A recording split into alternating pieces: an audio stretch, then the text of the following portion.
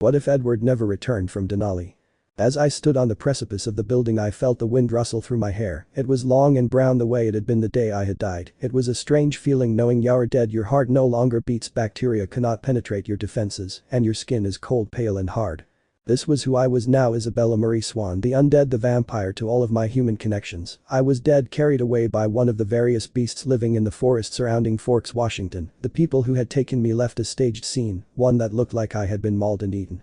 I knew my father Charlie must have been devastated. I had been in his custody for less than 3 months, and as far as he knew I was dead. It seemed so unfair that I barely got to know him. He was my father and I loved him, but the time we had spent together was few and far between, until I had moved to Forks.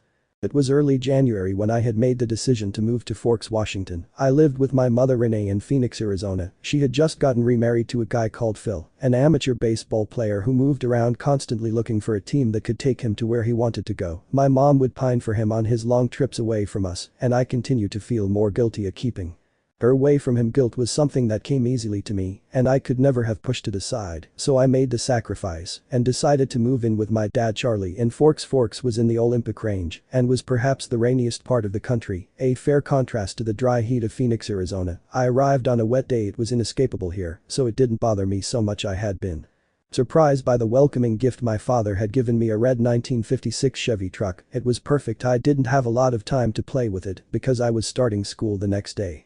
My first day at Forks High was eventful to say the least. There was a large curiosity about me. Forks was a small town, and someone new seemed to be a big deal. Everyone was watching me, and it made me uncomfortable. For me, being in the spotlight was always difficult. I was the clumsiest person alive, tripping over my own 2 feet at every opportunity.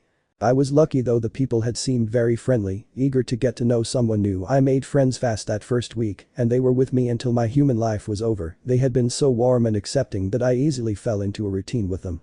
There was one exception to this, a mysterious boy named Edward Cullen. I had asked Jessica about him that first day at lunch. He and his family kept to themselves. They stayed away from the general populace of the school. Jessica was quick to tell me about their scandalous behavior. There were 5 Cullen children, but there were a set of twins that went by the name Hale. They were adopted by Dr.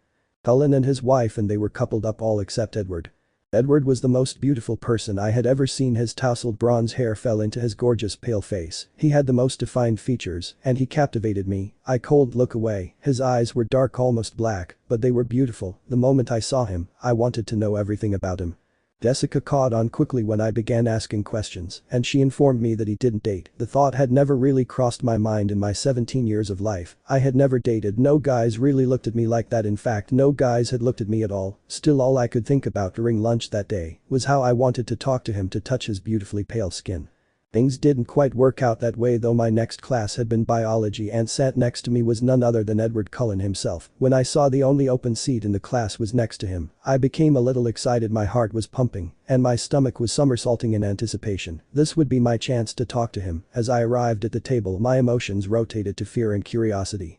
Edward Cullen was glaring at me. His black eyes were boring holes into me. They were practically murderous. I was scared and intrigued. Was he always like this?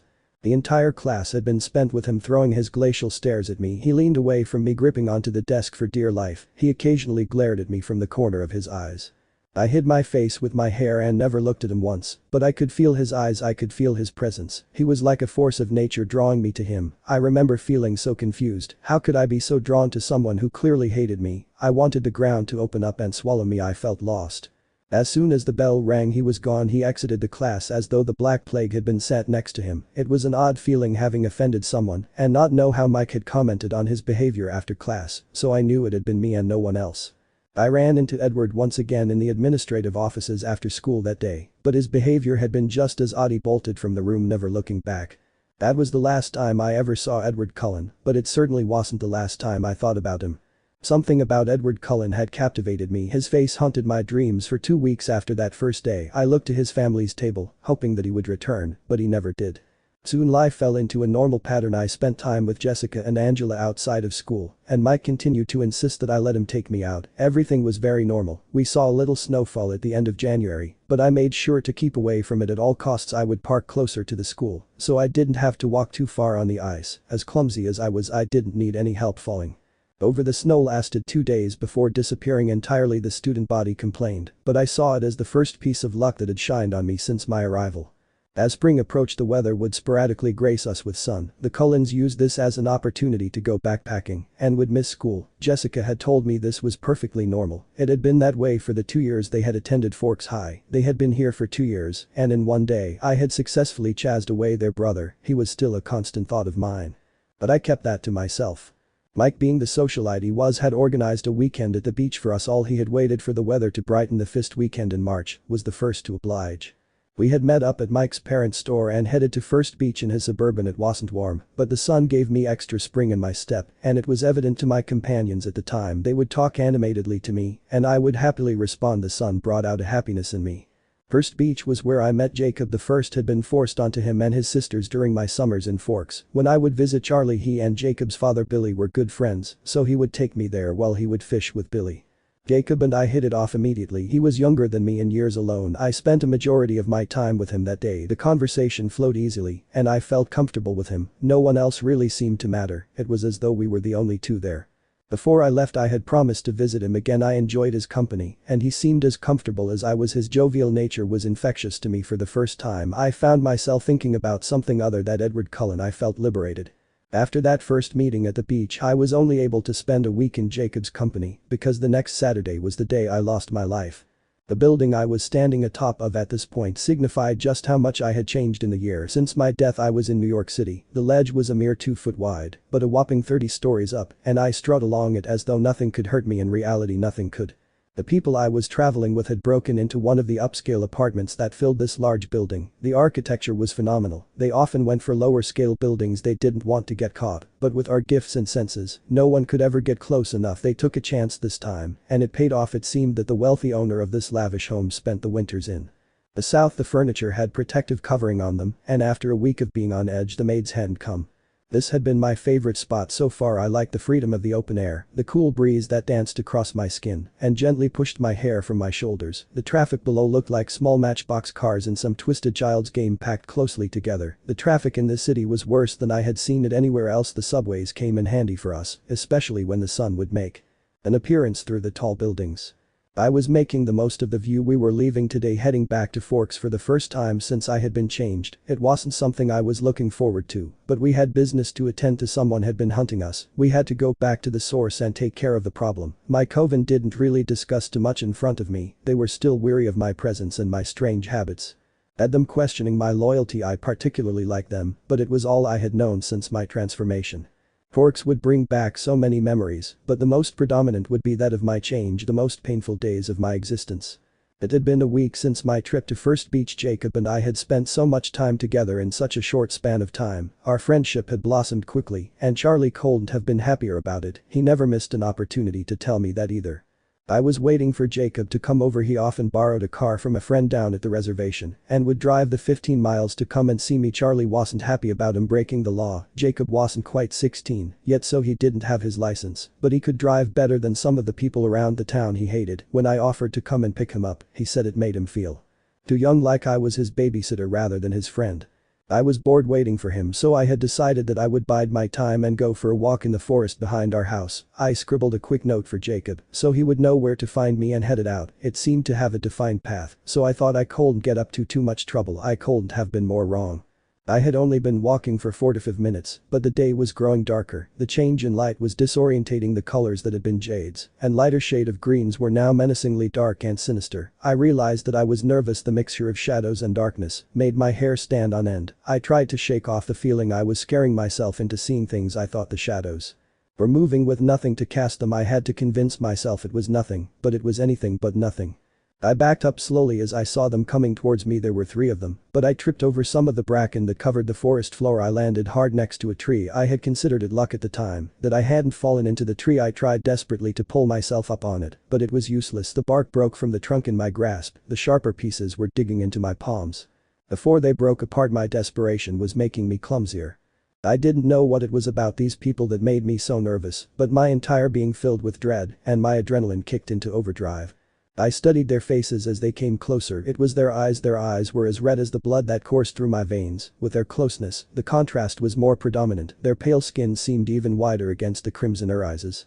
My heart was thudding in my chest, my throat was tightening with my fear, all hope of screaming was gone. My only option was to run. I had to compose myself enough to get to my feet. I tried slowing my ragged breathing as I dug my hands into the ground beneath me and pushed. I had enough leverage to get my feet under me. I moved quickly and carefully as I pushed up. I was on my feet, but my uncanny knack of falling when running didn't make my chances good. I had to try. I had to make an effort. My mind was screaming at me to escape. The fear was copious. Using the tree, I pushed myself into a run. I watched the ground as I pushed forward. My lack of coordination would guarantee me tripping if I averted my eyes to anywhere other than the ground in front of me. I pushed myself on even though I heard nothing that indicated that they were following me. I had come too far into the forest. I had walked for 4 to 5 minutes. How long would it take me to get back at a run? The fallen tree blocked my path ahead, but I pushed harder. I had to jump it. If I slowed even a little they could catch me. I couldn't stop. I wallowed as I sprang from the ground to jump the thick trunk. Something wrapped around my waist and pulled me back. I landed on my back with a thump. Something hard was between me and the ground, and the impact had sent shockwave through my system. A sharp pain ran up my spine, making me shout out. I could feel the tears building behind my eyes. They were tears of pain and tears of anger. I was angry at myself for letting this happen. I was angry for going too far into the forest. I was angry at whatever had a hold of me. I wasn't going to give up without a fight. No matter how much my body tried to close down from the pain, I wouldn't give up. "Where do you think you're going?" a smooth voice purred beneath me. I struggled and squirmed, trying to release myself from the grasp, but whatever I was hitting was as hard as stone and didn't flinch from my flailing limbs. "Heisty, isn't she?" a childlike voice said from behind me. A pair of arms pulled me to my feet, and I realized I was beaten. All 3 of them had caught up with me, each had a smirk on their faces. "What's your name?" asked one of the men. He had a slight accent. Instead of answering, I just began struggling and kicking. The red-headed woman let out a cackle. Her high-pitched baby-like whining made my stomach churn. Her voice didn't go with her looks. Her fiery hair and feline figure didn't match her voice in the slightest. The arms around me moved to my arms, but the iron grip was unforgiving. I could feel the pain. The hands would leave significant bruises. I struggled futilely in the grasp. "What do you want?" I spat vehemently. "I like her tenacity," the man with the accent said, laughing. Now Laurent, where are your manners? You know better than to play with your food." The other male, who was still holding me, laughed happily. My blood ran cold at his words. Were they cannibals? What did they want with me? "What are you?" I asked, wriggling, and the grasp began. The red-headed woman cackled again icily. "You haven't figured it out yet." I frowned at the woman, trying to keep my stare as ice cold as hers was. She stopped laughing and her lip curled up over her teeth. "Victoria, calm down," Laurent said, laughing merrily. "I like this girl." Victoria's glare now turned to him. She crouched low to the ground and growled. "Victoria," the man who was holding me finally spoke again, "if you start a fight, the coven that live close by will come. Do you really want to deal with them? We are on their land." "James," the woman pouted, her lip jutted out, "we aren't feeding." "Well, find somewhere else to feed, beautiful, just be patient." His tone had regained the purring quality. "What about her? What do we do with her?" Victoria asked. James' grip slackened, and I took my opportunity to free myself from him. I threw my arm out and struck him with all of my force, hoping that the surprise of his would make him release me. It worked, but only partially. As I took off running, I felt hands on my waist again, but I wasn't going down without a fight. I spun in his grip and attempted to throw punches in his direction. His face was so hard, I felt the bones crush a little under the pressure. I was able to get one good hit in before the pain started, but it wasn't from the broken bone. Something had cut me deeply. I could feel the warmth of the blood as it trickled down the side of my hand. With it came pain. My heart was pounding so fast with my fear that the blood oozed quickly from the wound. I tried to keep my composure. The smell of blood had always made me pass out, but I wasn't going to let it this time. I was taking control. I tried breathing through my mouth alone, but the smell still hit me hard. I looked around the small group. Their games and taunting seemed to have stopped, replaced by pure desire. Victoria and Laurent moved in slowly, their eyes trained only to my hand and the pulsing blood. James behind me had frozen. My attention was taken from the 3 strangers. Jacob was coming, had seen the note, but by the desperation in his voice, I could tell he was worried. I was so glad I had thought ahead and left him a note on the door explaining where I was, but I had placed him in danger now. My relief was overshadowed by my guilt. How could I be relieved about my friend walking up on this mess I had to distract? These people hoped that they hadn't heard his call. The sound of Jacob's voice didn't seem to distract them from the blood that was now pouring from my hand. "Please don't do this," I whispered feebly. The woman's eyes were growing darker, the crimson seemed to give way to the black of her pupils. My heart sped up again. Jacob's voice was getting closer. I had to do something to protect him from this. I held my hand out towards Laurent and Victoria as they moved closer, but the pain was growing into burning, and the smell of blood was engulfing me. I was fighting to keep consciousness now. If I could distract them all, I could lead them away from here and away from Jacob. The three that stood around me seemed frozen. They moved in slow motion. I wasn't sure what had them hesitating. I was offering myself to them on a silver platter, but my blood seemed to hold each of them captive. What was stopping them? They seemed so eager to kill me, and now they were moving slowly around me. Why? The burning began increasing. My heart was pushing it quickly around my system. The pain moved quickly up my arm. A scream of agony grew in my chest, but I tried with everything I possessed to hold it back. If I screamed, Jacob would hear it and head towards me. My body shuddered with the pain. It was too much. I couldn't resist screaming much longer. The torturous feeling that wound its way through my veins made my head pound. I was so dizzy I just wanted to close my eyes. It was too much. I was willing them to kill me. Now I wanted the pain to stop. It was unbearable. Ella Jacob's voice was too close. Now I knew he could see what was happening. My head turned weakly to the direction of his voice. My lids were heavy over my eyes, but I fought the urge to let them slide shut. I couldn't let this take over me. I had to fight.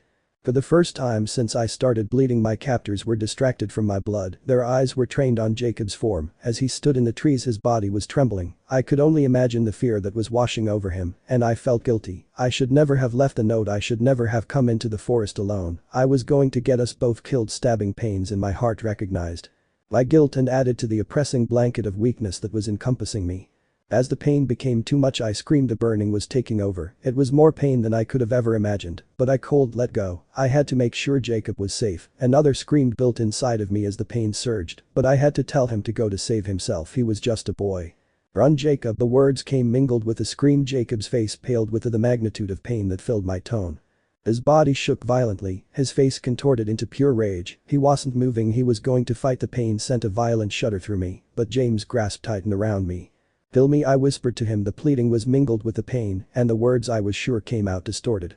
James' breath was by my ear as my body writhed. That would be too easy, princess. Let her go, I heard Jacob say through his teeth. He was practically vibrating now with the enormity of his trembles. Why wasn't he running? Victoria cackled at his words. She simply saw him for the young boy he was. Jacob the first whined between the waves of pain. Go, please. His dark eyes narrowed in anger. Something was happening to him. He opened his mouth to speak, but a growl came. There were no formed words. James was still behind me. His cold hard body seemed like a statue. It hurt me as I shuddered and writhed in his arms. He was like a stone. My pain was driving my body to convulsions, and I was starting to fade, but I fought. I had to make sure Jacob escaped. I forced my eyes to open and look at him, but he was now tensed up tightly. Jake, I whimpered, but then he was gone. I was sure I was seeing things. His body exploded and stood in his face was a large wolf. It was the size of a horse, and its gnarling teeth were bared behind the large open mouth. I let out a strangled scream, but it faded as I realized I had nothing to fear. I was already dying. The pain had finally taken over me before I lost consciousness. The wolf threw back its head and howled. The noise was deafening. I felt James pull me into his arms and take off running. It felt like we were going too fast, but my last memory of this nightmare was a noise in the distance. It sounded like a howl similar to the one that the animal that had exploded from Jake had done. I drifted in and out of consciousness after that. Each time I would hear the hushed tones of the three who had taken me. Their voices would come in and out with the surges of pain, but I was able to catch the topic of conversation. What to do about me. I tried to ignore them. I was laid in grass somewhere, but the pain was too unbearable to even open my eyes. The burning had consumed me now. Every inch of my body burned and ached. I just wanted them to finish me, put me out of this misery. Just kill her, Victoria shouted angrily. It was loud, so I could hear it clearly through my pain. Her voice added to it. It was like nails on a chalkboard to me. I faded out again. I awoke once more to a conversation, but the ground beneath me had changed. It was harder, and the musky smell of damp wood surrounded me. We need her as leverage. That was a werewolf, Victoria. He obviously has some claim over this girl. She could guarantee our safe passage from here, Lawrence said calmly. I was finally becoming a little more conscious. The pain was still there, but a little more manageable. The blackness of the intense pain had not soothed me. I felt drained. My heartbeat was weak in my chest. I knew I was almost dead. Shall be changed before we manage to get out, Lawrence said, his accent heavy. We could keep her around a fourth. Are you insane? Have a newborn running with us? Victoria screeched in her piercing voice. The conversation going on around me was confusing. I couldn't understand what they were talking about. It would all be explained in time. I will take responsibility for her. Show her the way, Laurent offered. Of course you would. You Victoria never finished her sentence. James' low voice cut her off. I think that's fair, but if she screws up it's your mess. You got me, Laurent. That's fair, Laurent agreed. Victoria snorted, and I could hear her moving around quietly. Her feet were close to my head. I felt a hand on my heart. It's almost over. We'll be able to move soon. Her heart is slowing. The venom has done its job, she said in a bored tone. I was so confused, lost, scared and alone. Nothing they were saying made any sense to me. The whole thing had been so surreal. They'd wanted to feed from me. I remembered that then the giant wolf had taken Jacob. Charlie. What about Charlie? He must be so worried. I had lost all sense of time because the pain had been so overwhelming. How long had I been with these people? The pain in my chest drew my thoughts away from anything but the intensity of the sharp stabbing in my chest. It was starting again, but there was no burning, just pure ripping torturous pain. Then it stopped. My heart had beaten its last beat and the pain dissipated with it. I fought for air. It came easily, but my consciousness was slipping. I was dead. My heart had stopped. The light was finally fading in New York. It meant we would be leaving soon. I had no idea how we would get across the country this time. Laurent was finally starting to trust me more. I had been so desperate to get away from them those first few months. They'd had to bring my food to me. More often than not I refused it, but when the thirst became too much for me I complied. I had now gotten used to my companions, and I used the term loosely. Victoria had treated me like a pet from the beginning. She'd never wanted me around, and I knew why. I was a threat to her. Every time James spoke to me her eyes would narrow, and her teeth would bare just enough for me to see the light hit them. Her favorite game was intimidating me. She continually pushed me, trying to get a reaction from me so she could kill me and have an excuse for doing so, but I never relented even when I was living like a caged animal. I had a little more freedom here. I had learned to control my urges. Laurent had assured me that the desperate thirst would fade with time, and he had been right. The thirst was there, but it was manageable.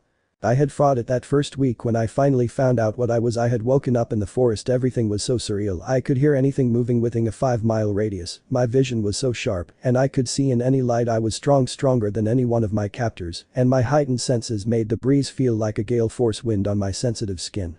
It had all been so new to me. Laurent had brought me my first victim. He was a hiker that had been hiking in the Olympic ranges alone. The fear in his eyes had stopped me from devouring him on the spot, but there was a burning in the back of my throat that kicked my instincts into overdrive. The internal battle that raged had been so difficult. I had almost lost to my darker side, the nagging and the back of my mind that was urging me to take him. My eyes saw the blood as it passed under his skin, pushed gently by the beating heart. I could hear speeding up in his chest. Everything else in me was screaming no. My last shred of humanity begged me to stop breathing, stop the smell that danced in the back of my throat, promising me relief from the burning, the aching, but I had resisted barely. Victoria could see the animal inside of me waiting to be released. She would spill the blood of her victims, and the smell lingered as she drank slowly, her eyes never leaving me. My defenses weakened the longer I resisted. I wasn't sure how long I could stay away from the temptation. Laurent never pushed me. He knew I would give up eventually and saw no reason to continually torture me with what I now was, a predator. James was a different story altogether. He never pushed, but my hesitance frustrated him. He couldn't understand why I fought my natural urges. I would never be able to explain it to him, so I never tried. It was easier to act like the stubborn, bratty teenager that he saw me to be. We stayed in the Olympic range for a week after my transformation. The three of them seemed to be shaken by something. They were nervous about venturing south, certain that something was waiting for them, so when we finally left we headed north over the Canadian border and headed east on foot. That was when I had my first encounter with human blood. We had been walking for 2 days. There had been nothing but nature surrounding us. The burning in my throat had been steadily increasing the longer we walked, and my strength was deteriorating quickly. My thirst was taking control of me. All of my resolve had been expelled. I needed to feed. The burning was consuming. I could do nothing but obsess about drinking blood. Even the animals looked appetizing to me. The smell of their blood pumping through their systems with adrenaline as our presence scared them had my tongue dancing across my lips. That's when the smell hit me. I could smell a human, and I wasn't the only one. Each of our heads snapped in the direction of the smell. My throat throbbed with desire. In my desperation, I clung to Laurent. He knew what I wanted. The smile on his face told me he would oblige. The girl needs to feed. James the first can take her, but I can't promise to keep her under control. She's been starving herself for a week. James' eyes moved to me briefly. A large smirk spread across his lips. Victoria was behind him, dancing happily at my demise. Stay here with her. Well, go and bring something back for you both. Laurent nodded, but my senses had taken control. The smell that had hit me mesmerized me. Nothing had ever smelled so good. Laurent pulled me to the ground next to him. We would have to wait. There was no doubt that James and Victoria would feed before bringing us back something. What's your name? He asked gently. He was trying to distract me. Ella. Laurent. I looked at him suspiciously. Why didn't you kill me in the forest when I was human? I mean, I held my hand for you feed from, but you all moved so slowly. Laurent looked down without answering. I could feel the anger growing inside of me. It was battling the excruciating thirst. A small growl escaped me. I surprised Laurent and myself. I can't really explain it, Wed just fed, but your scent was so appealing we couldn't pass you by. When your blood was finally spilled, it was almost hypnotic. I wanted it so badly, but I couldn't push myself to take it, he said as his brow creased. It seemed he was just as perplexed as I was. Is that normal? I asked curiously. The smell that was dancing around me now did nothing but make me thirst for it. I couldn't imagine something smelling too good to take. Lawrence shook his head. First time I've ever come across it. I sighed. The vibration of the air irritated my throat. The smell was palpable. Now I was straining to keep control of my senses. The urge to run to the smell was overwhelming, but my humanity was still screaming at me. Next to me was Laurent. I seemed to have more strength in me even in my weakened state than he did. Everything that I had learned about my new self ran through my mind, and I knew this would be my only chance to escape. Laurent seemed lost in thought. Our topic of conversation had his mind preoccupied. His gaze was aimed at the trees surrounding us. I moved my legs slowly and shifted my body. I was testing him. I wanted to know how much of his attention was trained on me, but he didn't move. I shifted away from him again. There was still nothing. Without another thought, I jumped to my feet and found myself sprinting through the trees. My heightened hearing picked up his hushed footsteps behind me as I ran, but I found my speed quickly, and I had balance, something I'd never had before. I wove in and out of the trees as I ran, trying to lose him, but he was just as quick and executed his movements with more eloquence than I could ever muster. His arms were around my waist quickly. Ella, no, he sighed gently. Please, I just want to go home, I muttered hopelessly. You don't have a home anymore as far as your family is concerned. You're dead, Bella. We staged your death. There is no going back. Please, I will take care of you. I let my body go limp in his arms. There was no fighting this. No one knew what had happened to me, and now they thought I was dead. I was on my own. That's it, you must be thirsty, expending the last of your energy like that, he cooed gently. He seemed quite paternal in his actions, and it soothed me a little, but I still didn't trust him. I nodded weakly and let him guide me back to where we had been sat. We waited for a while, and I knew that James and Victoria were drinking their share before heading back to us. I could barely contain myself. When the scent of blood became stronger to me, I knew that Victoria and James were heading back towards us, and I knew that they had someone with them specifically for us. My animal side walled. Let me think of it as a who had craved the sustenance. Victoria and James appeared through the trees. With them was a man seemingly in his early 20s. He was accompanied by a woman who was close to the same age. They strolled towards us with their own free will. The burning in my throat pushed me forwards to the man. I could no longer resist. The guy appraised me, looking me up and down as I approached him. My tongue once again danced across my lips in the anticipation of what freely flowed through him. I could smell it. The vein in his neck pulsated in sync with the beating of his heart. He was excited. I stopped in front of him and he smiled at me seductively. I returned the smile, playing into his game. I had no idea what I was doing. My instincts had taken control, and I allowed it the freedom, as long as it brought me what I desired. The pounding in my throat was more than I could stand. The guy leant in closer. His hands were on my waist. Once again my humanity kicked in, screaming how wrong this was. But I couldn't stop. His neck was inches from my razor-sharp teeth, and the smell was like a drug to me. The man closed the space between us, and my teeth sank into his neck, cutting through the flesh like butter. The warm blood flooded me with relief as it slid silkily down my throat. My eyes rolled into the back of my head at the pure ecstasy of the feeling. The relief was monumental, the burning subdued. As I satiated my thirst, then my conscience returned. I let the body of the man fall to the floor and took a step back. My hand went to my mouth in disgust. The warm crimson liquid was still on my lips. I pulled my hand away and saw the dark red. No, no, no, no, I screamed as I dropped to my knees. What have I done? I could hear the smug laugh of Victoria and James as I curled in on myself. I had just killed someone. I was a murderer. I felt so dirty, so horribly sickened at what I had done. I simply rocked, a small whimper escaping as my eyes met the cold dead stare of the man I had killed. Ella, I heard Laurent's hushed tone in my ear soothing me. The first is always the hardest, but you can't let it destroy you. I just killed someone, I muttered quietly. Yes, you did, but it gets easier with time, he chuckled lightly. Now I have to show you how to clean up after yourself. I looked at him icily. This was more difficult than I had ever anticipated. The guilt was eating me alive. There was nothing to stop this pain. This was something that would stay with me. The blissful relief was gone, and in its place was not satisfaction, as the others seemed to be reveling in. Instead, there was the deepest regret I had ever experienced. I hated myself. I would rather have died than live. Like this, I would never stoop to that level again. Never. The emotions running through me now would never allow it. It was causing me more pain than I could live with. How could this be in my nature? Ella, Laurent's voice was soft but authoritative. I crawled to my feet, not saying a word. This was my penance for what I had done. Laurent motioned for me to follow him. I obliged. He picked up the girl he had killed and headed towards a tall, strong tree. With little effort, he uprooted it and dropped the body into the cavernous hole. My muscles contracted in my stomach. In human form, it would be considered retching, but as a vampire, it was a spasm. Mere shadow of my human self, it was caused by the lack of respect they had when disposing of the body of their victims. It seemed so cold. I nodded to show my understanding. "It'll take care of this one for you," he said as he drove the tree back into the ground and into the body that lay below it. My sensitive ears picked up the sickening crunch of the bones below the ground. I simply nodded my head and turned away from the horrific sight. I was grateful for his understanding. I wouldn't have been able to follow through with the brutal burial of my victim.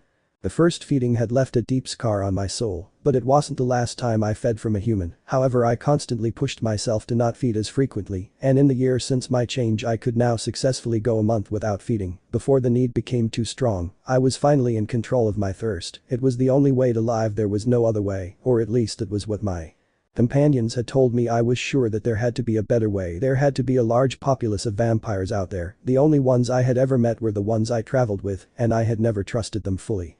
As the sounds of the horns reached me from the city below, I was pulled out of my reverie by the voice of the only person in the group I called a friend, Laurent. Ella, his voice was quiet and sympathetic. He understood my hesitance to return. I spun on the narrow ledge to face him and smiled weakly. "I know this is difficult, sweetheart, but James is determined to stop this." "Stop what exactly, Laurent?" "You know his hesitance to tell me anything," I said as I hopped down from the ledge and onto the giant balcony that was attached to the apartment. Laurent laughed merrily at me. "The tracking, child, will you keep up?" "I got that much," I said, rolling my eyes. "But what is tracking us?"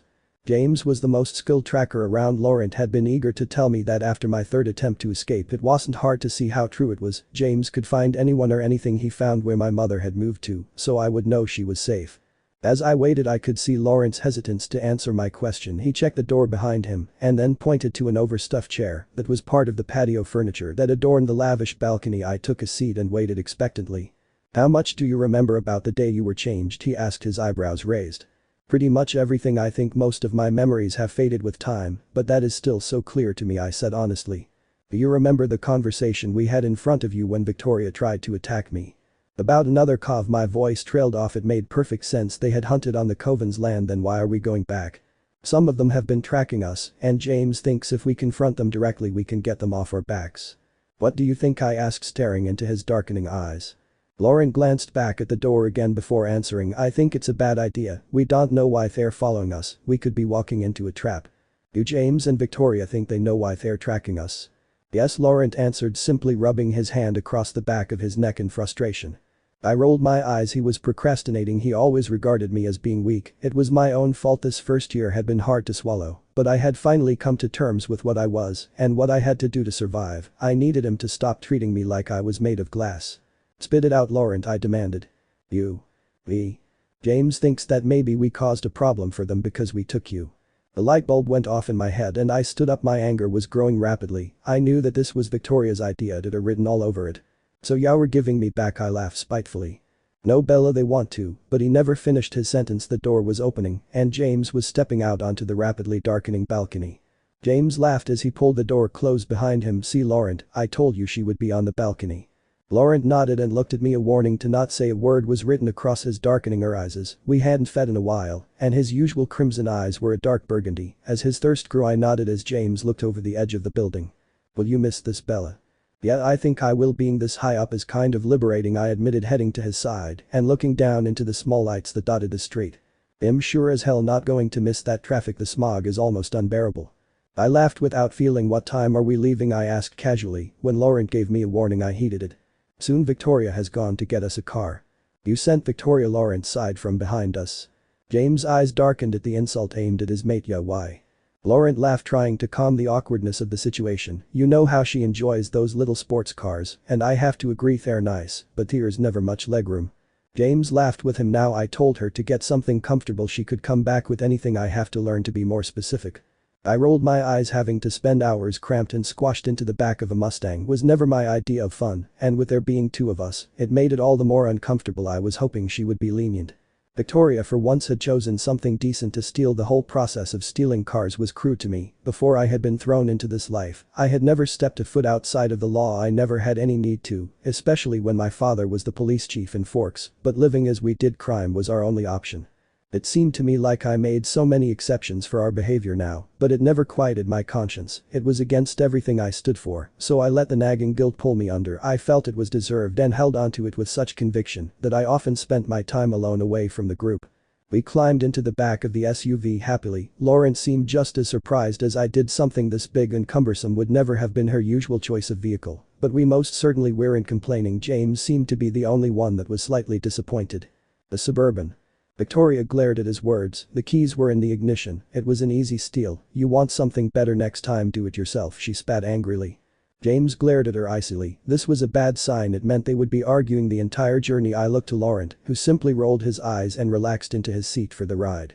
James took his place in the passenger seat. Victoria seemed to enjoy driving, so no one ever offered. It was little things like that I was growing accustomed to. I had traveled with them for a year. Now I could see what direction things were going, because I knew them well enough to pick up on the indicators to them. However, I was still a mystery. The only one who had even attempted to figure me out was Laurent. He was always so kind to me. He had all the qualities of a father. I had become a little more comfortable around him. It was the other two that made me nervous.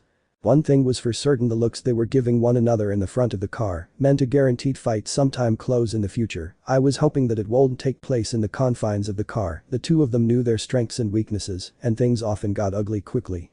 The atmosphere in the vehicle was so thick it could have been cut with a knife. Laurent and I held our silence. When James and Victoria fought, either one of them would turn their rage on us in an instant. If our presence was even noted, it was just another thing I had learned.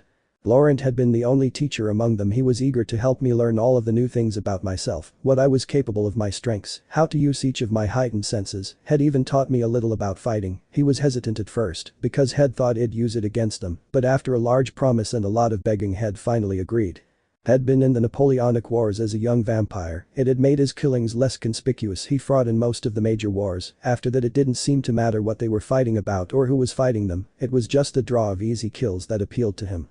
He taught me some skills from the battles Head fought, and I had become a fast learner and picked up a large majority of his teachings quickly. He explained that with my vampirism came a photographic memory. It made learning things easier.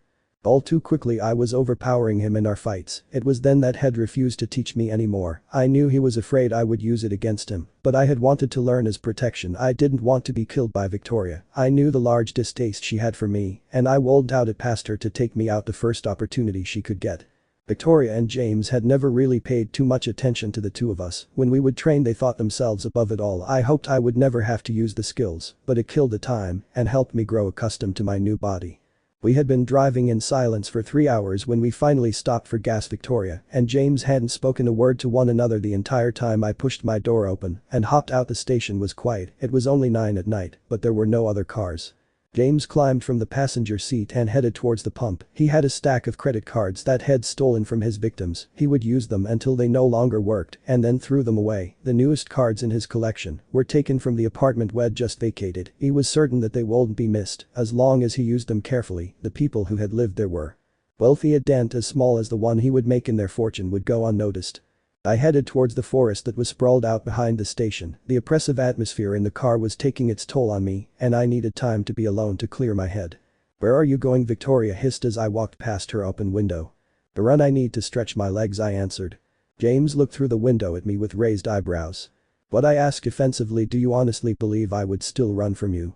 "Let her go. She'll be fine." Laurent's voice was quiet from where he was still reclining in the back seat. 10 minutes. Bella. James sighed as he turned his attention to Victoria. His eyes once again grew dark as he assessed her mood. I was hoping they would get it out of the way while I was gone. I hated to see them fight the first time it had happened. It scared me, and it took hours for Laurent to come and reassure me that it was a simple domestic fight between them. The pure ferocity that they had attacked one another with had taken me by surprise. It was like watching a pair of lions fighting. The noise had been tremendous. Fine, I sighed and took off towards the trees. I hated being trapped in confined spaces with the three of them. They suffocated me. I didn't know who I was when I was around them. I was a shadow of the person I used to be. I enjoyed my time alone. I felt like me, like the human me. The forest was unusually quiet. I could hear no movements of animals, no breathing, no heartbeats and no chirping. It was silent. A slight breeze played with the leaves on the trees occasionally, but there was no other sound present. It sent chills down my spine. My senses were screaming at me to turn around and run, but my curiosity was too strong. It was too soon to head back towards the car now. I needed to be away from them. I jogged further into the forest slowly. I was hoping that something would make a sound at my movements, but the silence continued. It was deafening. I hadn't noticed how much noise was normally in a forest until it was gone. The eerie silence continued as I wandered deeper into the trees. The wind picked up a little, giving me some small relief from the silence. The leaves rustled on the branches. I sat down on a fallen tree and listened intently. There had to be something around. The trees were perfect cover, and it was far enough away from civilization to be teeming with creatures, yet there was nothing.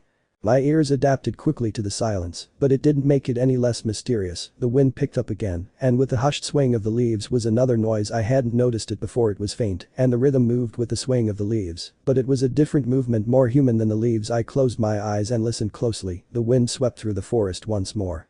And I had been right. The sound of movement came with the soft ruffling of the leaves. It was the sound of running feet pounding softly and lightly on the ground. If I hadn't been paying attention, I would have missed it. My curiosity piqued.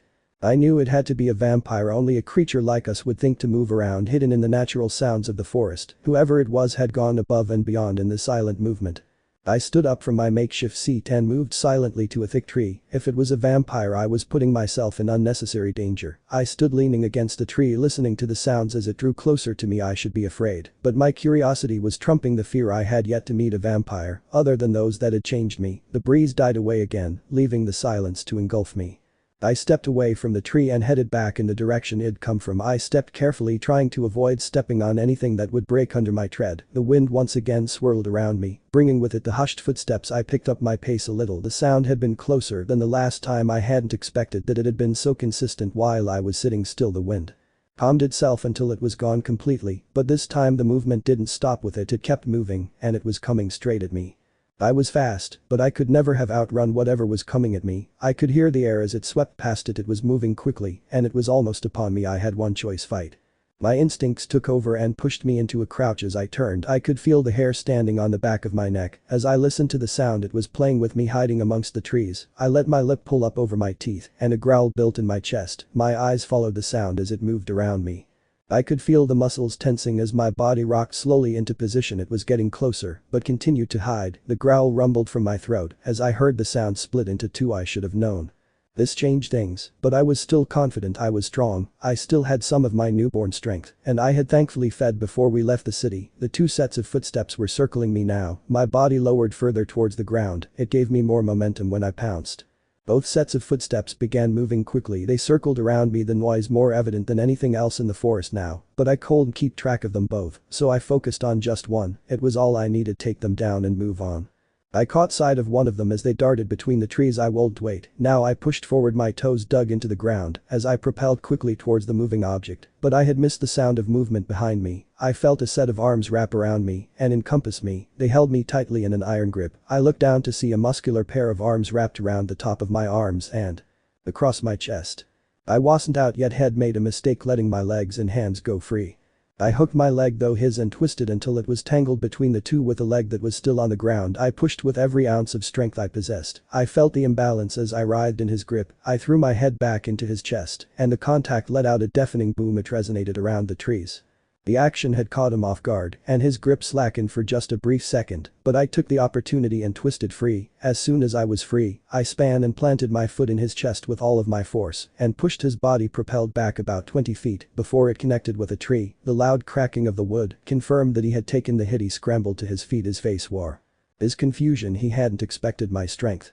The second set of feet were coming towards me from behind. I dropped to the floor, landing on all four of my limbs. It was another man, tall and slender, his blonde hair pushed back with his speed. I pounced and came in contact with him. A thunderous boom sounded as we made contact. We fell to the floor, causing the damp ground beneath us to tremble. We were fighting for control, rolling in the damp, leafy forest floor. I kept both of my arms free from him as he tried to pin me to the ground. I wouldn't go down that easily a second time. I threw elbows at him. They were the most brutal part of my body. I didn't want to really hurt these men, but I wanted them to know I could look after myself and that I wouldn't go down without a fight. Something told me that they weren't trying to hurt me. They were being relatively gentle in their actions, but I trusted no one after the last year of my life. No one had given me reason to.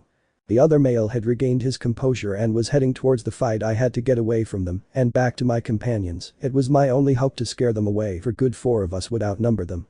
I pushed away from the man on the floor and took to my feet. The larger of the two was heading straight for me. His face held a bemused smile on it. Who were they?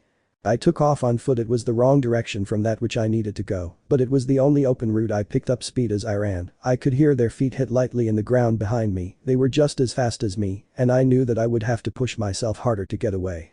I darted through the trees hoping to disorientate them, but they were quick to follow my example. I was heading further into the trees than I needed to go. I didn't know how far I had come. I would have to double back to find the gas station. I was hoping Victoria hadn't gotten one of her bright ideas and decided to leave me behind. I was sure at this point James wouldn't argue. I took a hard right and headed in a big circle around the two that were chasing me. I ran swiftly through the trees. Now I was following my own scent back to where I needed to go, but I could hear the men behind me speeding up. They were closing ground, and I was pushing myself as hard as I could. Whoever they were persistent. I had to give them that. I decided to try something different. I dug my heels into the ground and quickly slid to a stop. I spun around and stared at them. They slowed to a stop a couple of feet away from me. I just glared at them angrily. There was something different about the two of them that I couldn't put my finger on. They seemed so serene and angelic to me. I took one step backwards, my eyes still darting between the two of them. They didn't move, so I took another step back. The big guy had the bemused smile still painted on his face. He was enjoying the little game I seemed to be playing with them. The smaller blonde guy seemed irritated. I took another step back, but this time they stepped forward. They seemed relaxed by my movements. They didn't seem threatening at all. I relaxed myself slowly. My tensed muscles began to ease out of attack mode. "Who are you?" I asked, confusion coating my usually even tones. They looked at one another and then back at me. "You don't recognize us?" the larger of the two asked, grinning at me. "No, should I asked, taking another step back. The big guy nodded again. I stared at the two of them as they stood completely still in front of me. My eyes drifted over them as I racked my brain for the answer. I couldn't find where I had seen them before. So much had been fading from my memory. They must have been from my human life. I could remember very little of it. I hadn't come across anyone other than the poor victims in this new life. "Were we friends?" I asked, confused. I took yet another step back, hoping that I could get a far enough lead to outrun them. The blond man shook his head slowly. He smiled at me, and I felt a wave of calm spread through me. "No." His deep satin voice filled the space between us. "We were in school together." I stopped all of my movements. There was a distant memory playing on the lines of my mind. They had sisters and another brother. I could almost see his handsome face in my mind. I had thought of him often in my last days as a human. He had been the one to disappear from school. Then it slapped me in the face. Edward Cullen. "They are the Cullens." The bigger guy nodded. A goofy smile spread across his lips. "That's right, Emmett and Hess Jasper," he said, pointing to the blonde next to him, "and you're just the person we've been looking for, Isabella Swan." The two Cullens stood in front of me completely relaxed. Hearing my name coming from Emmett had stopped my urge to escape, and it was obvious. They edged closer to me, and I didn't move. They seemed to know my fight or flight urge had diminished. I hadn't thought much about Edward. Since my change as a human, I'd held onto the image of him, the memory of his beauty. I'd met him once, and I had become infatuated, but time heals, and that was one thing it had taken from me. His haunting good looks had mesmerized me at the time, had been in my dreams on more than one occasion. "Isabella," Jasper whispered quietly, breaking me from my reverie. I smiled at them. "It's Bella." Jasper nodded. "We're sorry if we scared you, Bella, but we've been trying to get you on your own for weeks now. They are the ones tracking us." Emmett nodded proudly. I couldn't help but smile at him. It seemed odd that they would go through all of this trouble just for me. They didn't know me, and the small amount of time we'd attended Forks High together, they hadn't so much as acknowledged my existence. As we stood in companionable silence, I took the time to take in their appearance. They were both well dressed, each of them now covered in mud and leaves courtesy of me, but their style was impeccable. Both held the beauty and grace all vampires possessed. It was part of our design, another tool to lure in our prey. It was what had drawn my first victim, and why had been so willing to come to me even with my crimson eyes. It was then that I realized what was so different about the two of them. My thoughts dwelling on eyes had instinctively drawn me to theirs, and they weren't the disturbing red color that mine took after feeding. They were a beautiful golden color. The warmest tone of yellow topaz was the first thing to come to mind. I couldn't understand how they could possibly be that color, but there they were directly in front of me, gazing at my confounded expression. Bella. Emmett's deep voice pulled me out of my thoughts. He was watching me curiously. "Your eyes?" How? I asked, glad that I could no longer blush. Living with Victoria and James had taken its toll, and my manners seemed to have slipped through my fingers. Emmett and Jasper exchanged a glance before looking back to me. I waited silently for an answer. "Bella, our father Carlyle will be more than willing to answer any questions you have, and I'm sure he'll do it with more eloquence than either of us. We were hoping you would come with us, so we can explain everything," Emmett said hopefully. "Explain what?" I asked. "Why we've been following you, why the people you were traveling with were heading back towards Forks," Jasper answered honestly. I looked back in the direction. I knew that Laurent was waiting for me. I hated breaking his trust, but the idea of escaping with the two men in front of me and never looking back appealed to me. It seemed like the natural thing to do. I stood in silence contemplating my options. As much as I had come to respect Laurent, I still hated Victoria and James. They had made my life miserable over the past year. Both treated me like a lapdog, a pet that they could play with when they got bored. They had never trusted me. Every conversation would be out of my range of hearing. I never knew what was coming or where we were going in front of me. They were offering me answers, they were treating me like the person I used to be, rather than the monster that stood in her place. The choice was easy. I would willingly go with them. It was a little irrational to trust them so easily, but it was the better of the two options I had laid out in front of me. A simple buzzing drew me from my thoughts. It was coming from Jasper. He smiled at me and pulled a cell phone from his pocket, flipping it open. "Alice," he said, and a serene and graceful smile filled his handsome features. I could hear an excited buzzing coming from the phone. I couldn't make out the words. It seemed as though the volume on the phone had been lowered. It made sense considering how sensitive our hearing was. "Yes, Alice, I think so," he said quietly. Emmett rolled his eyes and chuckled quietly. It was obvious he could plainly hear the conversation. The buzzing voice continued, and the smile on Jasper's face faltered a little. "I understand, thanks, Alice." His smile returned at the response he received. "I love you too," he said before flipping the phone closed and returning it to his pocket. He looked at Emmett, who had tensed a little at the words from the other end of the phone. The mood had changed between them. It seemed a little more businesslike than it had been. "Ella," Jasper addressed me directly and I turned my attention to him. "Your companions will be looking for you soon. I hate to rush your decision, but we have to leave. We didn't come to confront them." Emmett snorted at this. I was sure he would be happy to confront them. "We came to ask you to accompany us. It's your choice. We won't push you," Jasper concluded. I looked at the two of them and then towards the car where Laurent and the others were. I had already made up my mind, but I didn't want to appear too eager. The mere fact that they had offered me a choice had sparked a little hope in me. Maybe life didn't have to be the way that James and the others lived. Maybe there was an alternative. I let my eyes wander to the two of them again and nodded. Emmett seemed happy and Jasper relieved. "We should go there." "Getting closer," Jasper said and inclined his head in the direction we would be heading. I stepped forward to the space they had made for me between them. Every action I seemed to take around them came to me without thinking about it. Something about them held my trust. "You ready?" Emmett asked, grinning. I nodded and took off at a run. They were faster than I was, but held pace with me as we ran. It was nice running with the two of them. There was no pressure. They flanked me on both sides, but it wasn't uncomfortable. They were simply guiding me in the right direction. I didn't know where we were going, but I trusted them enough to let them take control. It all seemed so surreal. I was placing my trust in these two people, and I knew next to nothing about them. They were as mysterious to me now as they had been when I was at school. Of course now I knew they were vampires. Some of the smaller things that had intrigued me as a human made perfect sense. Their pale skin and angelic beauty, their solitude, all systematic signatures of vampires. We continued running for a while. I heard cars moving ahead of us. The noise was quiet, but I knew we were heading towards a road. The traffic buzzed by. It was still a way ahead of us, but we getting closer. Our speed assured me of that our footfalls were in sync now and had been for a while. It seemed to cut down the noise we made. "Can I ask you guys something?" I said easily as I ran. "Sure," Emmett responded. The way he was moving made it seem like a leisurely jog to him. I knew I was slowing the two of them, but I had no idea where I was going. Why was the forest so quiet? There were no animals. I couldn't hear a thing but the leaves, and then I heard your footsteps. That was very clever, by the way," I said, grinning. "Thanks." Jasper was beaming now. "And as for your question, there is a storm coming and the animals seem to scatter. When rough weather comes in, it'll more than likely snow tonight." The silence is a good indication of that.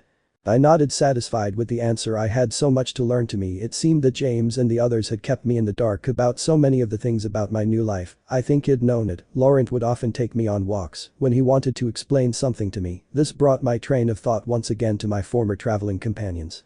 I wasn't sure how Laurent and the others would take my disappearance. I knew that Laurent would be disappointed. It was James and Victoria that I was unsure of. The two of them would be angry that I had gone against them, and I was a little worried that they would find me. James was a tracker. It was something that he was passionate about, had perfected his skills, and had been quick to explain that he had only failed once when tracking, and he refused to let it happen again. It was his way of stopping me from running. He thought if he left it as a threat, I would be a little more hesitant to leave them in fear of being caught.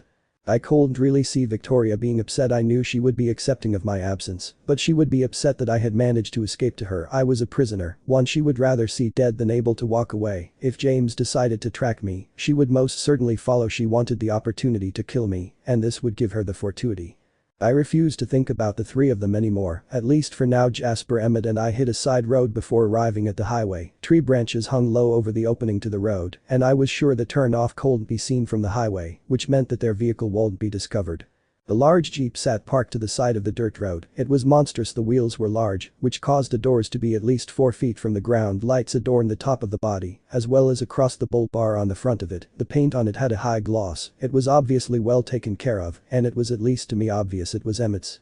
I jumped lithely into the large jeep as Emmett pulled the door open for me. I grinned at him and sat on the comfortable fabric of the back seat. Jasper and Emmett took their places in the front, Emmett behind the wheel. The awkward-looking straps that had replaced the seatbelts looked like too much work, so I decided to not bother. That turned out to be a big mistake. Emmett turned the ignition, and the growl that emitted from under the hood was impressive. I didn't know much about cars, but I knew that sound. It often came with the faster cars Victoria liked. Emmett threw the car into gear, snapping me away from the thoughts of my former companions. He took off kicking up dirt with his back tires. We were facing away from the highway, but Emmett made sure to change that. He got the jeep to a high rate of speed before pulling the steering wheel hard to the side. The back end of the jeep slid but continued to spin, creating a fountain of mud behind us. The vehicle finally corrected itself, and we were finally facing the right direction. I clung to the edge of my seat desperately. As soon as we were straight again, I grappled for the safety straps. Now I understood why such complex seatbelts were required. Emmett was a maniac behind the wheel. Jasper grinned at me as I strapped myself in, but with his smile came a sense of calm. It washed over me like a comfortable blanket, and all of the fear that came with Emmett's driving dissipated. As we merged with the traffic, I relaxed into my seat. The atmosphere in this car was the complete opposite of that I had been suffering in the Suburban. The two men in the front chatted comfortable between themselves, occasionally chuckling at something the other had said. I wasn't paying too much attention to the conversation. I was still thinking about what had just occurred. Now I had time to really think about what I had agreed to, and a sudden realization washed over me. "Hey Jasper," I asked. I wasn't able to sit forward in my seat. The straps had me in place, and I could barely move. Jasper, who wasn't wearing the safety belts, turned in his seat to look at me. "Yes, Bella. I need to ask you something before we get to your family," I said, hoping against hope that I would get some kind of explanation from him. Jasper looked at me as though he could feel my hesitance. His brow furrowed a little and he nodded, indicating that I should continue. "I'm a little concerned. Would your other brother Edward be there?" I asked in a hushed tone. I felt embarrassed for asking. I wasn't sure if he would understand the question, but the small smile of recognition that danced across his lips told me he knew exactly what I was asking. "Yes, he's there, but what happened was a misunderstanding. I know he would like to apologize for it," Jasper said, trying to hide his smile. "A misunderstanding?" I asked ostentatiously. "He was sat beside me for less than an hour and was never seen again." "I would say that was more than a misunderstanding, Jasper." Emmett's loud laugh boomed around the interior of the jeep. Jasper and I stared at him incredulously, but Emmett's laugh seemed to be contagious. Jasper's face soon fell, and he was laughing alongside Emmett. "I really don't see the humor here," I said, folding my arms across my chest in protest. Jasper's laugh died down into a light chuckle before he spoke again. "Sorry Bella, it's just Edward has a tendency to overreact to things." "Okay, exactly what was he overreacting to?" I said, narrowing my eyes. Bella. Emmett sighed loudly. "I think we should let Edward explain. The reason he left really isn't funny, but the fact that he stayed away so long is." The conversation was going around in circles, and I was getting frustrated at their refusal to answer the question. Jasper's face dropped as he watched me pouting. Emmett simply laughed again. An easy wave of calm washed over me again. It was like the emotion had blanketed me comfortably. "What is that?" I sighed again, my voice sounding calm and even. "That," Bella laughed, "Emmett is Jasper and his little gift." "If," I asked, my eyebrows raising as I gazed at Jasper lazily. He was wearing a sheepish smile. "Yeah, sorry," Jasper said, running his hands through his hair. "I can manipulate emotions. I probably should have mentioned that the last time I calmed you down." "What does that mean exactly?" I said, my curiousness aroused by the new information. I unfolded my arms and let them relax by my sides. "Well, I can feel emotions like the frustration you were just feeling. I can also send out emotions to counter them. I'm what's known as an empath." "Is that normal?" I asked, immediately regretting the way I'd worded the question. "I mean, having a gift. Do vampires normally have gifts?" Jasper smiled at the question. "It's not normal, but it's not uncommon. My wife Alice, for example, can see the future through decisions. That's how we found you. When one of you decided to go to New York, we knew we would find you, so we waited for the perfect time when we could get you alone." Edward, on the other hand, can read minds. I could feel what little color I had draining from my face. It was no wonder the guy had run. I was trying to remember what I had been thinking that one day in biology when I realized I would be sat next to him. I couldn't remember exactly what had gone through my mind, but I knew it was embarrassing. "Was that why he left?" "He saw something in my mind that he didn't like," I asked, hoping that it'd finally hit the answer. Jasper and Emmett looked at one another. Their gazes were locked in what looked like a silent conversation. "Not exactly," Emmett muttered. Jasper shot him a glacial stare. I crossed my arms again, this time glaring at Jasper for stopping Emmett, telling me what was going on. Jasper raised his eyebrows and sighed. "You're the one exception," he said simply. "The what?" "Edward can't hear your thoughts, we're not sure why exactly, but you're like a blank canvas, you've locked him out somehow. He knew before he ever sat next to you in the biology class. He saw you across the cafeteria and tried to figure out what you were thinking. But there was nothing even when you were sat next to him, you were silent in your mind. I'm actually quite jealous," Jasper said, relaxing the glare. Head had on Emmett. As odd as the answer was, I felt relief. Whatever I had thought that day hadn't been heard. It would save me some embarrassment when I finally saw him again. As much relief as I felt, I was still curious as to why had left. From what Jasper had said, he wanted to tell me himself. That was all well and good, but I didn't think I would be able to face him again. I was nervous. What if I got the same reaction from him? What if his problem with me was still there? A slow thud of panic grew inside of me, and it didn't take long for Jasper to catch on. He watched me curiously. It seemed now that I knew about his ability, I had to ask for his help when I wanted it. I nodded at him, and almost instantaneously I felt relaxed. This time I grasped a hold of it and tried to stop thinking. It was getting me nowhere. The darkness of the night flew by the windows as we drove. I sometimes wished for my vision to be as it had been when I was human. It was easier not to see everything sometimes with my acute vision. I could see everything as it was in the day, the only difference being the dark filling in the gaps between objects. The repetitive scenery of trees was growing monotonous, and the humming of the overly large tires on the asphalt was beginning to get hypnotic. I closed my eyes wishing I could sleep. It would stop the anticipation that was eating at me, and when I opened my eyes again, we would be there, no more waiting and overthinking things. I didn't sleep, but I rode silently with my eyes closed for quite a while. I was surprised when I finally opened my eyes. It seemed Emmett's driving had its advantages. We were closing in on Forks quickly. I could see the differences in the density of the forests. The smells became stronger with a dampness that seemed to shroud Washington state. I had almost expected the memories to come flooding back to me, but they didn't. The faded past state faded. Laurent had told me that after time your human life fades into the memories made as a vampire. He of all people knew had been around since the 1700s and remembered very little of his human life. I was thankful that I could still remember my mother and father. I knew I could never see them again, but I was comforted by their memories. I had so little memories of Charlie, and I hated that I didn't get to know him better. Even in the 3 months I lived with him, we'd had a good relationship. He knew I loved him, and I knew that it was reciprocated, but it never needed to be said out loud. It was something both of us knew, but it didn't stop my regret for not telling him every day since my unofficial death. I'd wished I could have told him how much he meant to me. I hated that I had caused them so much pain. They believed I was dead. I couldn't even imagine what they had gone through looking for my body, living through accepting I was gone, and worse, burying an empty casket representing the body they couldn't find. No matter how much it hurt, I couldn't dwell on it. It would have my mind dancing in circles, and I would eventually lose the little sanity I was clinging to. Being in Forks would make it difficult. Being so close to my father and not speaking with him would be painful. I was wondering if I'd made the right decision. I had, and I knew I had, but the pain had a way of making me second guess everything I did.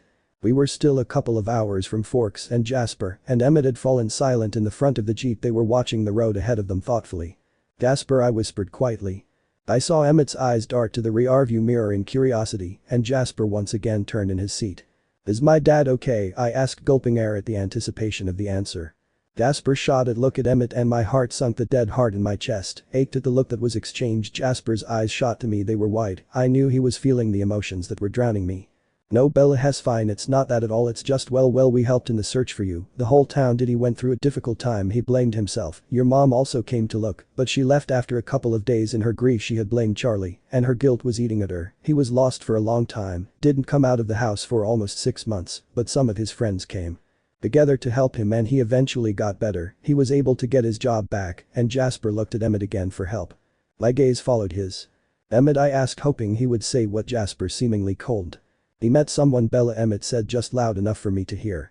Relief flooded me, and I knew it wasn't with Jasper's help this time. I was truly happy for Charlie. Had held on to the memory of Renee for so long, had never been able to move on. I let a smile dance across my lips, but Jasper and Emmett just looked at me. I knew there was more. "What else aren't you telling me?" I asked. "She's pregnant," Emmett said. His eyes were boring into me through the rear view, but I just laughed. I had mixed emotions, but the two of them being this concerned about my feelings was a courtesy no one had extended to me in quite a while. I thought about what this meant. For a while Charlie would be bringing up a child, not just during the summer. H would be there for the baby's first steps, first words. I felt a small pang of jealousy inside me. I knew that I was being irrational, and the jealousy was unfounded, but I couldn't stop the small aching that it brought with it. This child would get the best years from my father. They would grow up with him, something I'd never had the opportunity to do. Renee had left when I was so young, and I'd had nothing but summers with him until a year ago. I'm glad, I sighed. Finally, Jasper and Emmett's cautious stares were wearing on me. Jasper raised one eyebrow. I knew he could feel the jealousy raging inside me, but I really was happy for my father. Finally something was going right for him. I was hoping the new family would bring him the happiness he'd missed out on for the first 17 years of my life, had been alone for too long. The Jeep once again fell into a comfortable silence. I knew that Jasper and Emmett were limited on the information they could give me, so I tried to stop the questioning. I pulled my knees to my chest. I was going to have a brother or sister, and they would never know me. I would be nothing but a memory to them, a faded photography that sat on the mantle. It hurt more than I wanted to admit, but the excitement for my dad would wash that away eventually. I just needed time. Time would heal everything. The aching got easier as we got closer to Forks. It wouldn't be long until we passed through the small town. The rain had already started. I had laughed at the welcoming. The small sign would be visible soon. My eyes danced around on the damp dark road ahead of us. There it was, welcome to Forks. A small shudder ran down my spine. We were here, we were in Forks. Forks was dark, but I could see every defining line of the familiar buildings as we passed them. All of us were silent. Now the conversation had quieted, and the anticipation was palpable. Emmett and Jasper seemed excited at their return, and I wondered how long they'd been following us. We continued through town and reached the other side quickly. I didn't know where they were taking me, but I trusted them enough to not question them. The streetlights had ended with the edge of the town, and we were back in the darkness. It wasn't long until we turned off the road altogether. The turning they had taken was hidden, and I would never have seen it if I'd attempted to find it on my own. The road was nestled neatly within a line of trees and was flanked on either side by more of Washington's natural beauty. The road twisted through the trees comfortably. It didn't take Emmett long to get to his destination. Had practically tripled his speed since turning onto the smaller road. The Jeep pulled into a cavernous garage filled with some of the most beautiful cars I'd ever seen. I couldn't put names to some of them, but it didn't stop the awe. Emmett finally came to a stop next to a red convertible. The paint job was just as articulately taken care of as the Jeep's was. Beautiful, isn't it? Emmett said, watching me admire the car. It's a BMW M3. It belongs to my wife Rosalie. I smiled at him. Yes, beautiful certainly seems like the perfect description, I said, as I slipped past the front seat and hopped out of the Jeep to the concrete below. It felt good to finally be out of the vehicle. I hadn't sat that still in a long time, and the restraints that had held me in place hadn't given me much room to move. I took a deep breath and looked between Jasper and Emmett. This was it. I would be meeting the rest of their family. The idea of meeting them was becoming more daunting the closer I got to it, and the idea of seeing Edward again sent a wave of mixed emotions through me that had Jasper eyeing me strangely. I knew that I was nervous. Who wouldn't be? I was being led to a group of 5 vampires, all of which were a complete mystery to me. Emmett could see the hesitation as he turned to make sure I was ready. It'll be fine, Bella, he said encouragingly. I know, I tried to say confidently, but it came out as a small squeaking. Ella, I know this has to be hard, but each of our family is intrigued and looking forward to meeting you. You really have nothing to worry about, Jasper said with a small laugh. I nodded and took a deep breath. Emmett took this as the okay to continue and took a step forward. Jasper stayed by my side and kept pace with me. I knew he was throwing some confidence at me, but I certainly wasn't complaining. I needed all the help I could get. We crossed a grassy field to a large white house. It was 3 stories and sat in the middle of the meadow. The warmth and regal nobility of it made me feel insignificant. I stopped at the bottom of the porch steps as Emmett and Jasper continued forward. Jasper was the first to notice my absence. Ella, he asked. I couldn't say a thing to him. I was afraid my voice would crack if I attempted to push out the words. I shook my head and took a deep breath, then headed up the steps slowly. Emmett opened the door and stepped inside. The warm light washed over me. It was a deep contrast to the darkness outside. It was almost comforting to me. From what I could see of the interior, the house was beautifully decorated, but the most predominant thing was the grand piano sat on a raised part of the floor, overshadowed only by the grand staircase. Before Jasper and I got in the house, a raven-haired beauty jumped into his arms and kissed him gently. He held onto her tightly, and the smile on his face told me he couldn't have been happier about the welcome. The girl giggled as he planted a gentle kiss on her neck, and then she turned to face me. She stepped out of Jasper's embrace and towards me. You must be Bella M. Alice, she said, beaming. Her raven black hair was short and spiky, but beautifully styled. Her clothes were stylish and fit her small physique well. She was shorter than me, but her grace and elegance was intimidating. Hi Alice, I whispered with a smile. I held out my hand to shake hers, but she bypassed it and pulled me into tight embrace. I felt relaxed and welcome with her gesture. The prospect of meeting the rest of them didn't seem so daunting to me now, especially if they were all like Alice. Oh, excuse my manners, Bella, please come inside, she said, taking my hand and guiding me the rest of the way into the house. The rest of the interior was as breathtaking as the little I had seen from the porch. It was also open and airy. The pastel colors and furniture made it look more like a model home, not one occupied by 7 vampires. The back wall of the house that looked out onto the river was completely made of glass. The Olympic range could be seen easily. Alice guided me into the living room where the rest of the family was waiting. Emmett already had his arms wrapped around the most beautiful woman I had ever seen. She had flowing blonde hair and the most gorgeous features I had ever seen. I vaguely remembered her from the cafeteria, the many times I had peered across to their table, but this close she was even more beautiful. "Bella, this is my wife Rosalie," Emmett beamed proudly. I smiled shyly. Rosalie's beauty was intimidating. I felt shabby simply standing in the same room with her. Rosalie gave me a small polite smile. Alice pulled me until I was standing in front of a handsome blonde man. He looked like someone pulled directly from Hollywood, except exceptionally more handsome. Next to him was a beautiful woman with honey-colored hair and a hair-chipped face. She had kind eyes and a warm smile. I immediately felt comfortable around her. "Bella, this is our father Carlisle and our mother Esme," Alice said happily. Carlisle's warm smile flooded his features as he stepped forward with his hand outstretched. "Bella, it's so good to finally meet you. I hope Jasper and Emmett kept you comfortable on your journey here." "They did, thank you. In fact, they were more than kind," I said, turning to smile at the two of them. Emmett winked, a grin plastered happily on his face, and Jasper bowed his head to me. "Oh Bella, I am so happy to finally meet you," Esme sighed contentedly. Her soft calming voice matched her maternal demeanor well. "I've been quite concerned. I hope you haven't been through too much." I smiled at her regard. It was nice having someone concerned about my well-being. I wanted to wrap my arms around her and thank her for accepting me into her home, but I stopped myself. "Thank you, Esme, you have a beautiful home," I added. Esme simply nodded and Alice pulled me away from them. I had one person left to meet and I knew that this would be him. My stomach flipped inside me and I felt the nerves eating at me again.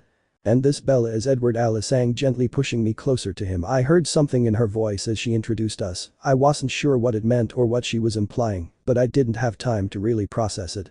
I looked up into his golden eyes and my breath stopped coming to me. His bronze hair fell lightly onto his handsome features. He was even more beautiful than I remembered. I couldn't take my eyes from his. He held my gaze. A small smile danced on the corner of his lips. His pale skin was the most beautiful I had ever seen, even in our kind. I pulled in a deep breath and with it his scent hit me. If it had been human, I was sure I would have passed out at his feet. He was overwhelming. There were no words to describe the smell. It was heaven and I had a feeling I would never get used to it. "Hello Bella," he said in a velvet voice that sent a shiver down my spine. This was definitely Edward Cullen. I had lost all of my senses and my mind had lost its train of thought. All I wanted to do in that instant was reach out and touch him, but I held myself back. I didn't want to make a complete fool of myself. "Hi Edward," the first whispered quietly. "It's nice to see you again." Edward's face broke into a crooked grin that melted my heart. It traveled all the way to his eyes and made them sparkle slightly in the light. I felt dazzled by him. I was useless. "Bella," Esme's voice broke my fixation. "I'm sure you'd like to shower and change before we talk. Alice can take you to your room if you'd like." I looked from Esme to Alice, who was practically trembling with excitement. I smiled and nodded. The hospitality of this family was staggering. A large wave of affection filled me, but it came directly from me. I had gotten used to Jasper's help and the way it made me feel, but this was different. It was my emotion and it came straight from my unbeating heart. I nodded and glanced at Jasper, who I knew would feel the emotion I was emitting. I hoped he would relay the message so they would all know how I felt and just how much I appreciated their welcome. Alice pulled me to the stairs and as fast as our legs would carry us we headed up to them. We bypassed the second floor completely and carried on to the third. Alice directed me to a door that was second to the last and threw it open. It was a beautifully decorated room. Everything seemed to be decorated in a rich shade of blue, but everything in there was feminine in every way. There wasn't much to it furniture-wise, but there was a large overstuffed couch against one of the walls that looked almost irresistible. Alice continued, pulling me into the middle of the room and stopped. "What do you think? I hope you don't mind the colors. We decorated it when we knew you were coming." I was stunned into silence. They had decorated a room for me. They'd known I'd come back with Emmett and Jasper and made it as comfortable for me as they could. I looked around at some of the things that had been placed in the room. Every detail seemed to reflect my personality perfectly. "How?" I asked, smiling down at the beautiful woman stood next to me. "Let's just call it woman's intuition," she smiled happily. "Now as for clothes, I guessed you were about a size 2 as a human, so I estimated a size 1 now. Would that be right?" she asked, looking me over.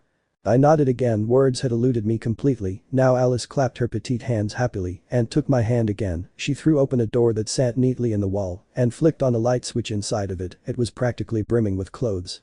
Okay, so I know you probably like picking out your own clothes, but once I started I couldn't stop. You have such a lovely body shape, you could be a model with those lines and curves, and once I get started there is no stopping me, but if there's anything I've forgotten let me know, and I can get it for you. I looked around the closet carefully and actually began to wonder how much these people knew about me. Next to some of the most beautiful shoes I had ever seen, laid a pair of Converse. They were the most perfect things I could have seen at that moment. Alice, thank you really, but you shouldn't have, this is too much, I said, squeezing the hand she was still clinging to.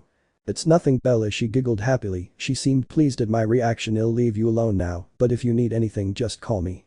Thanks, Alice. The two of us headed out of the closet, and Alice headed towards the door. She turned around and grinned at me. If you want to take a shower, the bathroom's in there. She pointed to another door in the room. The towels can be found in the linen closet. I giggled at her excitement and nodded. I could see myself being good friends with her. I wasn't really one to make friends easily, but Alice made it impossible to not like her. Friendship would be inevitable. Alice disappeared from the room, leaving me feeling utterly overwhelmed. I sighed and headed towards the bathroom. It would buy me a little time before I had to sit and speak with the Cullens. As much as I wanted to get to the truth, the thought of sitting in front of the seven of them was a little intimidating. I stayed in the shower for a while. I had the water as hot as it would go, and it felt wonderful as it ran down my cold skin. I didn't really notice the change in my temperature all that much until I encountered something warm. The shampoo Alice had provided me with was similar to the one I had used. It smelt like strawberries. I stepped out of the shower into the steamy room and made my way to the bedroom. The room was so inviting, I just wanted to lay on the couch and close my eyes. In 24 hours my whole life had changed. It seemed to be for the better, but it didn't make it any easier to process. I'd always been such a creature of habit. Change always needed an adjustment period. After I was dressed I wandered around the room looking at some of the things that had been placed in it for my comfort. There were some shelves in the corner that held a variety of books. Some were familiar to me, but some I'd never even heard of. I ran my fingers along the spines carefully, my eyes dancing across the titles as my fingers passed over the lettering. A light tap at the door pulled my attention from the books. Come in, I called gently. The door opened and the last person I had expected strolled into my room. It was Edward. The first smiled weakly at him and waited for him to speak. His eyes met mine, and I once again felt the tingling in the pit of my stomach. I could believe the effect this man had on me. Ella, Edward's smooth voice washed over me. Edward the first repeated in greeting. I just wanted to know if you were ready to talk. There's no hurry, he said smiling. I cold refuse this man. Anything had bewitched me, and the thought of it scared me. Sure, I mumbled, heading towards the couch and perching on the edge. Edward moved across the room quickly and gracefully. He took a seat next to me on the couch, seemingly struggling for words. I feel like I should explain myself. I know that the last time we met, if you could even call it that, my behavior was strange to say the least. I nodded and looked down at my hands. I felt embarrassed. I was sure he was going to tell me something that made me feel more awkward than I already did. Instead, Edward leaned towards me and placed a finger under my chin. A surge of sparks ran throughout my body from his touch. I tried to keep my thoughts coherent as he lifted my chin gently until our eyes met. It was nothing you did, Bella. This is so much easier for me to explain now, considering that you suffer the same urges I do. I'm sure you're more than aware of your need for human blood. I nodded at him and my brow creased a little. The thirst I possessed wasn't something I was proud of, but it was inescapable. Well, when you sat next to me all I could smell was your blood, but it was so much sweeter than anything I've ever come across. I couldn't resist it. It was as though the urge had multiplied. I wanted you more than I could possibly imagine. It was pure hell getting through that class, and I went through 1,000 ways to lure you out of that classroom. When we finally got out I sat in my car trying to forget the smell. It was so predominant in my thoughts that I had to make sure I was never in your path again. I really didn't want to hurt you, but the draw was too strong. When I went to see if I could change classes and put some distance between us, you came into the office and all of my coherent thoughts left me and the urges returned. I didn't understand it at all. Edward looked ashamed and embarrassed. His eyes wore his emotions as he looked at me honestly. I don't understand, I whispered. My skin was aching for his touch again, but my mind was focused solely on his words. If it was so difficult for you, and your thirst was as great as you say it was, why would you have avoided me, left me alive? Edward smiled warmly and leant forward. His hand brushed the two of mine that were gathered neatly in my lap. My skin reacted instantaneously, and a surge of electricity ran through me. I looked in his eyes, and the curiousness that radiated from them told me he'd felt it too. I tried to break eye contact, but he was the one that succeeded. He looked past me to the window before he continued. Ella, we don't drink human blood. We've abstained from that life and found an alternative that suits us well, he said, his eyes avoiding mine at all costs. How the people I was with said there was no alternative. I could feel the guilt surging through me again. I had killed unnecessarily. I had taken human lives. I was a murderer, a monster that had destroyed not just my victims' lives, but their families too. They had brothers and sisters, mothers and fathers, children. We drink from animals, large game mostly, it gives us sustenance and eases the thirst, he said, quietly waiting for my reaction. The look he was wearing told me he was waiting for the explosion of emotions to pour from me. I stood up and walked to the wall made of glass. I wrapped my arms around myself and stared out into the wilderness. My conscience was eating at me with an "I told you so," and I tried to hold back the sobs that threatened to break me. One of my hands covered my mouth, trying to muffle the moan that threatened to escape. Edward didn't move. He sat as still as a statue on the couch, his eyes full of concern. Thankfully there were no tears to give away my feelings. I stood at the window for what felt like a lifetime, but my thoughts were interrupted by another soft knock at my door. I didn't move or say a word. I was barely keeping control of my emotions as it was. Edward stood quietly and headed towards the door. I watched his reflection in the glass in front of me. He pulled the door open quietly, and there behind the door stood Alice and Jasper. From the looks on their faces, they were mentally reprimanding him. The concentration and stares gave away their annoyance. Having the ability to read minds must be hell when you're being blamed for something you had no power over. "Please," I whispered. My voice sounded strangled. "You can't blame Edward for this." My voice broke off, and I took a deep breath before continuing. I was naive to believe James I should have known better. "This is all my guilt. This was my sin. Edward has nothing to do with this. He simply told me the truth." Alice looked at Jasper and he nodded. Stepping into the room, he approached me quietly, and I closed my eyes in surrender. As much as I deserved to feel this pain, I selfishly wanted it eased. My guilt could be easily removed with Jasper's help, but my conscience wouldn't be so easily facilitated. Jasper stopped behind me and rested one hand on my shoulder. A large surge of serenity filled me, and the pain dulled quietly into the back of my psyche. "Thanks," I said almost inaudibly. "You're welcome, Bella," Jasper whispered as he stepped away. I didn't move from my spot at the window. The serenity Jasper had given me was working its magic, and I didn't want to lose that feeling just yet. In the window I saw Edward and Jasper leave silently. Alice stayed.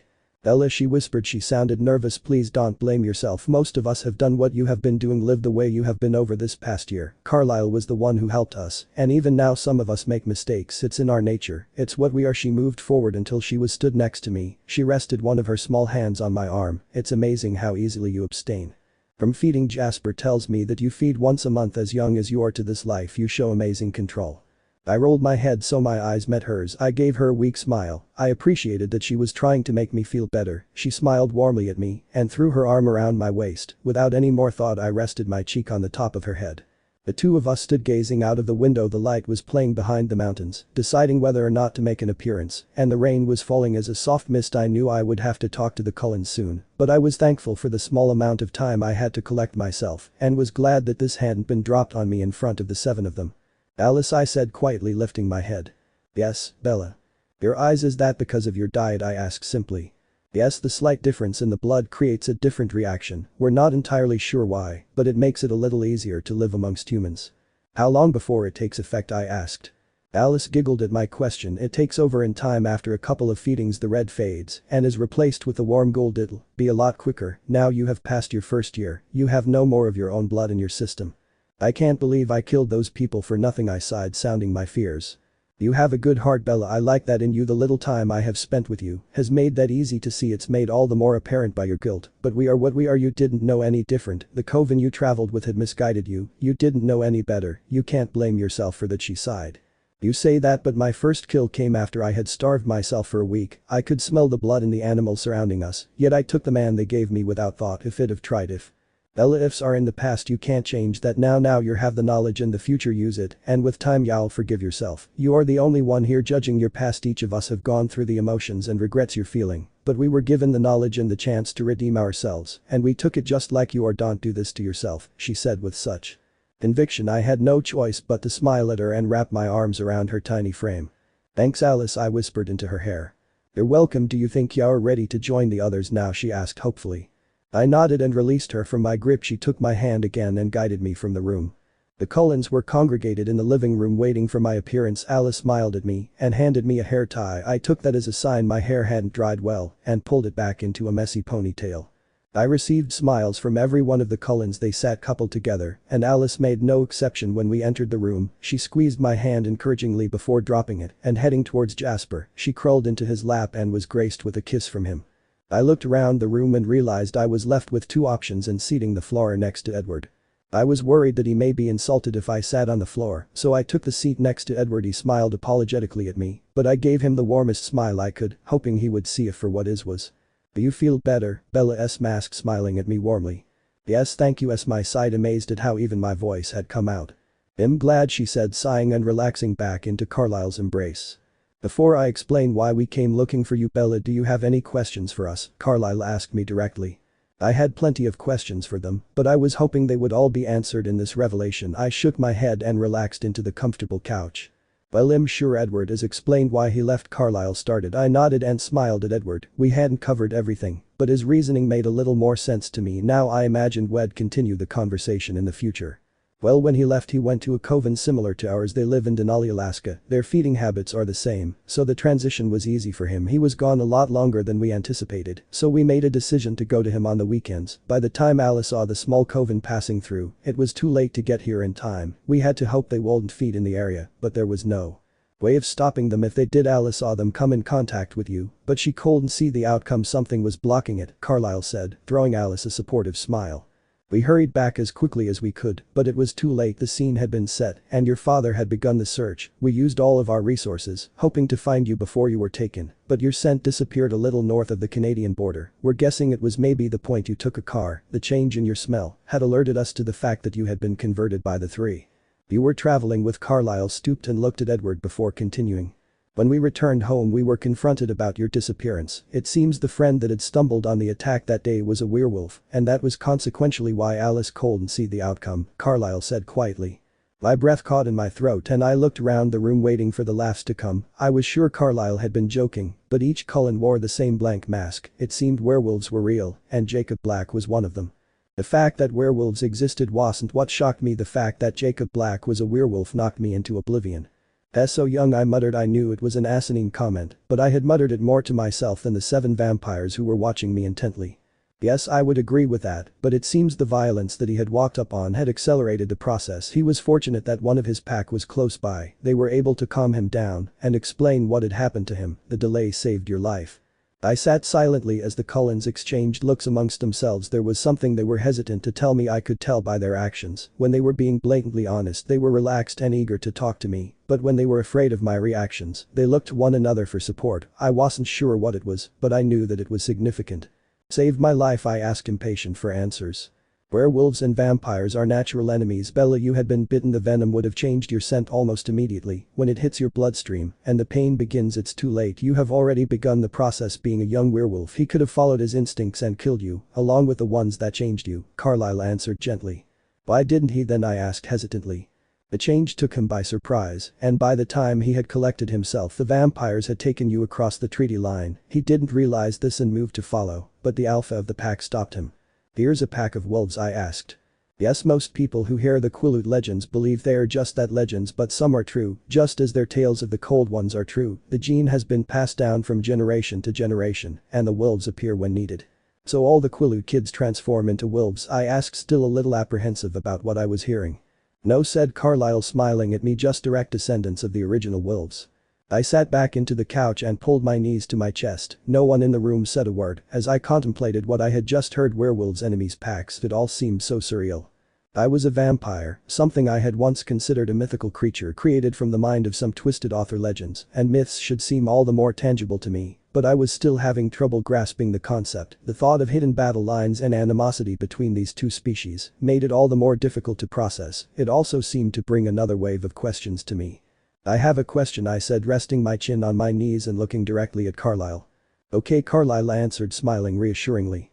If the werewolves are our natural enemy, why would they confront you about my disappearance? I asked, finally putting the sum of the pieces together. Jacob was the answer I received from Carlyle. What about him? I asked, missing what they were trying to tell me.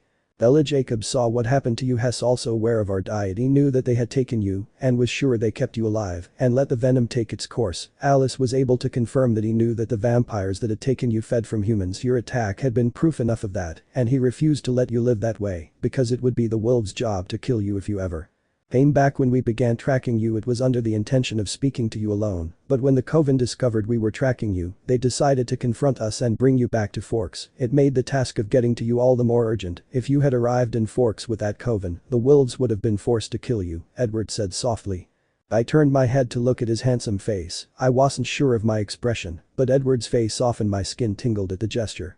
I know it's a lot to take in, but you're safe with us. We can help you, he said in a soothing tone. Something occurred to me. Why were the Cullens so willing to help me? It wasn't that I didn't appreciate their kindness, but the reasoning behind it eluded me. Why had they agreed to help me? This wasn't their mistake. Why did they care if I lived or died? Why was the only word I could think to say? I wasn't sure how to word the question without sound ungrateful. Each of the Cullens looked at me curiously. It seemed they hadn't understood the context of the question. I had to find a way to word it a little better. Why did you want to help the wolves? Why did you want to help me? I certainly appreciate everything you've done for me, but I can't understand the motivation. I'm really not trying to offend you, but why would you chose to help me? I said, my voice growing gravelly with emotion. And Alice smiled at me. The rest of the Cullens sat with the same smooth expressions as they had before. Ella, I'm sure you're aware of my gift. Alice said, her smile still in place. After our discussion with the wolves, I looked for you. When I found you, I saw something which made me search a little deeper. The future is determined by the decisions we make. In our decision to find you, I saw that you would be an intricate part of this family. It all would have changed if you had refused to leave with Jasper and Emmett, but you didn't, and it set off the course of the future. I refuse to say any more than that to anybody, because if I meddle, it could alter the course you're naturally taking, and if you continue down the path, knowing you'll always wonder whether it was simply because I had set it in motion. I don't understand, I said, looking around at the faces that filled the room. It seems that you were meant to come to us. There are things I see in the future. Alice stopped and tried to compose her thoughts. It seemed she didn't want to say too much. The future can change with one small decision. Every decision we have made since you have joined us has kept this same path. It can be changed so easily, but I want you to make your decisions because you have them in front of you, not because it's what I saw happening. Edward made a small hiss from beside me. Before I turned to look at him, I saw a small smile play on Alice's lips. There was a silent conversation passing between them. Edward rolled his eyes before turning to smile apologetically at me. I didn't quite understand the reasoning even with Alice's vague explanation, but I dropped it. Whatever the reason was behind saving me, I was indebted to them and would be eternally grateful. Alice, are James and the others still coming? I asked. Seeing as Alice could see what would happen through decisions, I figured she would have seen their decision to either follow or turn around and leave. Alice looked at Carlisle before answering. Carlisle gave her a subtle nod to let her continue. Bella, they know you came to us. They picked up the 3 cents in the forest. They will come, but the wolves will be waiting. I nodded in understanding. Then there is something I should probably tell you, I whispered. All heads turned in my direction, and I could feel myself shrinking into my seat. I had known of Victoria and James' talents for a while. They didn't know that I possessed that knowledge, but I had overheard them speaking one evening. They'd thought I was out hunting, but I had returned early without their knowledge. James and Victoria have gifts, I said, looking around the room. They're in no way as extraordinary as yours are, but they come in useful and sticky situations. James is a tracker, highly skilled. He can track pretty much anyone and has failed only once. Victoria has an ability to avoid certain situations. I'm not sure exactly how it works, but I know it's there. They never told me about this. I overheard them speaking. I thought you should know, especially seeing as they already know about the wolves. I'm sure they knew the line that stopped them the last time. The Cullens exchanged glances with one another. They hadn't factored in the last encounter James and the others had had with the wolves and the treaty line. Well, it seems we have 2 choices here, Emmett said with a grin. We let the wolves cross the treaty line or we fight. Rosalie let a small hiss pass through her teeth and glared at her husband with such a force I was once again shrinking in my seat. Emmett seemed to just laugh it off. Emmett, must you always look for a fight? Esme sighed, looking at her son affectionately.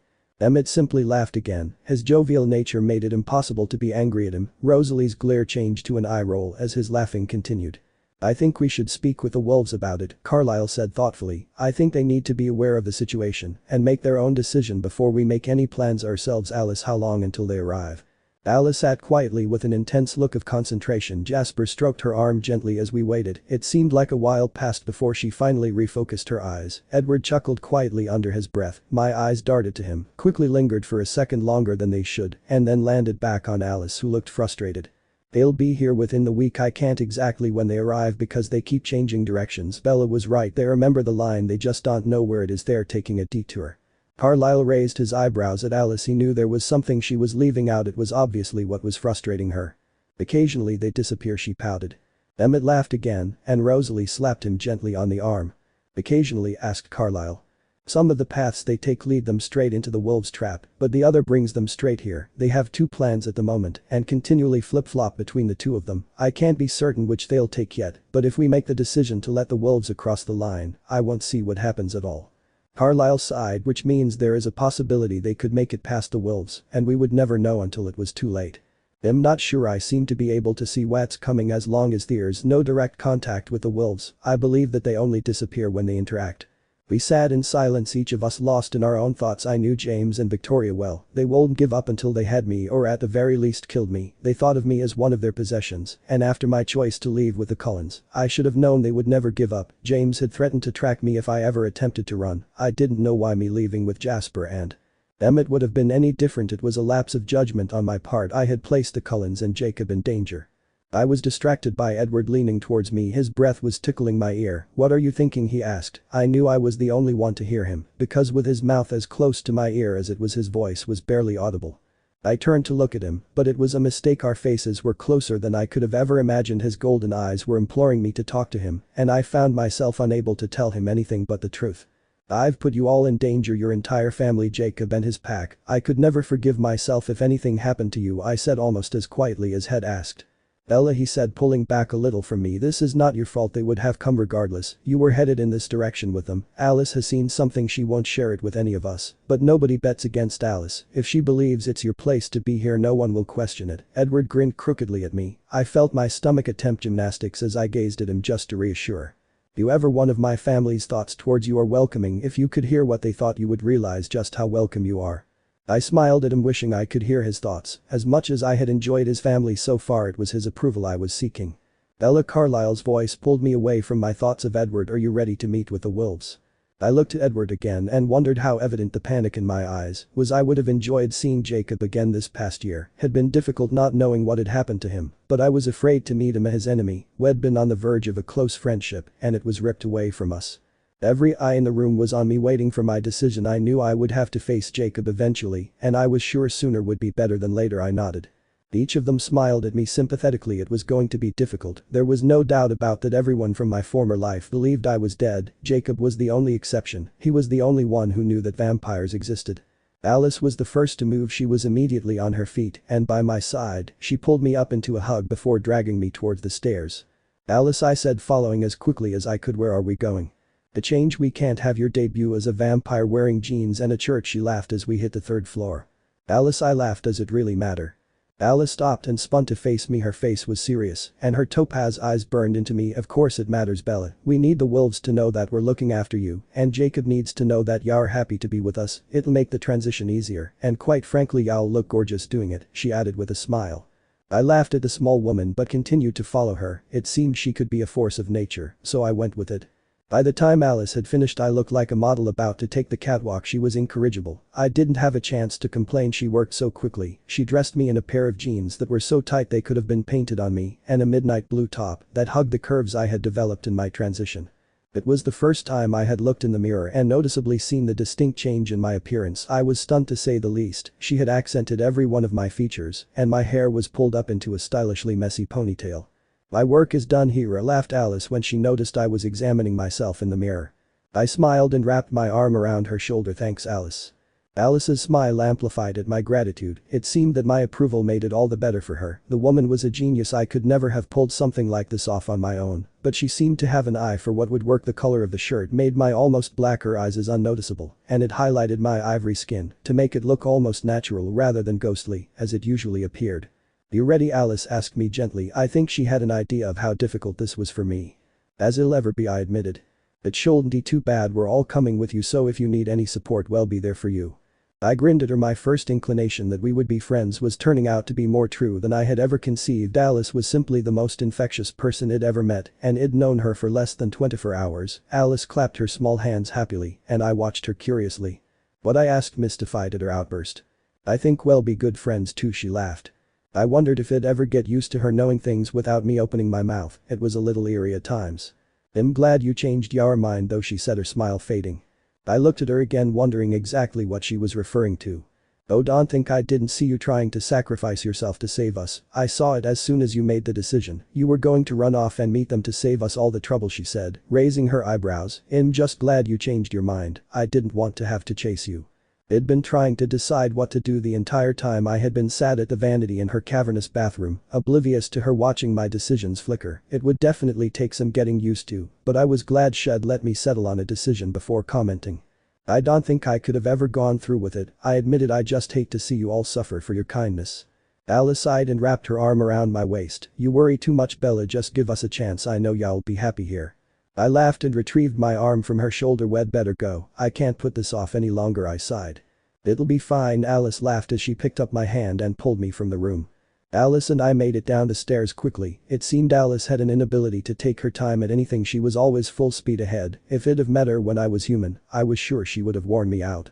The rest of the family were still in the living room. I entered with trepidation. I had never worn anything remotely like this in my life, and I wasn't sure at the reaction I would get. I had no need to worry, though the Cullens seemed to have the same reaction that it had upon Alice's revelation. Esme and Rosalie smiled at me. They both seemed to appreciate Alice's ability, and by their casual but fashionable attire I was sure their tastes were just as exquisite as Alice's. Carlyle, Emmett and Jasper simply smiled at me. If I could have blushed I would have been scarlet, but it was Edward that caught my eye. His entire face was lit up, and there was a look I couldn't distinguish playing on his features. His eyes roamed over me, stopping abruptly when they met mine. "Bella, you look beautiful," he said softly. I could feel the smile on my lips before I had time to truly process the words Edward Cullen had just called me beautiful. Words I never thought I would hear from him. Had paid me the highest compliment, and I was stood in the middle of the room with a goofy smile on my face. "Thanks," I mumbled shyly once I recovered. I tried to break the contact with his eyes. He was captivating to me. I had to break the gaze before I was lost completely. However, Edward was the one to successfully look away. He looked directly at Alice. She had a radiant smile playing on her lips, and I realized something she had been thinking had pulled Edward's attention away from me. "Are you ready, Bella?" Carlyle asked, trying to hide a smile. It seemed that the look Edward had given Alice wasn't unusual, and the unspoken conversation was a normality in this family's everyday life. I nodded slowly and allowed myself to be guided by Alice, guided away from Edward. From the one moment Wed had in my chest, it felt like my heart had begun beating again. It fluttered gently, giving me the warmest sensation next to me. Alice simply giggled. The ride down to the treaty line was quiet. I had been stunned into silence, and the Cullens that I was riding with assumed that I was nervous. I was fine with the assumption. It was less embarrassing than the truth. It seemed that my silence was contagious. Alice, Jasper and Carlyle were silent for the duration. We were in Carlyle's Mercedes. I welcomed the dark tint on the windows and the silence of the smooth car as it made its way east. No one could see, and this was a good thing, considering the entire town of Forks, Washington thought I was dead and had been for over a year. If they saw me, it would cause a lot of confusion that no one would be able to explain. The meeting point had been determined by a phone call. Carlyle had been prepared from the beginning, and as much as they were enemies, the Wolves and the Cullens had one thing in common: protecting their land. According to Alice, when the Wolves had requested a meeting with the Cullens after my disappearance, they had exchanged contact information so they could work together. It made sense to me, and I had wondered why they wouldn't have done it sooner. We were meeting at the treaty line, a point located about a mile from the main road. It would mask us with trees, and no one would see us there. I found myself getting more nervous the closer we got to the side. I was surprised that Jasper hadn't done anything to ease my panic. I knew he had to be suffering alongside with me, and I felt guilty about that, but the nerves won no matter how much I tried to subdue them. Carlyle pulled the car into the trees slowly. There was a small off-road track hidden in the tree line, just as the entrance to the Cullen house had been, except this would never be found. I wasn't sure how it got here or what the purpose of it was, but none of that really mattered right now. What mattered was the pool of people that seemed to be waiting for me. The scene ahead of us had me reeling. The invisible line was discerning only by the separated groups. The Cullens were stood the closest to us. They had beaten us here, which wasn't all that surprising considering they had been in the Jeep, an experience I was already accustomed to. On the other side was Jacob. He was taller and had filled out a little more, but there was nothing to distinguish him as a wolf. Behind him were 5 large wolves, bigger than my memory had allowed me to remember. The sight was intimidating. Each of the wolves' eyes were trained on the Mercedes as we pulled to a stop. "Bella?" Jasper asked, watching me carefully. I looked to him, but I couldn't form any words. The sight ahead of us was bizarre, but it was something I had to face. Jasper looked concerned. I knew my emotions had soared since the visual had appeared, and he was feeling it just as much as I was. "You need to calm down, Bella. I'm going to relax you just a little," Jasper continued as I stared at him silently. I nodded my approval, and the calm took a hold of me. I hadn't realized I was holding my breath until I released the air I was holding in my lungs. The cloud of fear that seemed to have had a grip on me relented. "Thanks, Jasper," I whispered calmly. Jasper smiled and turned to open his door. Alice and Carlyle did the same. I handed my handle of the door when the smell hit me. It was the worst thing I had ever encountered. It was wet dog tenfold. I looked to the Cullens that were still in the car with me, and their expressions let me know they were experiencing the same thing. "Werewolves," Jasper muttered as he got out of the car. "That's what that smell is?" I asked Alice. She had only one foot out of the door and was trying to compose her expression before she went any further. It's easier if you hold your breath, but you'll be talking with them so it's inescapable, she said, smiling sympathetically. I took a deep breath and stepped out of the car. The smell multiplied as I headed towards the grouping ahead of me. Alice was by my side within seconds. She wasn't breathing, but her natural smile was still playing on her lips. The Cullens each smiled at me warmly, showing their support the only way they could. I stopped just ahead of them, and they moved around me, flanking me on either side. My eyes finally reached Jacob. He was stood not 4 feet away from me, his nose slightly scrunched, making it glaringly obvious that we must smell as bad to them as they did to us. His eyes were wide, drinking in every inch of me. As I stood amongst the Cullens, his eyes danced around, as though he were avoiding mine. "Jacob," the first said as gently as I could. But the sound of his name Jacob finally let his eyes settle on mine. His expression seemed to fill with relief, and his stature relaxed a little, but his muscles were still slightly tensed under his russet skin. "Bella, are you okay?" Jacob's warm gravelly voice was like a warm memory. It was slightly deeper than it had been, but it was still Jacob. "Fine, the Cullens have been looking after me since they found me. They said I have you to thank for that," I said, smiling at him. "How are you, Jacob?" His dark eyes warmed for a moment before they dissolved back into the distant orbs. "They had been better, especially now you're safe. I've been worried. The bloodsuckers that took you, I could have done something. Why did you go into the forest alone, Bella?" I hung my head. It was a question I had asked myself every day for a year. One I couldn't answer. I didn't have an answer to it, but it had happened. It was in the past, something I could never change and could never be reversed. All the guilt I had been harnessing came flooding back to me and washed over me like the rain that consistently fell in the Olympic Peninsula. I wanted to drop to my knees and sob. Cry real tears. Let the pain that I had been carrying around for the last year drown me and consume my consciousness. I didn't want to feel. I didn't want to think. Jacob's very presence reminded me of everything I had lost. The memories flooded through me, reminding me of the last happy week of my life, reminding me of my father. My legs grew weak beneath me, and they buckled. The only thing I could think in that instant was this shouldn't happen to a vampire, but the ground continually approached me at a rapid speed. I welcomed it. Before I made contact, a strong pair of arms wrapped around my waist, and I let myself get pulled into an embrace without looking at my savior. I buried my head in his shoulder and closed my eyes. "Bella," I heard Jacob's voice on the other side of the line. I knew he hadn't intended to cut me with his words. I hadn't expected to have that reaction, but the flood of emotions and memories that had hit me with the comment took me by surprise. It had literally knocked me off my feet. The hand rubbed on my back supportively, and I felt a burst of confidence and relaxation wash over me. I would have to thank Jasper for that later. I took a deep breath and froze. I knew the scent of the person holding me. It was unmistakable to me. It was Edward. The first was wrapped in Edward's arms. "Bella." Edward's cool breath brushed softly on my neck as he whispered my name into my ear. I pulled my head from his chest gently and looked into his golden eyes. They were full of concern. I nodded reluctantly, letting him know I was okay. He stepped away from me, but stayed within reach of me from that point.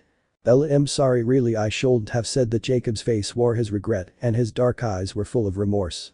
"Jake, it's not your fault. I've thought that every day since it happened, and I still can't come up with an answer." It was just hearing it out loud. It brought back strong memories of that day, and from the last week of my life. "You didn't say anything wrong," I smiled gently. "I tried to find you to help you, but they'd crossed over the treaty line. There was nothing I could do," Jacob said, a bitter twist coating his voice. "Jacob, it was too late for me. All I wanted was for you to save yourself," I said honestly. "Believe me, this year hasn't been the easiest, but the Cullens are treating me well, and my life has gotten considerably better because of it. I've been with them for less than 24 hours, and it's been the happiest hours I've had as a vampire, and that's because of you. I believe I am where I'm meant to be, but the others are coming." There was a rumble behind Jacob as the wolves collectively growled. It was a menacing sound that sent a shiver through my very being. Carlyle took this as his cue to step forward. "We know that you have rights on these vampires. You have no treaty with them, and quite honestly we are in agreement with you on that. I am not one to condone violence, but I believe there is no other alternative. They will come to fight. We have taken Bella from them, and they believe they have some kind of right to her, like Shessa belongs to them," Carlyle said, his calm even voice carrying through the trees. Jacob's eyes darkened and a small snarl twisted his mouth.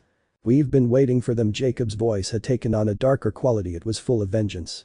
"I understand that," Carlyle continued, "but Alice has been keeping an eye on them, and they remember what happened the night they took Bella. They know there is a line you will not cross. They'll be looking for it when they come. They are coming from the north in hopes of avoiding you." The noise behind Jacob once again picked up. The wolves weren't happy about the newest revelation. It was made glaringly obvious. Jacob's fists balled at his sides, and a shiver ran through him like an electrical current. "Will they find their opening?" he asked through clenched teeth, "and if they do, are you willing to protect Bella?" "We have spoken about this as a family," Carlyle said, looking to Edward. The first knew he wanted to get to what was on the wolves' minds. Edward would hear their thoughts and would successfully ascertain their intentions. Edward nodded slowly. "We are willing to fight for Bella, but we are also willing to let you cross the line." There was a softer nose traveling through the wolves. Carlyle once again looked to Edward, but Jacob spoke before Edward could relay the thoughts. "The owl drop the boundaries until this is over?" Jacob asked dubiously. "Yes, but there are stipulations," Carlyle answered. Jacob nodded. He waited for the conditions to the temporary truce. "You cannot enter the meadow surrounding our house. We will have Bella there as a safety measure until this is taken care of. If one of them passes into the area, we will eliminate the problem. This is merely a precaution. We don't need any accidents. If you should confuse any of our family members as the enemy, it would be a direct violation of the treaty. We will not leave the meadow for the same reason." Carlyle finished, his voice never losing the calm and authoritative tone. "Is that it?" Jacob asked, his eyes twinkling with anticipation. "Yes, but remember how close our boundaries come to the town, and be careful not to follow the vampires if they pass through. If you're seen, it could be detrimental to our coexistence here. The humans have to be unaware of this."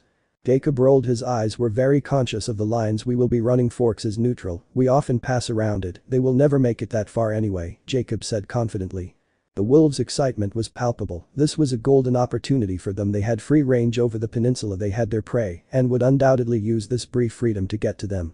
I realized how much danger they were eager to get themselves into, and Jacob would be one of them. Panic crawled through me at the thought of him being attacked by James or Victoria, and before I knew what I was doing, I was stepping towards Jacob. Edward's strong arms wrapped around my waist and pulled me away from the line. I didn't fight him. It felt so comfortable to be this close to him, but my concern for Jacob didn't falter. He was still so young. His size and stature didn't change any of that. If this had happened to him while he was so young, the rest of the wolves had to be just as young as he was. "Jacob, please, this is dangerous," I begged, looking directly into his eyes. "You could get yourself killed." Jacob laughed, and the wolves behind him seemed to follow suit. The noise was just as menacing as the growls, but I ignored their confidence. I was certain it would be their downfall. "Please listen to me. They are talented fighters." Laurent, he was in the Napoleonic Wars, and every war since he lives for the fight. James and Victoria are just as skilled and have talents that will help them avoid you. They'll use those things against you. Please, Jacob, listen to me. Bella. Jacob's smile spread across his face. "We were made for this. We're not as breakable as you think we are. I just need to know that you'll be safe." "She will be," Edward reassured him. He still had his arms wrapped around my waist, and the soft breeze created by his speech tickled the loose hair on the back of my neck. I shivered lightly as the thrill of the moment ran through me. This made Edward's arms wrap around me a little tighter. I relaxed into his grip, and he pulled me so close my back was flush against his chest. I could feel the movement behind me as he nodded his head at Jacob. The first hadn't realized they'd been speaking silently. Jacob grinned at me once more. "Bye, Bells. We'll talk again soon, I promise." Then he was gone. He disappeared into the pack, and they took off at full speed. I didn't avert my eyes until they were gone completely. "What did he say to you?" I asked Edward, quietly enough for only him to hear. Edward moved to remove his arms, but I placed my hand on his, stopping him. His mouth was at my ear. "He asked that we call them when we know when they are arriving, and he asked me to keep you safe. He loved you as a human." But Edward's velvet whisper trailed into nothingness. But I whispered. "So much has changed since you were taken. Regardless of everything, he will always love you as his friend," he said quietly. I knew that Jacob had felt strongly about me. He was a kindred spirit to me, and we had hit it off immediately. I wasn't blind either. I knew that he had hoped for something more from the moment we met, but fate stepped in and changed the course of the future. There was nothing that would change any of that. Edward's arm slipped gently from my waist, and his hand stopped on my hips. I smiled at the touch of his hands. It sent sparks through my senses and left a trail of fire that followed the connection. He spun me until I was facing him and watched me curiously. I was sure he hadn't been imagining the smile that had plastered itself across my lips. "Has found someone, hasn't he?" I asked, unable to wipe the senseless grin from my face. Edward nodded slowly. "They were calling it imprinting. The other wolves are still curious about it, and they were wondering whether he would tell you about it." "What's imprinting?" I asked. "From what I can tell, it's when a wolf finds its perfect mate. The wolves are drawn to them. It's intriguing and very similar to soulmates, just stronger." "As long as Hess happy," I sighed, and I meant it. He had been a good friend to me. "You're not upset?" Edward asked. His expression was caught between humor and confusion. "Should I be?" I laughed. Edward shrugged his shoulders and blessed me with his crooked smile. I returned it warmly with a smile of my own. Ahem. The two of us turned our heads in the direction of the sound. Rosalie and Emmett were stood watching us. Emmett's grin was amiable as he watched us, but Rosalie had her hands on her hips, tapping her foot. "As much as I enjoy watching the two of you flirt shamelessly, everyone else has gone and we're your ride. Do you think you could do that on the move?" She had started off with an acidic tone, but as she ended she was fighting the giggle that threatened to make an appearance. Edward and I looked at one another and then down at his hands that were still clutching my hips. He dropped his hands quickly and ran a hand through his hair as he turned and walked to the car. I, however, was planted to the spot. "Ella," Edward called. He spun around and shot me a grin. "You coming?" I nodded and ran after them towards the jeep. I had been with Cullens for a week now after Rosalie's comment about flirting Edward, and I hadn't spent much time alone to my disappointment. It seemed someone would always drag one of us away. I was beginning to think it was a conspiracy to keep us apart, and if it was on Alice's command I would follow it. I know she had a plan, and she saw what would come of every decision I made, so I trusted that if she was the one keeping me away there was a reason for it. It didn't make it any easier to comply, however. Alice kept me busy. Shed insisted that I go through my closet and let her know if there was something I needed that wasn't there. She also insisted I picked out the books and music I wanted. I certainly appreciated everything she was doing for me, but as I had explained to her a dozen times, there was no way I could ever repay her or her family, to which she would reply, "You are a part of the family or get used to it."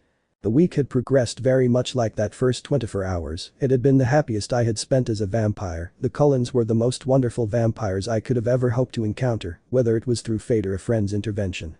Each of them had been so accepting of me. Alice had often exclaimed how impressed she was with Rosalie's behavior. I didn't quite understand the context of the comment. Rosalie had been sweet to me since the day I had arrived. She was always trying to convince me to try her clothes on. She believed we were the same size, which always received a laugh from me. The girl was positively perfect in every way.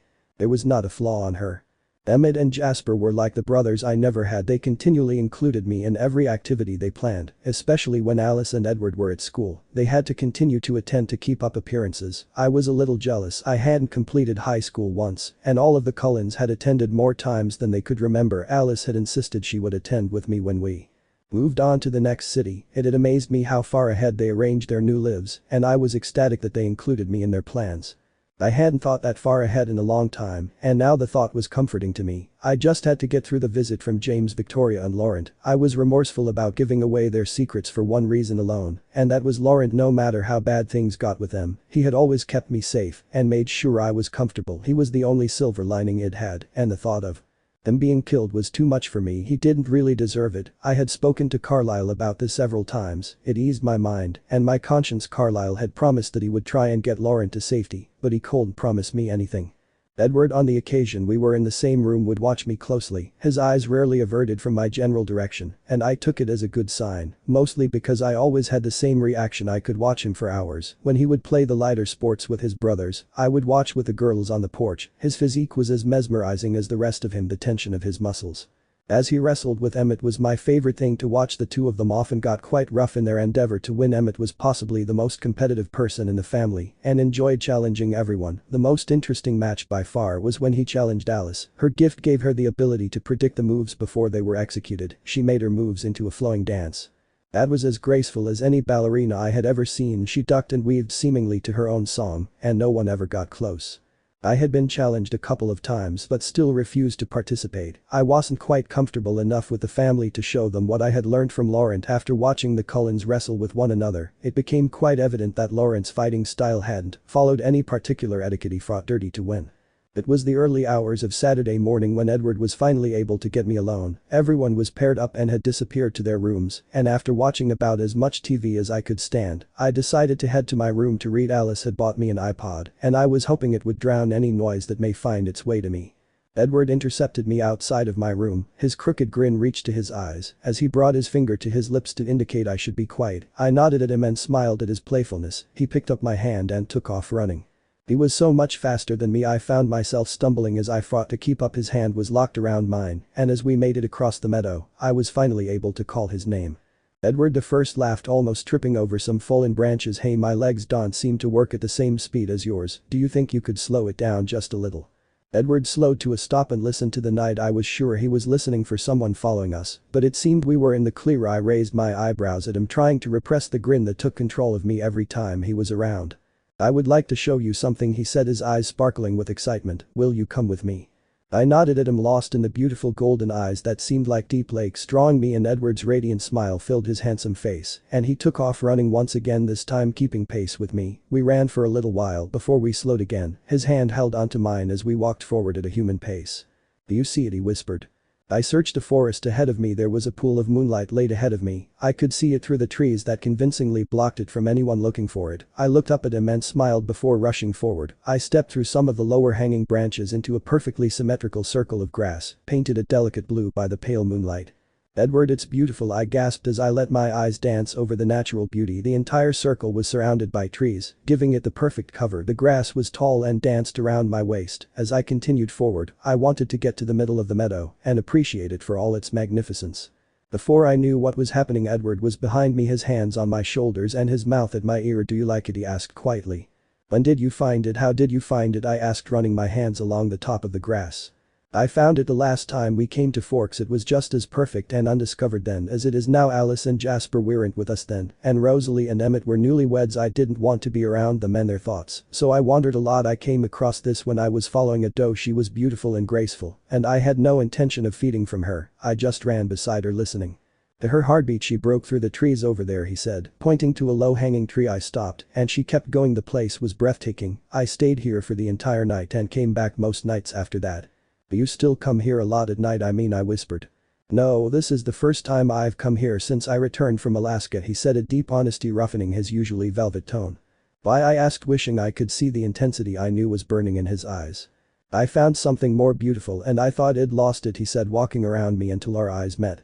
I could feel the warm tingling running through my body as he stepped closer to me. I had nothing to say to his words. I couldn't find any that would express how I felt appropriately, but all I wanted to do in that moment was kiss him. The electrical current that ran between us was palpable now, and he was easing slowly towards me. The anticipation was excruciating, and it took everything in me to keep my hands at my sides. He never broke eye contact once the golden orbs closed in on mine, and the magnetism between us took over. I lunged forward, my lips crashing onto his arms encompassed me, pulling me as close as he could to his body. I wrapped my arms around his waist and fell into the moment. My chest exploded with the excitement, and my senses throbbed. One of Edward's hands moved to the nape of my neck, pulling us closer together and connecting us in the only way that felt real. His cool lips moved gently with mine, but with such desperation and want that for the first time I felt truly alive. Everything finally made sense. I was where I wanted to be. Edward's hands tangled in my hair, and the arm that was wrapped securely around my waist hoisted me up to his height. Without thinking, I wrapped my legs around his waist and my arms around his neck. I never wanted this to end. My skin was alight with every touch, and his embrace made me feel safer than I had ever been. His lips left mine and they traveled lightly along my jaw to my neck. A sigh of contentment escaped from my lips as his mouth brushed lightly across my skin. I felt his lips develop a smile on my electrically fused skin. His grasp lightened, and I realized that the kiss was over. I could have kissed him for eternity. It felt so right, so natural, like I should have been doing it for my entire life. I unwrapped my legs from his waist, and he lowered me to the ground gently. I looked once again into his gorgeous eyes, and couldn't stop the smile spreading across my face. I had dreamt about that as a human, and it didn't disappoint. Edward's hand stroked my cheek gently, and his forehead met mine gently. "Do you believe it's possible to fall in love with someone you've never met?" he whispered gently. I nodded slowly, not wanting the connection between us to be over. I knew what he was talking about the first moment I saw him. He was all I thought about. It didn't matter how had acted in that classroom. I was besotted, and his actions had done nothing to change that. "I thought about you every day after that biology class, and it scared me. It's why I didn't come back. I had two conflicting urges running through me. I wanted your blood, but I also wanted you. I stayed away to keep you safe from my thirst," he confessed. His voice was full of remorse and pain. I closed my eyes and breathed in his scent. It was calming to me. It felt natural. "It didn't help you at all, did it?" "Maybe it was fate," I whispered gently, like it was the only way it could ever happen. "Who knows what would have happened if you'd have come back." Edward didn't say a word, but I could feel his breath washing over my face. I opened my eyes and looked at Edward. His silence had intrigued me. His eyes were closed, but a serene smile touched his handsome features. I watched him carefully. His beautiful features were so serene, I couldn't look away. His eyes flickered open from the intensity of my gaze, and his warm golden eyes looked like molten gold. I could see the satisfaction running through them. This was heaven to me. It'd been through hell in the last year, but it was all worth it to get to this point. "What are you thinking?" Edward asked gently. "Yours is the only mind I can't hear, but it's the only one I would love to listen to." I giggled at his words. "Sometimes I'm glad you don't," I sighed, "but I was just thinking how happy I am. I don't know where any of this is going, but I'm looking forward to finding out." Edward's forehead left mine, but his lips once again caught me in a kiss. This kiss was softer and less urgent. It was gentle and caring, and filled with every emotion I was feeling. I was melting into him again, and I couldn't have been happier. When Edward's lips left mine I placed my head on his chest and closed my eyes again. His hands found their way to my hair and stroked it gently in a hypnotic rhythm. I wanted to stay this way forever, but all good things come to an end. "I'd better get back," Edward whispered. "Alice heard us leaving and told me to stay close. James and his coven are getting closer." "Alice knew we left?" I asked, still unwilling to move. Edward chuckled. "You noticed the intentional separation then?" "They weren't exactly subtle."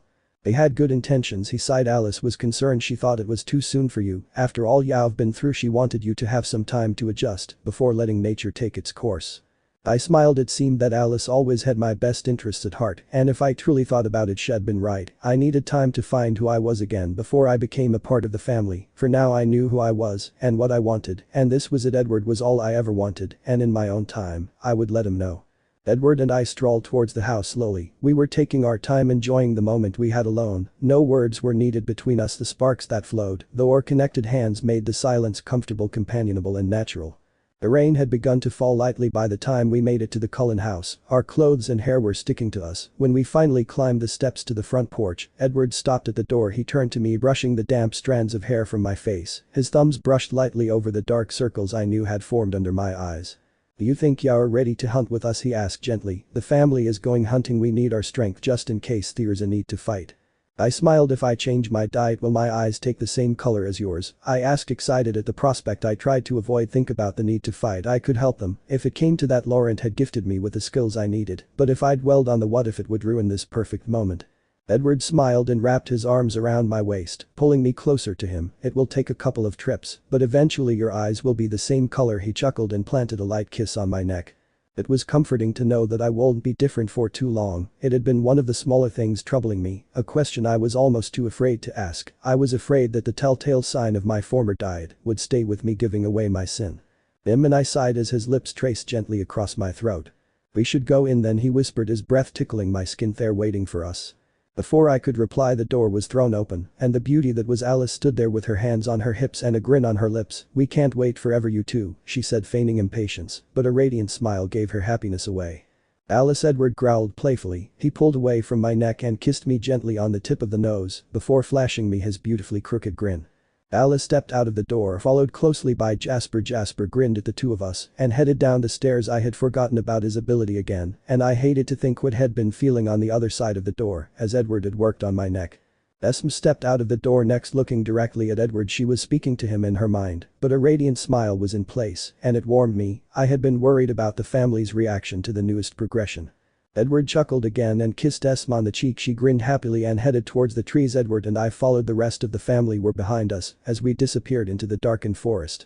The cool rain fell from the canopy of the trees as we all spread out. Edward, never letting go of my hand, guided me towards the mountain ranges. I wasn't sure what we were looking for, so I followed silently. I trusted Edward. The first knew he would help me adjust to this. I was just nervous that I would be too thirsty to be left alone for a while until I adjusted.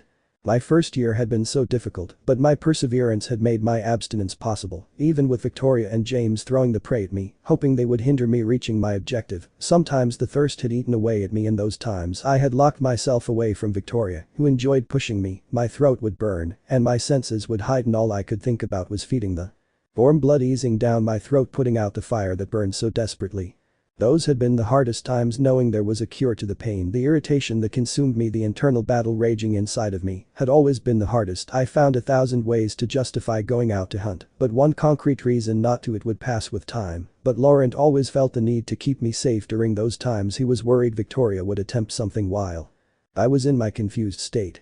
I shook off the memory as I ran beside Edward. The memories did nothing but confused me and sat in my euphoric mood. Edward was watching me curiously, and I smiled at him weakly. He slowed to a stop and immediately held my cheek in his hand, his eyes full of concern, implored me to tell him what was on my mind.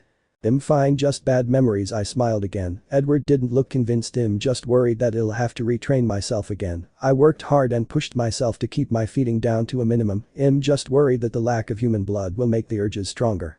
The hand of Edward's that was on my face moved gently to my neck. "Bella, animal blood is very similar to that of human blood. I am amazed you were so controlled in your first year, but things will get a little easier for you now. The blood of an animal may not satisfy you quite as much as human blood, and the taste may seem bland to you, but it will satiate the burning."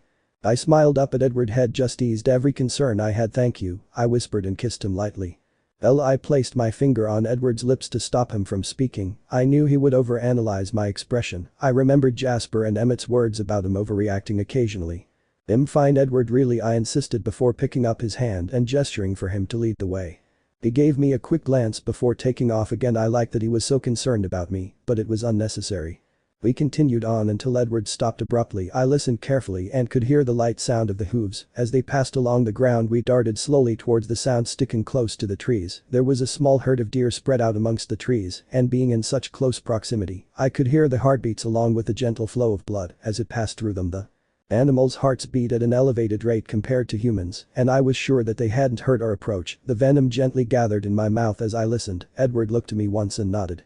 The two of us sprang through the trees, moved as silently as we could toward the gathered deer. I followed a large buck as he darted away from us. His quick movements had me immediately turning to my instincts. I moved with him. His grace as he cantered through the trees excited me. I hated to take this majestic creature down, but the venom had irritated my throat and I needed the release holding onto his antlers. I dug my heels into the ground. The two of us lowed, and the buck wriggled and writhed under my strong grasp. I pulled his head to the side, causing his body to topple over onto his side. My lips were immediately at the vein that pulsated on his neck. My teeth cut easily through him, and the warm liquid gently slid, easing the irritation that had been created by the venom. I was surprised by my satisfaction. The blood to me at least eased the thirst quickly. I felt elated. I was satisfied without the torturous guilt, making the effectiveness of the feat all the more apparent. I could live like this. Happily, the blood tasted a little earthier than that of humans, but the difference wasn't at all what I had expected. It would be an easier transition than I had anticipated. I cleaned up my mess before heading back to Edward. Had already taken down 3 of the animals and was finished cleaning up the evidence by the time I returned. His look wasn't lost on me. He was concerned about my reaction. I smiled at him warmly, and I meant every bit of it. His features relaxed a little, and he moved towards me. "Are you alright?" he asked, his smile never faltering.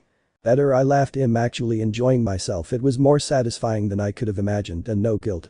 Edward laughed and ran his fingers along my cheek. "Your eyes are a rusty color, very close to your natural brown," he sighed. Edward and I made it back to the group quickly. It seemed everyone had found what they needed and reconvened. Each of them watched me expectantly, waiting for a verdict. Edward chuckled beside me, and I realized he was being flooded with questions. Each of the Cullens had bright topaz eyes. They were a glorious sight. The freshness of the feed was apparent. I was excited that I was well on my way to having the same brilliance reflected in my own eyes. It would make me a little more comfortable, and I wouldn't feel so out of place amongst them. "Ella, sweetheart, how did everything go?" asked Esme. Her concern was reflected in her voice. "Wonderfully, thank you," Esme answered happily. "It certainly eases my conscience." The entire group smiled at my words. They seemed genuinely happy that the transition had been so easy for me. Poor Jasper seemed a little less enthused than the rest of them, but was still happy. Alice had told me he'd had the worst time adjusting to the diet. We made it back to the house before it got too light outside. The day would be sunny, and the Cullens made a point of staying home during days such as these. They didn't want to risk exposure. If anyone saw us even for a brief second, it would be obvious that something was astoundingly different with us. It was easier to stay close to the house. Even with Alice's gift, she sometimes missed a stray human. Simply because she wasn't as attuned to them. Edward never left my side, and I was unwilling to leave his. Whatever had grown between us was permanent and couldn't be extinguished. I felt anxious at the loss of his touch, so we simply held on to one another as much as we could. It never had to be said. We both knew the pull we had to one another. We'd been sat around the house most of the day. There wasn't much to do this close to the house, and each of us were reluctant to wander too far in case Alice saw something. Edward and I were curled up on the couch watching a movie that neither of us were particularly interested in, but it meant we could be close to one another. I could tell Edward was bored because his eyes were on me more than they were on the television. I knew this because I was doing the same thing. "Ella," his voice washed over me like a warm blanket. "MMMHMM," I answered. I was playing with his bronze hair. It had fallen gently over his forehead. "What did you think was going on that day in biology? Why I was so rudely glaring at you?" he asked curiously. I buried my head in his chest before answering. I had no idea this conversation would come up so soon, but I knew it had to be said eventually, and now was as good a time as any. I didn't know really. I think I must have played out 100 scenarios in my head and never getting to the right conclusion. "I'm sorry, I thought back to that so many times, but it took me by surprise, and with such force. I thought you were my personal demon." I smiled at him. "That's so amusing. I thought of you as my personal angel. It didn't matter what happened in that classroom, you were all I could think about." Edward raised his eyebrows at me. He moved us into a sitting position, and his eyes once again connected with mine. "Bella, do you have any idea what would have happened if I would have stayed? Your life would have been in jeopardy. You were like a drug to me." I sighed and my hand came to rest on his chest. I was trying to form a sentence in my mind, but I had to close my eyes, the intensity of his gaze was keeping coherent thoughts from my head. Edward the First had never met anyone that stirred the kind of emotions I felt the first time I saw you. You were captivating to me. When you reacted the way you did, I was surprised how much it hurt me. I couldn't explain it even to myself. We hadn't so much as exchanged pleasantries, but I was intrigued. Bella. Wait, please let me finish, I sighed, cutting him off. You say I was like a drug to you, but you were in exactly the same position. You had never spoken a word to me, you knew nothing about me. My blood was a temptation for you, but you abstained. I can't help but think that maybe this was supposed to happen, the natural progression of our lives. If you had come back, maybe we would be in the same situation. We're in now, maybe this was inescapable. I opened my eyes, eager to see what his expression would tell me. He looked lost and a little hurt. When my eyes finally washed over his face, my hand went to his cheek and I stroked it gently. I wished I had his ability. I needed to hear his thoughts. What are you thinking? I asked, trying to plead for his honesty with my eyes.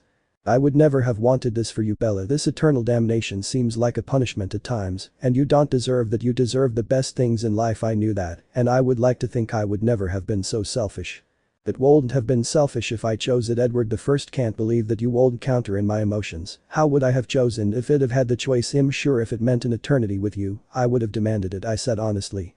His golden eyes met mine. The pain behind them was hard to miss. I knew that my words weren't comforting to him, but I was being honest. If I'd ever had this chance with him as a human, I would have insisted on being changed. Aging, well, he was eternally 17, would have been difficult for me.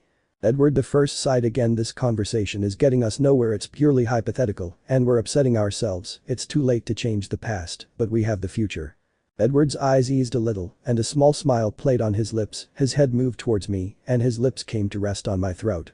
You're right. The breath from his words tickled my throat and left tingling on my skin, the same reaction I always seemed to have when he touched me. I closed my eyes and enjoyed the moment. The delicate touch of his lips was a welcome distraction from the intensity of our conversation. I want to show you something, he whispered and pulled me into his arms as he stood. Edward headed towards the piano and placed me gently on the bench. He took a seat beside me and lifted the piece that so elegantly protected the keys below it.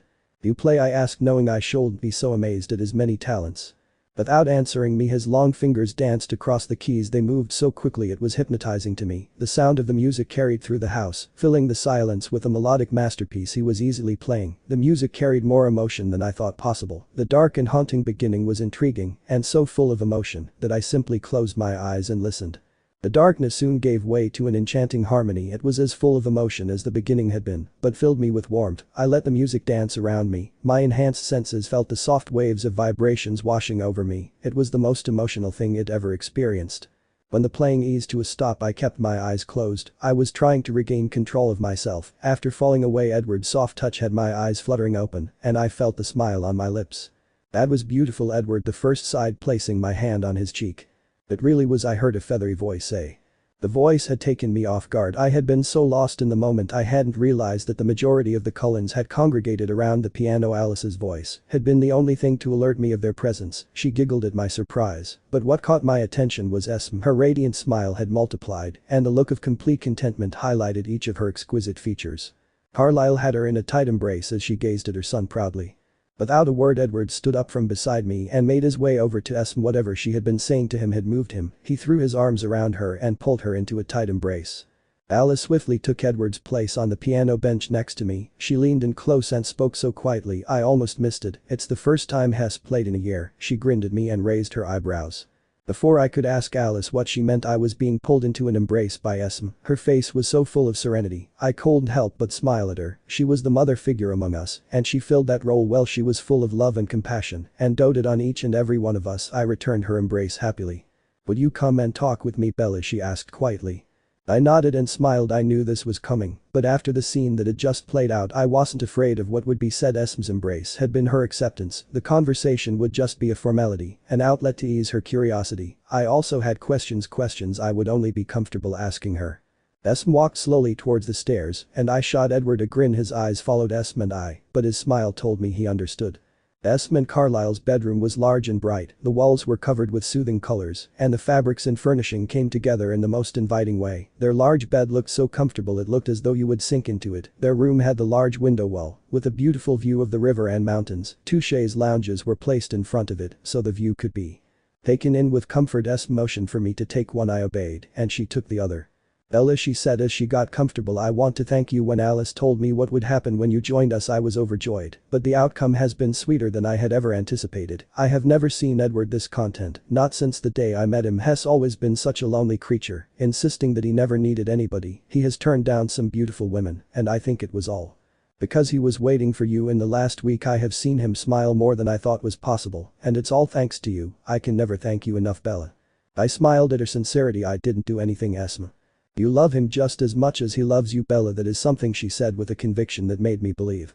Love, it wasn't something Edward and I had declared yet, but I knew that's exactly what I felt. Now he was in my life. I couldn't imagine it without him. Love was accurate, but it also felt like so much more than that. I would never be able to put into words just how much he meant to me. He was like oxygen to me, something I needed to continue living. I didn't understand how it could have happened so quickly. Which was exactly why I'd been too receptive to this private conversation. Esme, I asked, a slight nervous edge to my voice. Yes, dear. Is this normal? I asked, keeping my smile in place. I mean, well, falling in love so quickly and so completely. I can't imagine my life without him anymore. I don't want to, but we've only truly known one another for a week. I've never had anything close to this before. Esme smiled at me warmly and picked up my hand. Sweetheart, love is a strange thing. Sometimes it's immediate, and sometimes it progresses. From what Alice was telling me, you knew long before you were ever changed. How you felt about him being a vampire changes things. When we love, it's eternal. We don't love easily, but when we find the right person, it's undeniable. You know the moment it happens. It probably feels like it's all happening very quickly, but if Hess your heart's desire, and I think he is, just from what I've seen, it's meant to be. I could feel the happiness bubbling inside of me. I knew how I felt. I'd known for a while, but I wanted to know it was normal. Esme's words made perfect sense to me. I knew she would answer the question honestly, and it was the reason I'd wanted to ask her. Being so new and inexperienced at love and relationships had made me nervous about the complexity of my feelings. I was throwing myself at Edward, and I was afraid that everything could change. Esme had calmed my anxiety. I felt I had a better understanding of myself and my feelings now. Loving him for an eternity seemed like an easy task to me. If this was it, if he was the only person I would ever love, I would live for 4 eternities to love him. One just didn't seem like enough. I knew in my heart he was all I would ever want. Thank you, Esme, I whispered. Esme smiled at me warmly. She was still holding my hand. She tugged on it gently and pulled me into a tight embrace. I was on my knees in front of her before I knew it. Her maternal nature was comforting to me. I had lost Renee. She believed I was dead, and I could never see her again. No matter how much I wanted to. Esme filled some of that void with her kindness. She would always be special to me. You're part of the family now, Bella. I won't have it any other way. If you ever need to talk, I'll be here. If you need anything at all, never hesitate to come to me. You're one of my children. Now I will do everything I can to protect you. I could feel the all too familiar quiver of my impending sobs. Esme's words had touched me. I was comforted by her words, and I would hold on to that. I had a family now. There was a gentle knock at the door, but I wasn't ready to release Esme just yet. I needed to compose myself. She rubbed my back gently. "Come in," she said gently. I heard the light footsteps of Alice and Rosalie enter the room. They were so quiet it was difficult to hear their movements, but the elegance was unmistakable. I finally relinquished my grip on Esme and moved back to my own seat, smiling at Rosalie and Alice. I was letting them know everything was fine. Alice moved towards me and sat on the other end of the chaise lounge. Rosalie did the same on Esme's side. "So we were thinking," Alice said, grinning. Her eyes darted between Esme and I in her excitement. "That's not good," laughed Esme wearily. Alice jutted out her bottom lip in a pout. Esme simply laughed at the sad sight. She knew Alice too well to let it get to her. "Well, you were thinking," Esme laughed. "Bella's going to need a car when we move. I'm sure she won't want to be dependent on someone else the whole time, and each of us have our own vehicles." "Alice, no, I don't need," but I was cut off by her hand covering my mouth. Her smile was spread widely across her face as she gave her puppy dog eyes to Esme. "Carlisle said it was fine as long as you gave the thumbs up," she said, grinning. I moved my eyes from side to side, imploring Esme to say no. I really didn't need a car, and the Cullens had already spent a ridiculous amount of money on me.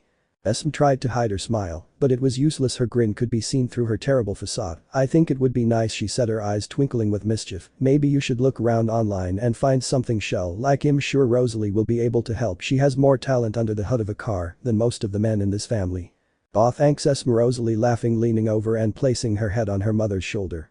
Alice pulled her hand away from my mouth. Her smile was radiant. She seemed excited at once again getting her way. I just sat still, my mouth wide open at the scheming of the 3 women surrounding me. Alice's dainty finger pushed my mouth closed as she laughed at me. "For goodness sake, Bella, anyone would think we'd ask you around naked through forks. It's a car, for crying out loud," Alice sighed. "Come on, Bella, let us have our fun. You'll love it, I promise," pleaded Rosalie. "Please," begged Alice.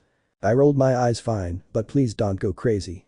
Bella, you're coming with us, Rosalie said, rising to her feet and holding out her hand. Well, research first, but we get veto rights, and our decision is final. You can't change your mind now, it's happening whether you like it or not, so you may as well get something you like. I took Rosalie's hand and let her pull me to my feet. I had no idea what I'd just gotten myself into, but she and Alice seemed ecstatic. After spending a good 6 hours looking at a plethora of cars on a computer screen, Edward finally rescued me. I was beyond making a decision now. Alice and Rosalie were discussing the pros and cons of a sports car and continued the comparative analysis of it against a sedan. I was lost. I had no idea what they were talking about, so when I stepped away from the desk and told them I trusted their judgment, they seemed almost relieved. Edward chuckled as we headed towards the 3rd floor. Thank you, I never thought I was going to get out of there alive, I sighed, placing my head on his shoulder. He kissed my forehead gently, but I didn't want to let it go even after 6 hours of researching cars. My elated mood from my talk with Esm came bubbling again to the surface with his touch. I pushed him against the wall of the hall and pressed my lips urgently against his. I wanted him to feel what I was feeling. He pulled away from me, but his eyes were on fire. He moved quickly, and I found myself in the position he had just been in, my back pressed firmly to the wall. One of Edward's hands was against the wall by my head. His other arm was wrapped tightly around my waist. His body was pressed against mine. Edward, his name escaped me as a whimper. Bella, his breath was rugged in my ear. Before I could say anything more, I heard Alice's footsteps in the stairs. She called our names before reaching the top of the stairs, and Edward stepped away from me, his eyes still holding the intensity they had from our intimate embrace. I pushed off the wall slowly and turned around to face her. She looked so happy and bubbly. The irritation at the interruption dissipated. Bella, we found it, we have to have it shipped, but it should be here by the time we move. Alice's exuberance had me curious. She was waving a piece of paper wildly in front of her. Okay, Alice, spit it out. What did you end up getting her? Asked Edward, grinning. The Maserati Quadrupert Sport GTS, she said proudly. But what I asked, she may as well have been speaking Latin for all the sense that made to me. Alice handed me the sheet of paper. It had 2 pictures on it. Below it was the price. I almost died on the spot. Edward chuckled beside me. He winked at Alice, giving her his approval. I wasn't as enthusiastic. Alice, I shouted loudly. But she asked offensively. This is a $150,000 car, are you insane? I shouted. Just a little, she laughed and pulled the paper out of my hand, dancing away before I had the chance to say anything else. Alice Cullen, don't you dare, I shouted, but she'd already disappeared down the stairs at a rate of knots. Her giggle could still be heard from where I was stood beside me. Edward chuckled lightly and threw his arm around me. It's really not funny, Edward the first commented, but couldn't resist wrapping my arm around his waist. Bella, you have so much to learn, he smiled. What's that supposed to mean? Alice always gets what she wants, believe me. 50 years of living with her kind of makes me an expert anyway. You need to get used to being spoiled. I plan on doing it a lot. I raised my eyebrows and looked at him. I knew the Cullens had an insurmountable wealth, but it seemed it went above and beyond any figure I could have dreamed up. The amount of the car had seemed like pocket change to children, the way they'd behaved. I don't think he'll ever get used to it, Edward the first sighed as I headed towards my room. You should know one thing, Bella, he smiled warmly. What's that? I asked, stopping and turning to face him.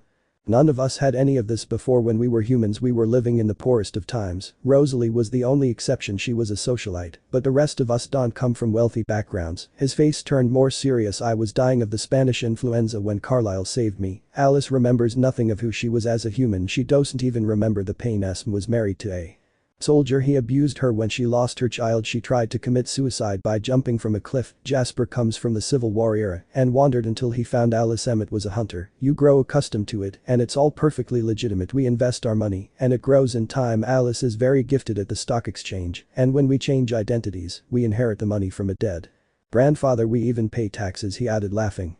I felt guilty about what I had said now. I had never considered how each of these beautiful people had been as humans, or even what they had been through to get them where they were now. Edward could see how I was feeling and immediately tried to alleviate the mood. He wrapped his arms around me once again. I wasn't trying to upset you, Bella. I just wanted you to understand it gets easier. You're a part of this family now. You'll begin to see how things work. Believe me, every house we purchase or own has its own charm, but they get more elaborate. The cars we buy get flashier and more expensive. Our clothes, you see how Alice and Rosalie dress. Their closest are probably 3 times the size of yours and are full to capacity with designer clothes. Each of us came to this family with nothing. I closed my eyes and leaned into his chest. I understood what he was saying. It was like a birth. You come into the world with nothing, but build your place amongst the family. It was all part of becoming a Cullen. You're right, I sighed heavily. About? He asked, kissing the top of my head lightly. I have a lot to learn. My comment had made Edward laugh, and I was glad that the moment had passed. I had started feeling like an ungrateful brat, which had never been my intention. The Cullens had done everything in their power to make me comfortable, and I was throwing it at them. My head shook lightly on his chest as his deep laugh subsided to a chuckle. I should probably go and thank Alice, I said, not really wanting to move. She knows she just saw you decide. I could hear the smile in his voice now. You're welcome, Bella. Alice's light voice carried up the stairs easily to me. Thank you, Alice, and you, Rosalie, I said back. You're welcome, Bella. Rosalie's beautiful angelic tone reached me, and I laughed. Have they been listening the entire time? Edward nodded. Welcome to the family. I shook my head against his chest and closed my eyes, enjoying my new favorite sound, Edward's laughter. It was so melodic, and above everything it meant he was happy. I just hoped he was as happy as I was. Some giggles from the Cullen siblings reached me as Edward's laughter quieted. I didn't mind the embarrassment too much. It seemed like a natural course. It was all about becoming part of this unusual family. I heard Alice come back up the stairs. She was being intentionally noisy so we would hear her coming. I imagined she didn't want to walk in on anything. Alice, I heard Edward's tone change and his body froze around me. I pulled my head away from his chest and looked back at Alice. She was frozen to the spot. Her delicate hands were wrapped around the stair railing. Her eyes were slightly glazed. She was having a vision, and from the reaction of Edward had seen it, and it couldn't be good.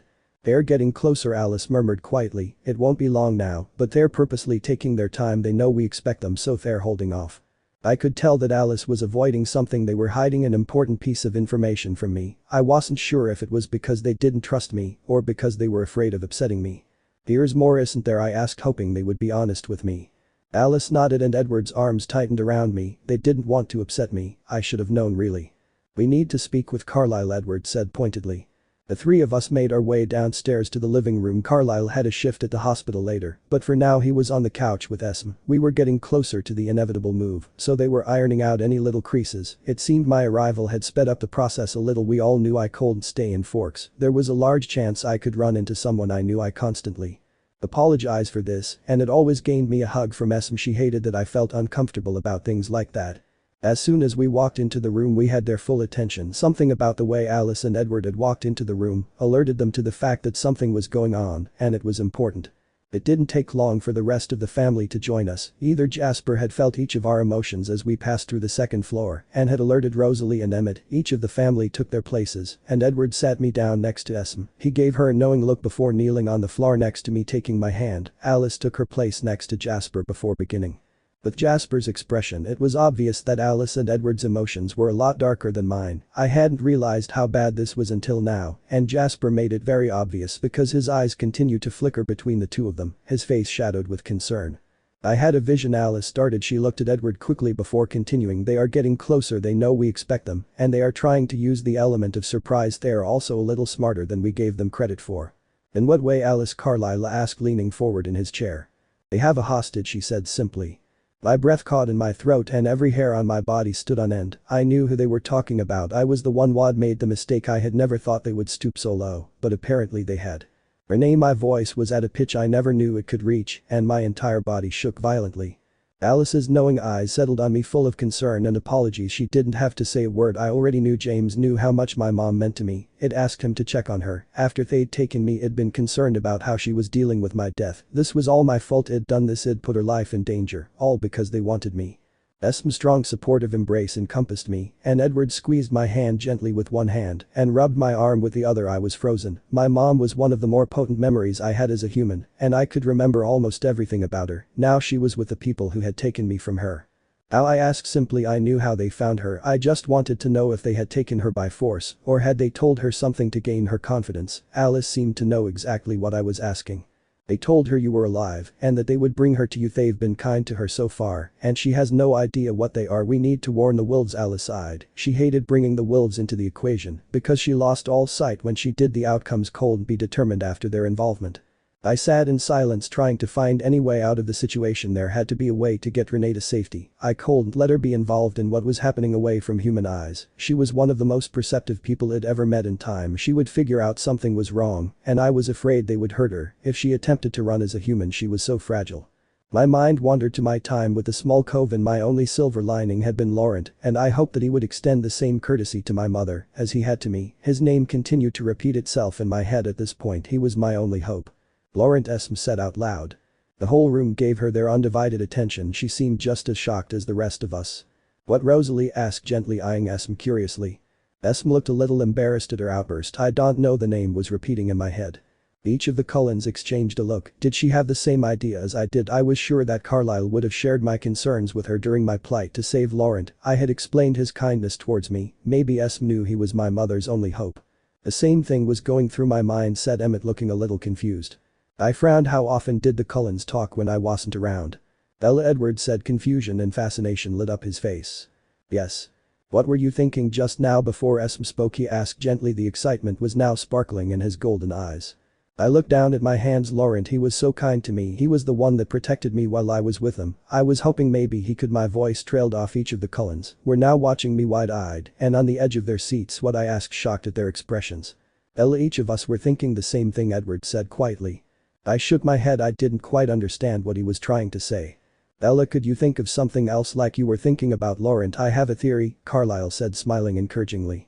I tried to remember what I had been doing while I was thinking. Was it the desperation for my mother's safety or the repeating of his name, hoping he would help? I went with the latter. I thought of my mother. Her name rolled around my head in waves. Her face and her name flickered through my mind.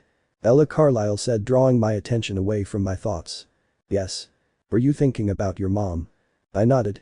Carlyle looked ready to jump to his feet with excitement, but he settled instead by placing his index fingers on his temples. I looked at Edward and frowned, but he was lost in Carlyle's thoughts. Esme's arm tightened around my shoulders. I don't understand, I said. Look directly at Esme now. What are you trying to say? Ella, honey, Esme's soothing voice relaxed me a little, but I was still confused. I think we've discovered your talent. Talent? Well, Edward reads minds. Alice sees the future. Jasper controls emotions. We're thinking that your talent could be similar, Carlyle said, gazing at me hopefully. Wouldn't I know about it though? I asked. Carlyle thought about my question before even attempting to answer me. I think and we'll have to test it out, but I think you've never needed it before, and if no one's ever told you, you would have never known. I frowned at them. What did he mean needed it? What was it anyway? A talent was all I needed, something else to juggle in an already stressful moment. What about my mom? I said, trying to divert them all back to the more urgent topic. Edward and Carlyle stared at one another. I had a good idea that they were trying to have a conversation. I watched Edward closely. Carlyle could speak directly in his mind to Edward, but in order to answer, Edward would need to make a gesture. Edward's eyes finally met mine. The look that filled them confused me. I had no idea what had been said, but I couldn't understand the look that was filling me with a small shred of hope. Ella, I think maybe if Carlyle's right, this could help your mom, but we need to make sure that we're right before we do anything, especially something that involves Renee's safety, Edward said, never breaking eye contact. Okay, so what do we do? I asked. We need to know exactly what you can do. I took a deep breath and looked around the room. I knew this was important, and I was sure that each of them had gone through the same process at some point when they joined the Cullens. I just didn't know how much time we had. Time was my only concern when it came to the experimentation. We just need to know the extent of what you can do. What do? I asked him, not even sure of that much. It seems like you can manipulate thoughts. It makes sense. Really? Edward can't seem to access your mind, which suggests that your mind is locked. So why would it manipulate thoughts if it's locked? I asked, confused by Carlyle's train of thought. It's almost as though it's protecting you while it's locked when you needed help, it called out. It seems the concern you have for your mother had you looking for a solution when you believed you'd found one. Your mind projected it. So how will this help her? Well, if there's a way your mind can truly manipulate thoughts, maybe you can convince James and his coven to release your mother, or even make them forget her completely and you. I laughed at how completely ludicrous it all sounded, but I was alone in my humor. The others seemed to believe it could work. I looked at Edward again. My heart was leaping out of my chest. What if you end up forgetting me too? What if it works, but I can't train it on just one set of people, and you all forget me too? I asked, fear suddenly engulfing me. Edward was on his knees and had my face gently between his hands. In a second our eyes connected and I wanted to get lost in them. That's why we want to play with it, Bella. We will never do something that could hurt you, and I will never risk losing you again. Everything was happening so fast again. Life at the Cullen house had just begun, slipping into a nice calm serenity. We were all just getting to know one another, but again my life had to catch up with me and bite me in the ass. It seemed I couldn't escape my past. It continued to find me like I had a beacon screaming over here. If this new revelation and this talent helped deflect these problems, I would willingly help. These people had put so much faith and trust in me. It was time to repay them. Okay, let's do it, I said, swallowing my fear. Carlyle, where do you need me? Carlyle smiled and was on his feet in an instant. We need to make sure you can control it first, and it would be nice to know whether you can target just one person. How do I do that? We know that you can place thoughts in our mind. You've done it twice already, why don't we start with trying to narrow your targets down, try and tell Edward something. I looked at Edward carefully and concentrated. I wanted to make sure that it would work on just Edward before I tried communicating with him alone. Call Alice a pixie, I repeated in my head over and over again. I concentrated on each word as I thought it. Pixie, every one of the Cullens shouted out loud, looking at Alice. Alice merely pointed at herself. I pressed my lips together, trying not to laugh at the scene laid out ahead of me. Hey, Alice rested her hands on her hips as she feigned annoyance. Sorry, I mumbled. Okay, Bella, that was quicker and the thought was a little stronger, making the urge to shout it stronger. Try again, and if you could focus everything on Edward as you do it. I nodded and sucked in a large breath, my eyes connected with Edward's, and I thought of him carefully. Then I pulled in the word Maserati and repeated it with as much force as I could, looking only at Edward and concentrating on him carefully. Maserati, he said in his velvet voice. Our eyes were still connected, and I didn't want to avert my attention just yet. It seemed that my concentration had worked. No one else could hear what I was saying. I love you danced around my head slowly as I thought about only Edward. Our eyes were still connected, his lit up beautifully, and his crooked grin spread across his handsome face. He sprang towards me and pulled me into a tight embrace. I love you too, he whispered gently into my ear. Do you mean that, or did I manipulate you into saying it? I laughed. I knew it was a valid point on my part, but I could be nothing but happy about the words had just whispered into my ear. I said it was just a faint voice in my mind, and I recognized it as yours. I didn't let it get any further, he laughed. Did anyone else hear it? Edward asked, refusing to let me go. The Cullens shook their heads and watched Edward as his embrace engulfed me. Edward smiled and kissed me on the tip of the nose before stepping away from me. Okay, Bella, Carlisle smiled, let's try a group. I nodded and pulled in a deep breath. Alice and Jasper joined Edward in front of me. I tried to think of something none of them would know. I decided on my locker combination from Phoenix. I thought about Edward, Alice and Jasper. I saw their faces in my mind and began thinking the combination 24 19 10. I repeated the words in my head over and over again. 24, Alice said. 19, Jasper followed. Then Edward finished. My eyes grew large and I looked at Carlisle again. Whatever was going on, it seemed to work. The three of them had heard what I was saying and in perfect coordination, read it back to me. Carlisle seemed excited. Can you make them forget it? Bella, try and convince them that they never heard the numbers, Carlisle said happily. How? Carlisle grinned at me and headed towards me quietly. Tell them there is no such number as 10. Just keep repeating those words and see if that does it. If not, we'll come up with something else. I nodded and looked at the three of them stood in front of me. I concentrated on them with my mind before repeating the sentence. Nothing really happened other than the four of us stood looking at one another. Jasper, can you tell me what comes after 9? Carlisle asked. 11, Jasper answered simply. Emma chuckled happily from the couch. Rosalie looked stunned, but Alice and Edward seemed to agree. I tried not to laugh at the situation, but it was proving to be more difficult than I had anticipated. I looked at Carlisle and began snickering. He joined in with me, but Alice, Jasper and Edward looked confused. What's so funny? Edward asked, grinning at me. 10, Emmett laughed. 10's funny, man. What's 10? Alice asked. That was it for the rest of us. I knew I had to fix it, but their confusion was entirely too easy. Edward seemed like he was getting aggravated, so still laughing, I concentrated on only him and told him to remember 10. It's between 9 and 11. Finally, a look of complete realization washed over his face and he smiled at us. Funny guys, that's just mean, he laughed. Alice and Jasper looked at him again. Edward, what the hell is 10? Edward tried to hold back his laughter, but he was soon doubled over with the rest of us. Bella, please, chuckled Carlisle, can you fix that? I nodded and concentrated on the two of them. Each time I tried to convince someone it was getting a little easier, and I didn't have to concentrate so much on the words, just the people. The laughter finally died down a little. My thoughts once again traveled to my mom and the situation she was in. Why hadn't I thought about her when I left? I should have known he would try something, especially seeing as it had taken them so long to get here. Their absence should have been what alerted me that something was wrong in my stupidity. I had asked James to find her. Of course he would use her against me. He knew just how much she meant to be and how much it would hurt if anything ever happened to her. I could feel my subsiding laughter turning into the sobs it had been holding back. Edward was at my side in a second and I was wrapped safely in his arms before the first violent sob shook my body. What was wrong with me? My emotions were all over the place and I couldn't control my train of thought. Bella, calm down, it's okay, he whispered gently. How does this help my mom? I asked, my voice gravelly from the sobbing. Carlisle looked at Edward and then back at me. I have one more thing I would like you to try. It's evident that you can target certain people and localize the effect, but I wonder how strong it is. Do you mind? I shook my head and took his hand. I hated leaving the enclosure of Edward's arms, but if this is what would help save Renee, then I was willing to try it. Carlisle placed a large ornamental vase in the middle of the coffee table. Rosalie, would you like to help with this one? Carlisle asked. Rosalie shook her head, her eyes wide, but Emmett jumped at the chance and was stood beside Carlisle so quickly if it'd have blinked, I would have missed it.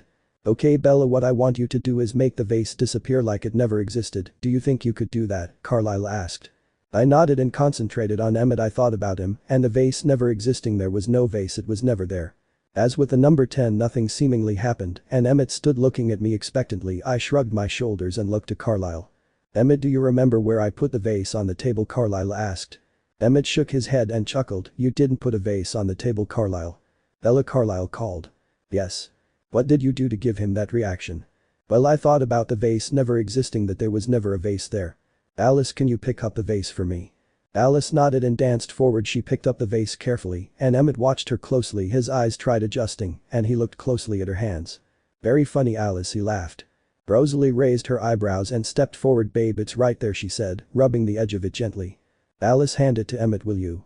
Alice nodded and held out her hands to Emmett. Emmett laughed again. The decoration looked so large in Alice's small arms. It wasn't heavy to her. Vampires had immeasurable strength, but it certainly looked awkward. Emmett, take the vase, said Rosalie, frustrated. Emmett's laugh disappeared when he saw the seriousness of Rosalie's expression. He sighed and held out his hands, waiting for Alice to place the vase in them. Be careful please, Esme insisted. That's one of the better vases.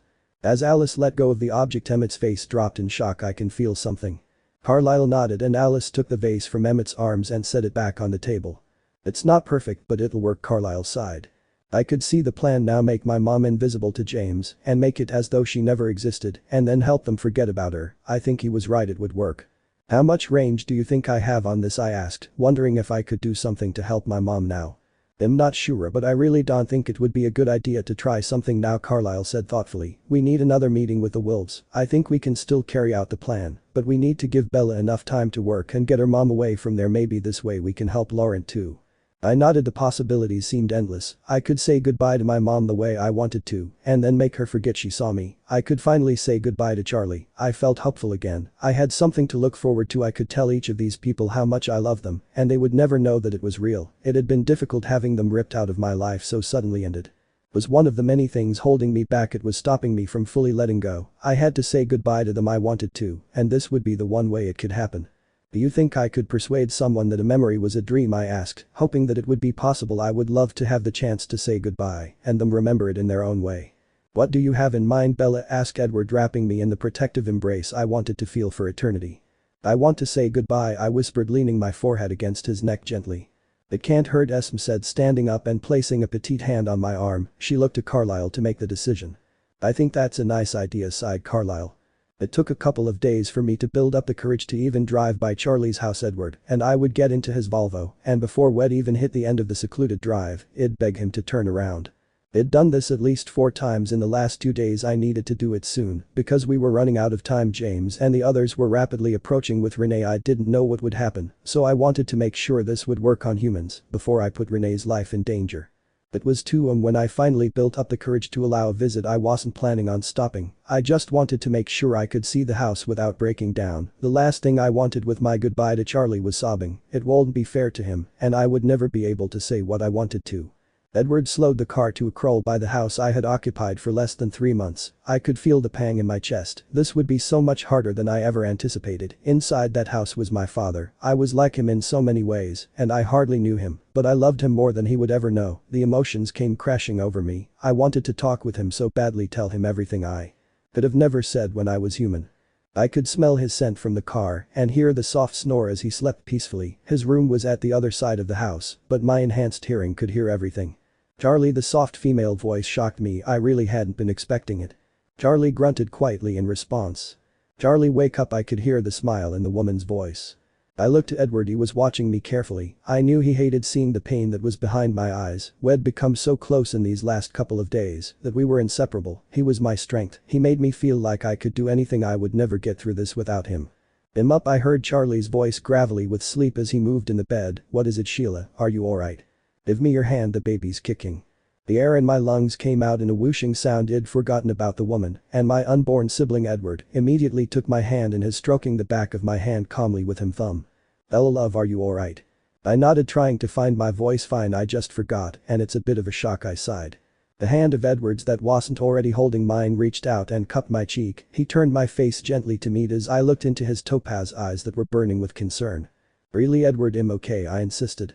I heard Charlie's light chuckle from inside the house. I was glad he sounded so happy. It was what he deserved during my time with him. It was blatantly obvious he was still in love with my mother. He would never have admitted it, but I was intuitive enough to notice. I knew that the harsh words that were exchanged after my death had freedom of those bonds. Renee could be cruel when pushed, and I feared that if she'd said what she was feeling even in her despair, it would have divided them and broken any hope Charlie would have held. It was a hard pill to swallow, but one I accepted. He finally had closure. There was nothing linking them together anymore. I was the bond, I was the one thing that kept them in one another's lives, and now I was gone to them. He finally had a chance to live.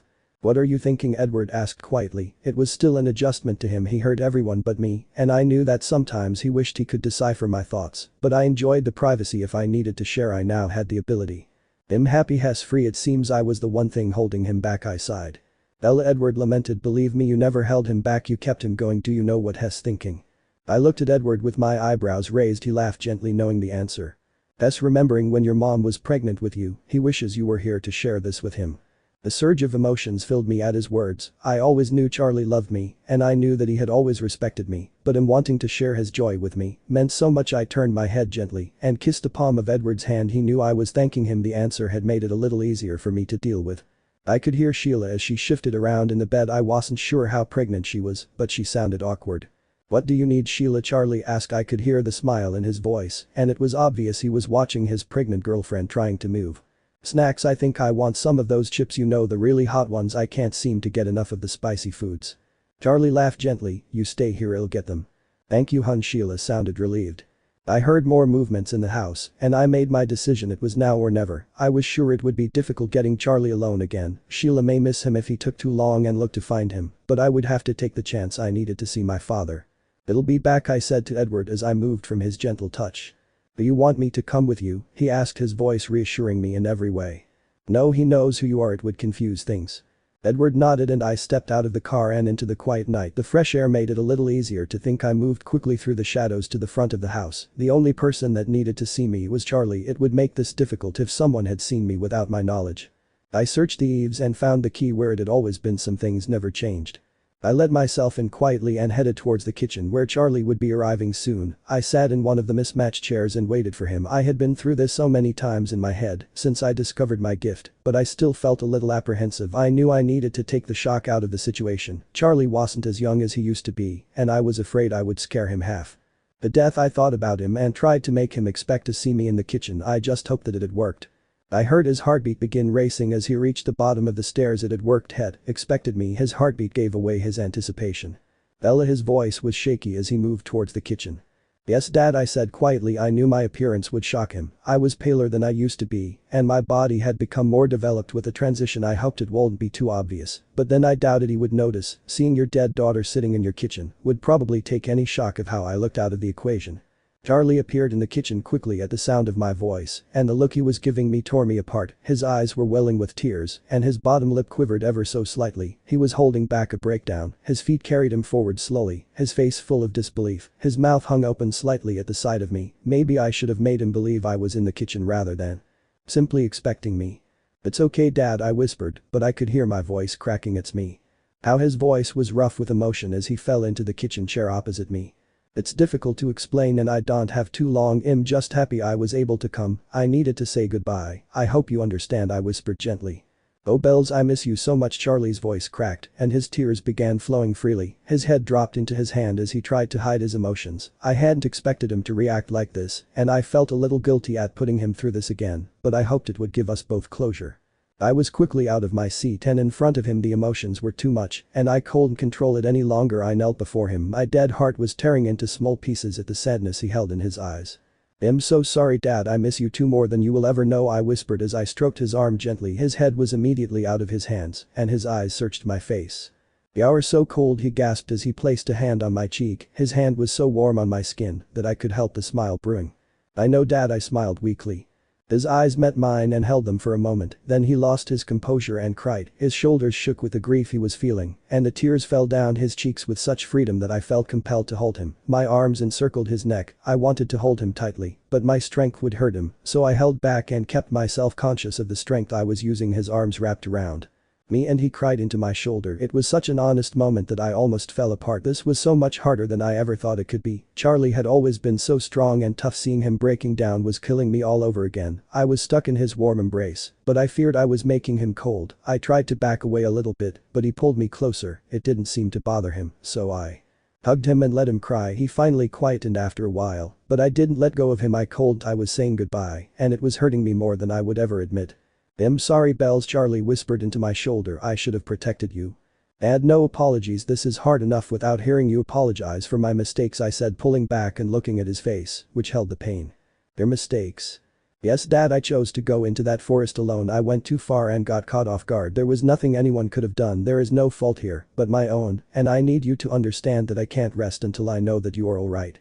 Oh Bells, you were here for such a short time. I should have taken better care of you. Your mother was right, I'm a lousy father. She never should have trusted me. Charlie sighed hopelessly. Dad, I was a 17-year-old girl capable of looking after herself. Mom was upset. She didn't mean any of that. You should know her well enough to realize that. Charlie picked up on the past tense and looked at me again, a fresh wave of pain creasing his brow. This time he really looked at me. He gave me a small smile through his tears, and I smiled back gently. You make a beautiful angel, he grinned hopelessly. I laughed quietly and kissed his forehead. I had never expected words like that to come from him. He wasn't particularly religious, and I had never heard him refer to any type of spirituality. This was something new, something that made me realize how little time I'd had with him. Bells, I have so much to tell you. I know, Dad, I laughed at his stuttering. This baby will be so lucky to have you as a father. I couldn't be happier for you. Charlie smiled at me, but I could see the pain playing behind his eyes. I wish I'd had that opportunity with you. I never saw you enough. I should have fought for more time with you, instead of agreeing to 2 weeks in the summer. I will always regret not spending enough time with you, Bella. You turned out to be a wonderful young woman. I smiled at him happily. I hated that he hurt so badly, but I couldn't help being happy that Head wanted to spend more time with me. Bella, Sheila's coming downstairs. I heard Edward's voice reach me. I knew I would be the only one to hear it. I hated to leave so soon. I had so much I wanted to say. I wanted to bask in open honesty we had with one another in this moment. I could feel the ripping in my chest as I prepared to say goodbye. This would be the last time he saw me, but I promised myself I would check on him in the future. Dad, I have to go, but I love you, and I want you to know that I'm happy for you, and you have no reason to worry about me. I'm being taken care of where I am, and I will be happy there knowing that you are doing well and living your life as happily as you can. I love you too, Bells. I will never stop missing you, but I will hold this moment in my heart for the rest of my life. I stood up from the floor and kissed my father on the forehead before taking off. He closed his eyes, as if trying to memorize the moment. His words had touched me more than I thought they could, and I was steadily losing control of my emotions. I could hear Sheila on the stairs. She was walking slowly because of the baby she was carrying. I backed away from Charlie, taking one last look before fleeing. As I disappeared through the front door, I thought of Charlie with everything I had and begged him to remember it as a dream. I didn't want to change a moment, other than that I was really there. I hoped he would hold onto it and realize I was okay. I was back in the car in seconds, and I let myself fall apart in Edward's arms as my father retold his dream to Sheila. My entire frame shook violently with the sobs I had been holding back. I couldn't stop them. They came in waves that drowned me in sorrow. I had been able to say goodbye, and it hurt like hell, but it gave me a sense of closure. I knew Charlie would be okay. He would live knowing that I was at peace. Edward held me tightly, letting me sob tearlessly into him. He was supportive in every way I needed him to be. He never said a word. He just stroked my hair, gently letting me get the emotions out of my system. We left just before dawn. Charlie and Sheila had spent most of the night dissecting the dream and what it had meant. Charlie was happy. Sheila had encouraged him to believe that it was my way of saying goodbye and that the dream was symbolic. She was quirky. I knew that I would have liked her if I'd ever had the chance to meet her, and from the way she spoke to Charlie, it was evident she loved him and her thoughts had confirmed her words. Edward had explained her thoughts as they came to her. She was happy Head had the dream in her words. It had given him the closure Head so desperately needed. Charlie had always been so factual and literal. He was the police chief. I had been afraid that he would never have believed what he was seeing, but it seemed like my death had left him a little broken. This seemed to have given him enough of an open mind to see the dream for what it was. I would be thankful to Sheila for the rest of eternity. She was helping him through this, listening to every word he said and reassuring him that it was normal, that he should carry it with him as a final memory of me. The drive back to the Cullens house was in complete silence, but it was comfortable. Edward had left me alone with my thoughts. I was calm now, and I was feeling more relaxed than I had been. Since I had decided to see Charlie, there was a tranquility surrounding me, one I hoped would be complete as soon as I'd had the chance to say goodbye to Renee. Before I could do that, however, I had to deal with James and Victoria. The house was quiet when we made our way inside. Carlisle was on the night shift, so Esme was more than likely busying herself finding a house for us to move into. Jasper and Alice had been going hunting, and Rosalie and Emmett were nowhere to be found. I was immediately nervous at the lack of company. My mind, still reeling with thoughts of Charlie, began hitting the worst-case scenarios. Bella Edwards' voice was clear next to me, and I let my eyes wander to him, trying to hide the panic. "What's the matter?" "Nothing really," I lied. Bella Edward picked up my hands and pulled me to him. "Talk to me, please. It's just a little unnerving coming back to an empty house, not to mention the fact that we left the phone here. I just panicked." Edward laughed and kissed me on the forehead. "It's not empty, believe me." I'm hearing thoughts I'm trying hard to block out. I brought my lips together to stop myself from laughing, but I knew that my eyes were giving me away. Edward's eyes reflected his own smile. "You want to get out of here?" he almost begged. I nodded. I knew where we would go, and it was somewhere I wanted to be. It would help me clear my head. Edward picked up his cell phone before we left. Had left it behind. When we headed for Charlie's, I hadn't planned on stopping, so we'd expected to be home quickly. We rarely left the house without it, in case Alice saw something. "Ready?" he asked, picking up my hand. I nodded and stepped out of the house. We ran side by side in silence, holding hands as we made our way swiftly through the trees. We arrived at the meadow quickly. The sky was lightening as we crossed through the low-hanging branches into the beautiful patch of grass. It looked breathtaking in the light of dawn. "I'm going to miss this," I sighed as I sat down amongst the tall blades of grass surrounding me. Edward sat next to me and watched as I laid on my back looking up at the cloudy sky. "Well, find something like it. Anywhere is fine as long as you're with me." Edward chuckled at my response. I felt his fingers as they gently brushed loose strands of hair from my face. I closed my eyes at his gentle touch. It was peaceful, just being so close to Edward. Our bond to one another was so strong that I couldn't imagine my life without him. Every time he touched me, my skin tingled. I hadn't lied to Charlie. I was happy, as long as I knew he'd be okay, and I had Edward by my side. I was fine. I would feel even better when I was able to say goodbye to Renee, but I was still worried about James and the others. "Want to talk about it?" Edward's soft velvet voice penetrated my thoughts. "I was just thinking about how happy I am now being with you, knowing Charlie will be alright. I'm just worried about Renee being with James and the others." I felt Edward's body lay next to mine in the grass. I opened my eyes and looked up into his handsome face. He seemed as happy as I was, and more content than I could possibly imagine. "What are you thinking?" I asked. He looked at me again, appraising my mood. "You, it's always you. I hate that you have to go through this. I hate that this happened to you, but I can't help but be happy you're in my life. I love you more than I thought was possible. I have been alone for so long, and I never thought I needed anyone else. I thought I was content. Then I met you, and I was so confused about how I felt. I ran. It's one of the worst mistakes I've ever made. I could have protected you, but my bloodlust was as strong as my draw to you. I was afraid I would hurt you. I thought by leaving I was protecting you, but you ended up here all the same."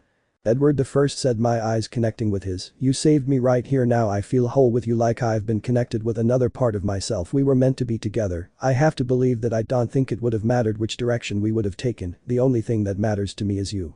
Edward's eyes closed and he drew in a long breath. I lay quietly watching him. His features were smooth and emotionless as he processed my words. Bella, his eyes flickered open. I cut him off before he could say something that would ultimately change nothing.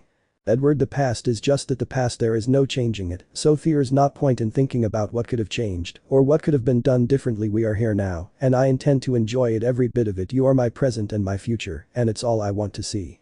Edward's lips came crashing down on mine without warning, and my body responded immediately. I couldn't get enough of him. He was like a drug to me, addictive in every sense. My body arched towards him as our kiss became more passionate. I was so lost in the moment. I couldn't think, I couldn't move. I just wanted Edward. The first melted into him. Well, isn't this sweet?" I froze at the voice. Edward's body became rigid against mine. I knew the voice all too well. It made my skin crawl. It was James. Edward was on his feet and held a defensive stance over me. Before I had time to even think, how had we missed hearing James approach us, and why hadn't Alice called? I was on my feet in an instant, and Edward stepped in front of me, blocking me from James' view. "Did I interrupt something?" laughed James. Without even seeing him, I knew the look that was on his face. I stepped to the side so I could see him placing my hand on Edward's arm so he would know to stay where he was. I needed Edward to know what I was doing, so I made an effort to let him into my mind. The infinitesimal nod he gave me let me know had heard me. "What do you want?" James the first asked venomously. James laughed heartily before his crimson eyes narrowed. "Haven't you gotten confident, little Bella? Edward growled menacingly, the hand of mine that was still resting on his arm, squeezed it gently. James was playing one of his little mind games. He liked the challenge, and Edward's protective demeanor was making this all the more fun for him. "Leave us alone, James, why did you even come here?" I spat. I knew I had to keep control of myself. If I even mentioned my mother, the game would be up, and he would know that there was someone among us who could see what had done. I was worried that if I so much as brought her up, they would disappear with her.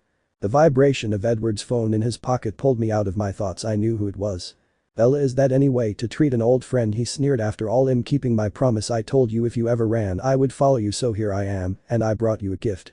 I raised my eyebrows at him. I had to keep up the charade for his benefit and for my mother's safety. If we took him out now, Victoria would enjoy her vengeance. She would make a point to kill my mother in front of me. I knew them too well. They'd given me an arsenal of knowledge, even if they didn't know it. "You don't want to know what it is," he laughed vindictively. "I'm not interested in anything you have to say." James narrowed his eyes into slits and stepped forward. His cocky swagger made a wave of anger run through me. Edward automatically moved to counter James' actions. There was enough tension in the air to cut with a knife. The two men would happily battle one another. I was the only thing stopping that from happening. James bared his teeth and his body tensed. "Oh, I think you are." His words came through his teeth as a hiss. "Leave now." Edward's normally velvet voice was deep and rough as he spoke the words through his clenched jaw. James lowered himself into a crouch. He was preparing himself to pounce. "Stop it now." I spoke with as much authority as I could muster. "I couldn't risk losing Renee like this. If James was harmed in any way, Victoria would take action." The standoff was still apparent. The two men were eye to eye as they prepared to pounce.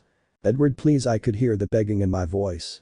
"Difficult decision, isn't it? Follow your instincts or follow your mate's wishes." "What'll it be?" Edward James' sneer was annoying me, and I could have taken action as easily as Edward wanted to, but my mother was my main concern right now. Retribution would be mine, but for now I had to walk away. Edward's snarl traveled across the open field. He was playing into James' hands, and I knew it just as much as James did. I rubbed his arm gently, trying to calm him down, and I spoke to him the only way I knew to be private. "Edward, please, this is what he wants. I know how hard this is. I want to destroy him just as much as you do, but Victoria has my mother. She won't hesitate to kill her if we do something stupid. I understand this is hard, but please don't play into his hands." Edward took his eyes from James briefly to look at me. I knew that the way I had spoken to him was almost a beg. It was apparent even in my subconscious voice. James laughed as Edward stood up straight. He never gave up his stance. He knew better and had been in enough confrontations to understand that this might not be over. My hand ran down Edward's arm to his hand, and he took it willingly, squeezing it gently. I stepped back slowly away from James. The first wasn't going to give in to him and ask him to tell me what I already knew. He was smart enough to know that if I asked, there was a reason for it. He was testing me. "You don't want your gift, Bella." I ignored him and continued to back up. I would never turn my back on him. I knew how he operated all too well. My eyes followed him as Edward and I backed towards the tree line. I could see how tense Edward was. His jaw was clenched tightly. It was easily seen under his porcelain-looking skin. "Make the most of your time with the freaks, Bella. Your hours, and we'll take you even if we have to rip you apart to do it." Edward's hand squeezed mine so tightly. If I was human, it would have broken every bone in my hand, but I was thankfully more durable than that, and I appreciated his continued effort to ignore the provocation. It was getting harder the more James spoke. "I don't belong to anybody." James the first chose the Cullens, "and if you think he'll give up that easily, you don't know me as well as you assume you do," I said plainly. "Oh, I think our little gift will persuade you to come back." He laughed, then he turned around and simply walked away. Edward and I stopped and watched him as he strolled carefree away from us. I was relieved that it had stayed calm enough to establish that I had no idea what he was talking about, or that I even cared about what he was referring to. The game was set, and James was a willing participant. This is what he lived for. "Are they all like that?" Edward asked, his voice finally relaxing. "Victoria's worse." I sighed and turned around so we could make our way to the house. "I'm so sorry," whispered Edward, and he kissed me on the head before taking my hand and setting the pace for our run back to the house. We slowed before we reached the meadow surrounding the house. I had questions, and Edward had been so quiet. I was sure he had some of his own. "What was he thinking about?" I asked as we walked slowly out of the trees. "You mostly, and how much fun they would have with you when you got back. It seems Laurent may not be as innocent as you think he is." Edward said. There was a slight growl mingled with the words as he spoke. "What do you mean?" I asked curiously.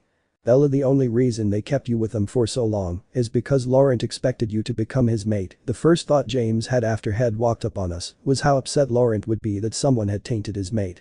What, as hard as the news was to process, it made perfect sense. Edward the first. "Bella," he was honest in his thoughts, "I know that you would never have agreed to it, but I'm glad we got to you when we did. I have a feeling you wouldn't have had a choice in the matter had you been with them any longer." Laurent was growing impatient. My entire body shuddered involuntarily. The thought of being violated like that made me sick. If I thought about it, I knew what Laurent was waiting for. He was waiting for my newborn strength to dissipate, wasn't he? I asked, trembling with a mixture of fear, anger and disgust.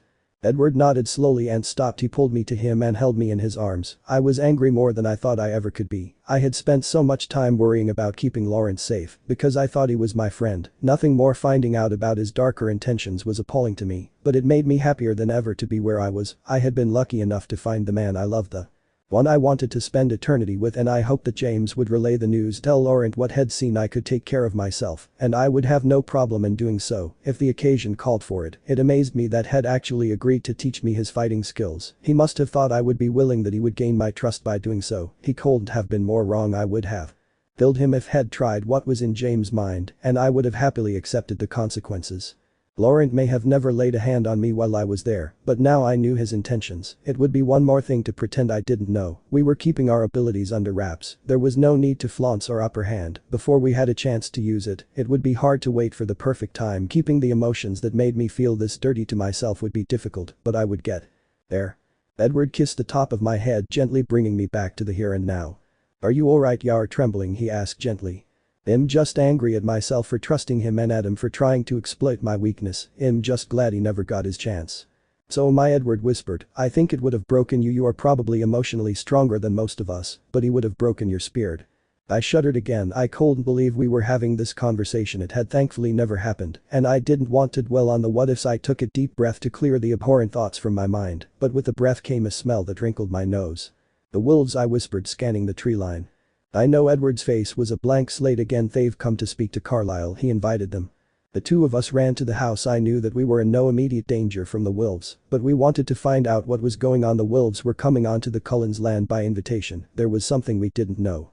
As soon as we climbed the steps onto the porch, the door was flung open. It was so quick it almost detached from the hinges. There stood in front of us was Alice. Her face was contorted with worry and remorse. "I'm so sorry. By the time I saw him, he was already with you. I don't think he was looking for you, though I would have seen it. I saw him coming to the house, but I saw his decision to speak to you. When he saw you, I'm so sorry. I tried to call Alice." "It's fine," Edward told her reassuringly. "We didn't even hear him approaching." Alice looked between the two of us, confused by the revelation, but a knowing spread across her face as she realized what must have been going on. Her fresh golden eyes widened and a small smile danced across her lips. "Carlyle called the wolves. They're here," she whispered in frustration. "Well, do you think we can come in and catch up before we speak with them?" asked Edward, raising his eyebrows. Alice jumped into action and stepped out of the path of the door. We stepped inside, and she pushed it closed gently. I knew Esme wouldn't be happy about the velocity in which she had opened the door before, but I doubted she would reprimand her while so much was going on. The entire family was gathered in the living room as we strolled in. Rosalie and Emmett had their usual love seat occupied, and Jasper was sat comfortably in an overstuffed chair. Alice was in his lap, looking sheepishly at Esme before Edward, and I had a chance to make it to the only open seats in the room. "What happened?" Edward asked as he sat and pulled me down beside him. "James was heading towards the house to do some surveillance, but he ended up walking into the two of you. Alice thought you were here until she saw his decision to speak with you. The other two are on the move. They know James will find them because of his tracking ability. They seem to want to stay out of range, so we won't know they have your mom, Bella. So there's no decision that will help us find her," I said factually. It wasn't a question. "No, sorry Bella, they just keep moving. They don't want us or the wolves picking up their scent," Alice apologized. "They have assembled some kind of plan though." "Which is?" asked Edward impatiently. "They seem to know you trust Laurent. They were planning on him having your mother there, hoping you will approach him and offer yourself as a replacement hostage. They know that you would sacrifice yourself for her safety." As we sat speaking about plans and Alice's ability, my mind began churning. So much had been revealed, it seemed to come in small bursts. "Alice, I have a question," I said. It probably wasn't the best time, but it had just occurred to me. Alice nodded, indicating that I should go on. "Did you know what Laurent had planned for me before Jasper and Emmett found me?" I asked, already knowing the answer. "Next to me," Edward growled. He was glaring at his sister angrily. I knew he'd seen the answer in her mind. Once again I placed my hand on his arm to calm him down. Everyone was so on edge at the moment. I knew it was because of me, but I was hoping it would go away when the trouble was finally gone. Alice's face was full of shame. "Yes, I knew. I told Emmett and Jasper to hurry. It was becoming more urgent because you were on your way here, but also because Laurent was making plans. I hid this from Edward. The first knew that he would have insisted on going to get you, but I was afraid that if he did you wouldn't have come because of what had happened. I hope you understand, both of you." She looked to the two of us, imploring us to understand. Alice, I wasn't upset about it, more curious than anything else. I think you were right about Edward, though I had no idea what it'd done to upset him, and I would have run away from him, at least I think I would have. Edward looked at me with one eyebrow raised and his crooked grin playing on his lips. I knew how ashamed he felt about our first meeting, but it seemed my honesty was more amusing to him. Now I grinned back at him. It was just so easy being with him. He seemed to love me for who I was. It was exactly the way I felt about him. Is anyone going to explain what this Laurent had planned? Rosalie asked, looking aggravated about being left out of the loop. I saw it in James' mind, Edward explained, looking to the family again. He was planning on Bella being his mate by force if necessary. Rosalie's face contorted slightly with her disgust. It was amazing that she still held such beauty with the look she was wearing. I didn't think I would ever get used to it. I knew why she was so upset. Edward had told me a little about her history and how she was changed. By the look she was wearing, the situation was something of a sore spot for her, one she wouldn't tolerate. The rest of the family seemed as shocked as Rosalie. Jasper was sat under Alice's small frame, looking disgusted. In my time with the family we had become friends. Emmett looked angry, had quickly adopted me as his sister, especially since discovering my new identity after the move would be Bella McCarty. I would be his younger sister in name, as well as my family status. Carlisle looked just as angry, had accepted me as a member of his family the same as everyone else. He was as fatherly to me as the rest of them. Seemed to be the only one with a knowing look. I guessed Alice had gone to her to ask her advice, as so many of us did. I laughed with a slight hysteric tone, and I was the idiot that trusted him. Edward pulled me to him and kissed my forehead. We'd already had this conversation, and there really wasn't much more to add to it. He was supporting me once again, and as strong as I wished I was, I would never object to him embracing me. It felt too right. I took that moment to compose myself. The Cullens appeared to be doing the same. The wolves are waiting for us outside, Edward said, sighing. Carlisle was the first to get up. We didn't really have a problem with the wolves being here, it was the smell that was difficult. I hated that the only way I could talk to Jacob was by phone, but I had been happy at our effort to stay in touch. He seemed happy, his life had taken him on the path he needed to go down, and he was content. What bothered me was his willingness to fight. I was afraid his gung-ho attitude would get him and his pack killed. We followed Carlisle out to the front of the house and filed down the porch steps where the wolves, all 10 of them, stood like horses in a pasture. Jacob was easy to spot. He seemed to be the only one that was relaxed. The rest seemed nervous at our approach. Thank you for coming, Carlisle started. The circumstances have changed with the ones who took Bella. Though we should explain our plans. The wolves rumbled quietly. They want to know if we've changed our minds, said Edward in a monotone which alerted me to the fact that he was speaking for the pack. No, we haven't changed our minds, but the situation has become more complicated, Carlisle said, and looked at me briefly. Bella, would you care to explain? I nodded and stepped forward. The sight ahead of me was intimidating, but knowing Jacob was among them eased my panic a little. They have my mom. What I would like is for you to stay out of range until we're able to get her away from them. After that, the plan's back on. They will be all yours if you want them, I said confidently. Jacob, say I'll help you if you need it, Edward said easily. I appreciate it, Jacob, but I think y'all be hard to explain to her, I grinned. There was a chuckling coming from the wolf. It was Jacob, and Edward once again spoke for him. Won't it be hard to explain how you're alive? I nodded my head and decided to be honest with the wolves. They were already aware of the others' talents, but I had to make sure, so I silently asked Carlisle. He nodded in response. I've discovered a small talent that I have. It's nothing huge, but I can change her perception. Shall see all of this as a dream. I can even make her forget if necessary. There was once again a murmur among the wolves at my revelation. They hadn't been expecting another vampire with an ability. I don't use it unless I have to, and I will not alter any of your memories. I thought you had the right to know. The wolves stood quietly watching me. They seemed to be speaking amongst themselves. The most expressive among them was Jacob. Thanks, Bells, Edward said.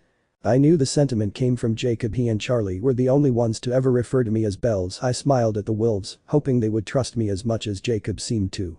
Carlisle stepped forward again, taking control of the conversation. These vampires are smart. They will be looking for you. What I need is for you to stay downwind and out of sight. They will scare easily because they expect something. Jacob wants to know why they are so desperate to get Bella back, Edward said quietly. The Cullens looked at one another. They weren't sure whether I wanted the wolves to know, but Carlisle answered the question as honestly as he could. There are a couple of reasons. They believe they have a right to Bella because they changed her. She was a pet to them, one that they felt they were able to manipulate, but Bella has a strong mind and was never as complacent as they believed her to be. The other is that one of them wanted her as a mate. He was willing to. Carlisle trailed off at my look. They didn't need to know that much, unfortunately. The ball was already set in motion. Willing to what, said Edward, but his eyes were on me. He approached me slowly and wrapped an arm around my waist supportively. Carlisle looked at me again, and I nodded. He was willing to take what he wanted by force. These animals have no morals or scruples, and you will have to be careful around them. The collective growl that arose from the wolves was so intimidating I found myself closing the space between myself and Edward. They sounded angry. What was that, I asked, my voice barely audible. The pack thinks as a group. Jacob was angry at what the words implied. His feelings were strong, and it passed through them all, Edward said just as quietly. I nodded in understanding and looked to the wolf form of Jacob that was watching me so closely. Edward leaned into me, his mouth was close to my ear. Jacob wants to know if he ever touched you, he whispered, his breath tickling my ear. I looked directly at Jacob and shook my head. Jacob looked at his pack carefully and then headed towards Edward and I. There was a small wave of noise that ran through the pack at Jacob's actions, and I looked at Edward. He smiled at me encouragingly. Jacob stopped about 3 feet away from us and looked at Edward. He wants to know everything that happened, Edward said, searching my eyes for answers. Nothing happened, Jacob. He protected me from the others. I'm guessing because he was waiting until my strength wore off. Luckily the Cullens were able to save me before that happened. He wants to know which one Laurent is, Edward said. Jacob the First already told you how skilled he is in combat, please don't do anything stupid. He asked again, Edward said, a small smirk dancing on his lips. I had a feeling whatever Jacob was thinking, Edward would be happy to do the same. That's the taller of the two, but Jacob, please be careful, I begged. Now there was nothing I could do to stop him from fighting. Then inspiration hit. He trained me, I could show you how his mind works, some of his techniques.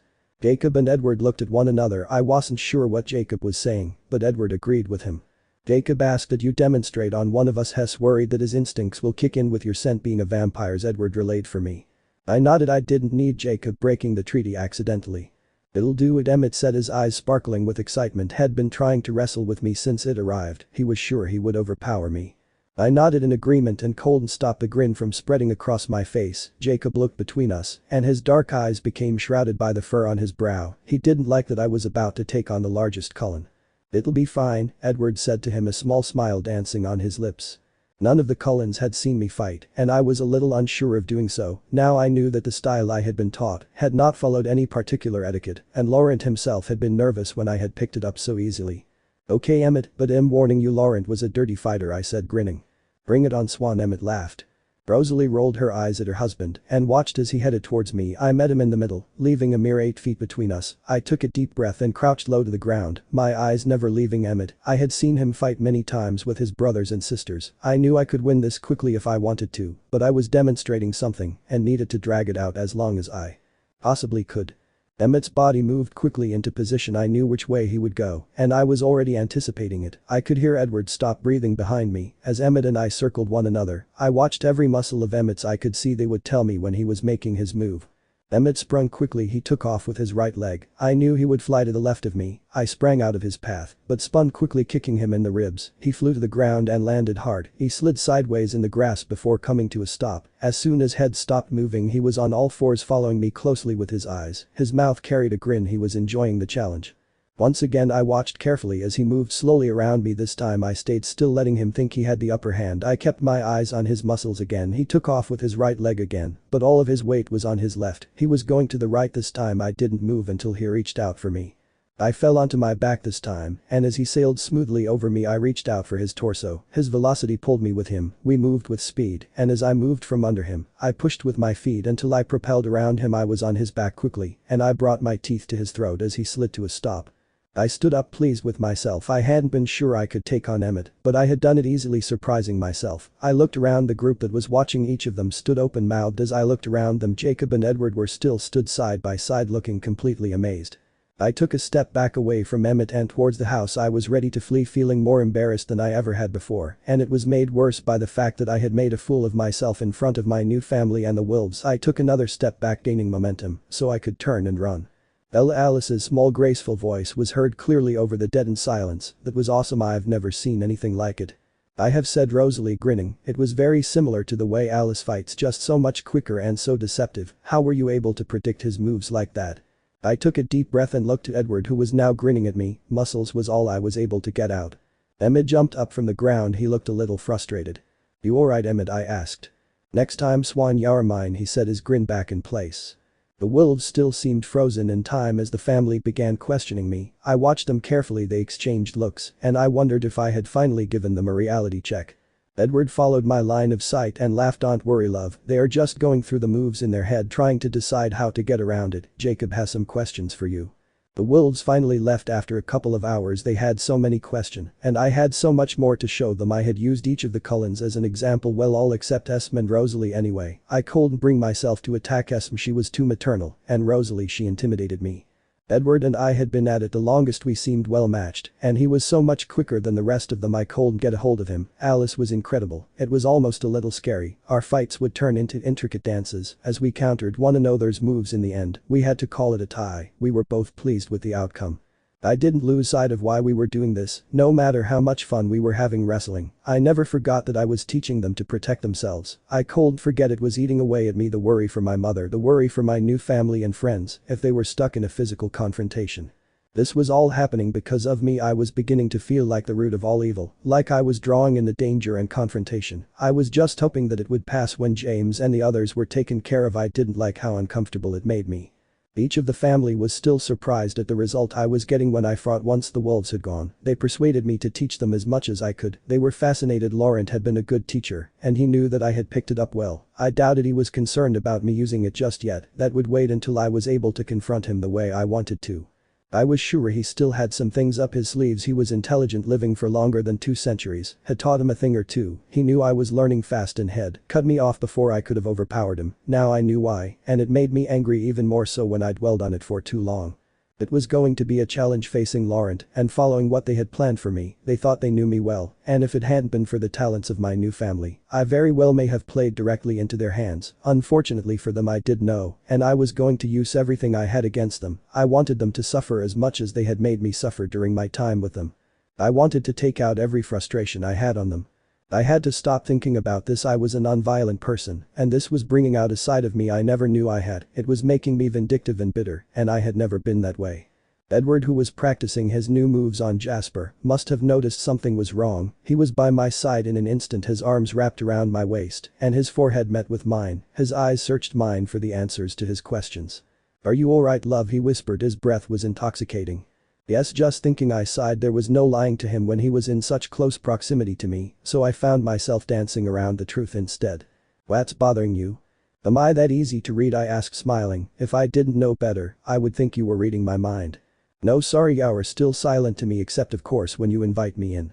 I grinned at his words. I wasn't sure whether he was fishing for a free pass into my mind or simply stating the obvious. "I'm just annoyed," I confessed. "I've let them get to me and they're making me into something I don't like." "What's that?" Edward asked curiously. "Vengeful, violent and bitter." Edward's hand moved up my cheek and he closed his eyes. He looked so upset I felt guilty about being honest. "That's not who you are, Bella," Edward sighed. "I will never see you like that. These animals are not worth getting upset about. From what I saw of James' mind, he lives for this. He wants you to feel like that way I'll put up a fight and he and Victoria get what they want." I sighed and placed my hand over his, the one that was still holding my cheek delicately. He always seemed to make me feel better about things. "I love you, Edward Cullen," I said pensively. "And I love you, Bella Swan." "That's Bella McCarty to you, brother," Emmett said, slapping Edward on the back, making us both rock on our feet. Edward's eyes lit up and he stepped away from me. I could tell he was going to challenge Emmett by the playful grin he was giving me. He spun around and punched Emmett's arm. The impact sent out a deafening crack. Emmett's eyebrows rose on his forehead as he grinned back at Edward. There was always a consistent rivalry between them, but it never escalated above a playful brotherly banter. I rolled my eyes at the two of them before heading over to Rosalie, who seemed just as enthused as I was about the impromptu wrestling match. "Why do they always break out into Neanderthals at the most inappropriate times?" she sighed. "You would think, being vampires, they would be less likely to lose themselves to the primal idiocy of human ancestry. But no, their testosterone escalates when they're within a foot of one another. It never fails." I laughed at her rant. Rosalie was perhaps the only person who could put such an eloquent insult together. She never ceased to amaze me. Rosalie placed her arm around my shoulder and leaned into me. Her mouth was close to my ear. "But I have never seen Edward so happy, Bella. I'm glad you're here," she whispered. "Thanks, Rosalie," I said just as quietly. I knew that it couldn't have been easy for her to put her emotions towards me into words. Rosalie, as beautiful and statuesque as she was, had a hard time with friendships and putting her feelings into words, so this was huge for her. "Break it up, boys, playtime's over," Rosalie called out to them. Neither of them listened and continued. Currently Edward and Emmett were circling again. I laughed at Rosalie's face. Her perfect eyebrows rose on her forehead. She hated being ignored, especially by Emmett. "Watch this," she whispered quietly to me. "I guess someone wants to lose his bedroom privileges," she sighed loudly, shrugging her shoulders. She winked at me quickly before spinning on her heel and strolling towards the house. Emmett, hearing the connotation, immediately followed, leaving Edward chuckling in the middle of the meadow. I had to admit Rosalie knew how to get Emmett moving. If I had to guess, I would say sex was her greatest weapon. It wasn't hard to tell that Rosalie and Emmett had a healthy marriage. After all, we did live in the same house. Alice was beside me quickly. She had been quiet for most of the afternoon, and it concerned me a little. Alice was one of the most buoyant people I had ever met. It made her silence all the more ominous. "Everything okay, Alice?" I asked as I watched Edward stroll back towards us slowly. "Fine," she said dully. "It doesn't sound like it, Alice. What's the matter?" Alice's amber eyes turned on me full force. Her bottom lip was jutted out into a pout. Her face was heartbreaking. I wanted to wrap my arms around her and hug her, but Edward growled from where he was stood, and her expression immediately changed into frustration. "What's going on?" I asked, planting my hands on my hips. Edward had obviously seen what Alice had been planning to ask me, and he seemed furious at her. "Nothing," Alice said, smiling at me. She shot Edward a death look before stomping away lightly. "What was that?" I asked as Edward approached me. "That was angry, Alice," he laughed as he wrapped his arms around me and pulled me to him. "That's not what I meant, and you know it," I laughed. "She saw something," he sighed, "but it's something she needs to keep to herself for now." My stomach flipped at the tone of his voice. His eyes were aimed directly at Alice, who was stood with Jasper. She stuck out her tongue at him. Before turning away, Edward chuckled lightly before kissing my forehead. "She'll be okay," Edward laughed. "Believe me, she's chattering away to me in my head." I raised my eyebrows at him. I could tell I was becoming part of the family, because I felt annoyed at being left out of the loop. This seemed to be between Alice and Edward alone, so I let it drop for now. Alice kept her distance from me for the rest of the day. It was making me nervous. She had constantly been my companion since I arrived. In fact, my time was normally split between her and Edward. For her to stay away for so long meant something was wrong. When Edward was in the shower, I had wandered downstairs to watch the television, hoping to keep my mind off of the impending situation. Alice was sat in the living room. As soon as I entered, she got up to leave. "Alice, please, did I do something wrong?" I asked before she could escape me. "No, Bella," Alice smiled sheepishly. "Then why do you leave a room when I enter it?" "I don't." Alice looked like she was ready to explode in excitement. She was almost vibrating on the spot. "Alice, what aren't you telling me?" "Nothing." "Exactly, spit it out before you spontaneously combust." "I can't," she said, biting her lip. Then she disappeared from the room in a black and white streak. I shook my head in confusion. I could understand that there was something she was obviously wanting to share with me, but she cold, but I didn't understand her need to stay away from me, and if I was being completely honest, it was hurting my feeling a little. I fell into the couch and picked up a remote. I would get it out of her. I could even make her. "Oh, don't you dare, Bella," I heard Alice almost shout down the stairs. I laughed to myself. I should have known she would see that she was the psychic in the family after all. I don't think I would have ever forced it out of her, no matter how much I teased her about it. Whatever it was would have to wait. I couldn't keep my mind from what was happening right now, right here in Forks. James and the others were here, and I needed to keep vigilant. They had Renee, and I wouldn't be able to rest until I knew she was safe. Alice would see the moment that they decided to make a move, but I planned on being prepared. I had gone through this so many times in my head that I was sure I could do it blindfolded, but I wanted the upper hand. I wanted to be stronger than them. They'd had such a hold on me for the past year. I refused to let them have that now. I heard Edward coming down the stairs before he joined me in the living room. His hair was still damp, but was tousled to perfection. He looked like a supermodel. I would never get used to him and his perfection. It was a little intimidating at times. "What was Alice talking about?" he asked as he lay on the couch next to me, his head coming to rest on my lap. I laughed. I was thinking bad thoughts. She ran away from me, so I was thinking about using my little gift to make her spit it out, but she saw the decision. "Isabella Swan," he said, looking up at me with mock horror. "What?" I said, scrunching my nose in my embarrassment. "I never would have done it." Edward chuckled lightly before wrapping one of his arms around my waist. My hand went to his beautiful bronze hair and ran through it gently. He hummed hungrily through his lips at my touch. The sound brought a smile to my lips. He was enjoying the tenderness of the moment. I felt his arm around my waist tighten, and I pressed my lips together to stop myself from sighing in contentment. I was sure it would make the situation all the more amorous. There was so much passion between us. In even the slightest of touches, our bodies seemed to respond to one another. Every time he touched my body, I felt the tingling of the heat it left behind, even though we were both as cold as stone. The passion between us made me forget everything. My mind couldn't focus on anything other than him. Whenever we kissed, the world disappeared, and only the two of us were left behind, lost in one another. I had never wanted to give myself to someone as completely as I did to him. "Whatever you're thinking, Bella, it must be scandalous. You look miles away," he sighed, sitting up. He placed one arm on the other side of me. His torso was leaning across me, and his head was now level with mine. He was breathtaking to me. I leant forward and kissed him gently. I wanted it to be soft and tender, so I could reflect everything I was feeling in that moment. Edward's hand reached behind my neck and pulled me closer, his hands tangled in my hair as he kissed me with a little more force. I could feel myself melting into his touch, it was so pure, so real, and every ounce of newly discovered love we had for one another flowed between us like an electrical current. My hands held onto the sides of his body, I could feel the muscles as they tensed at my touch. It was evident that we had the same involuntary reaction to one another, it was like two magnets pulling one another closer. I couldn't help but think we were made for one another. I constantly felt this way, I ached for him. Our lips slowed gently, and as they parted our eyes flickered open and met his. Beautiful ochre eyes were smoldering. What was that for? He smiled, his hand playing gently with the hair on the nape of my neck. I just grinned. I couldn't say anything to him, I'd lost my voice. All I could think was how he was my life, now everything I didn't know I wanted wrapped up in this perfect man. Bella. Sorry, I whispered, still trying to find my voice. His crooked grin spread widely across his face. What? I asked, confused at his sudden elation. Thank you, he whispered. I asked, confused. You just let me into your mind. I could feel my eyes growing wide. I must have let my guard down, giving him full access to what I was thinking and feeling in this moment. I'd never been more glad that I couldn't blush, I would have been scarlet by now. Don't, he whispered before kissing the tip of my nose, please don't be embarrassed. He silenced me with a kiss. He was trying to distract me, and it was working. I tried to collect my thoughts, but they revolved around the two of us. I wasn't sure if it was possible to be addicted to a person, but I certainly felt like I was. He intoxicated me. The kiss had ended long before I opened my eyes. I couldn't bring myself back to my reality, for now I was happy, lost in the heaven that was Edward. He chuckled gently as he traced the lines of my face, his body moved lightly, pulling me to him into the enclosure of his arms. I lay against him with my head on his chest. Bella, he whispered my name with such conviction I let my eyes flutter open. I smiled at the longing in his eyes. Bella, I didn't want to do this now, not with everything so crazy, but here now with you there couldn't be a more perfect time. I tried to read the look behind his eyes, but he was unreadable. I smiled encouragingly at him, letting him know it was safe to go on.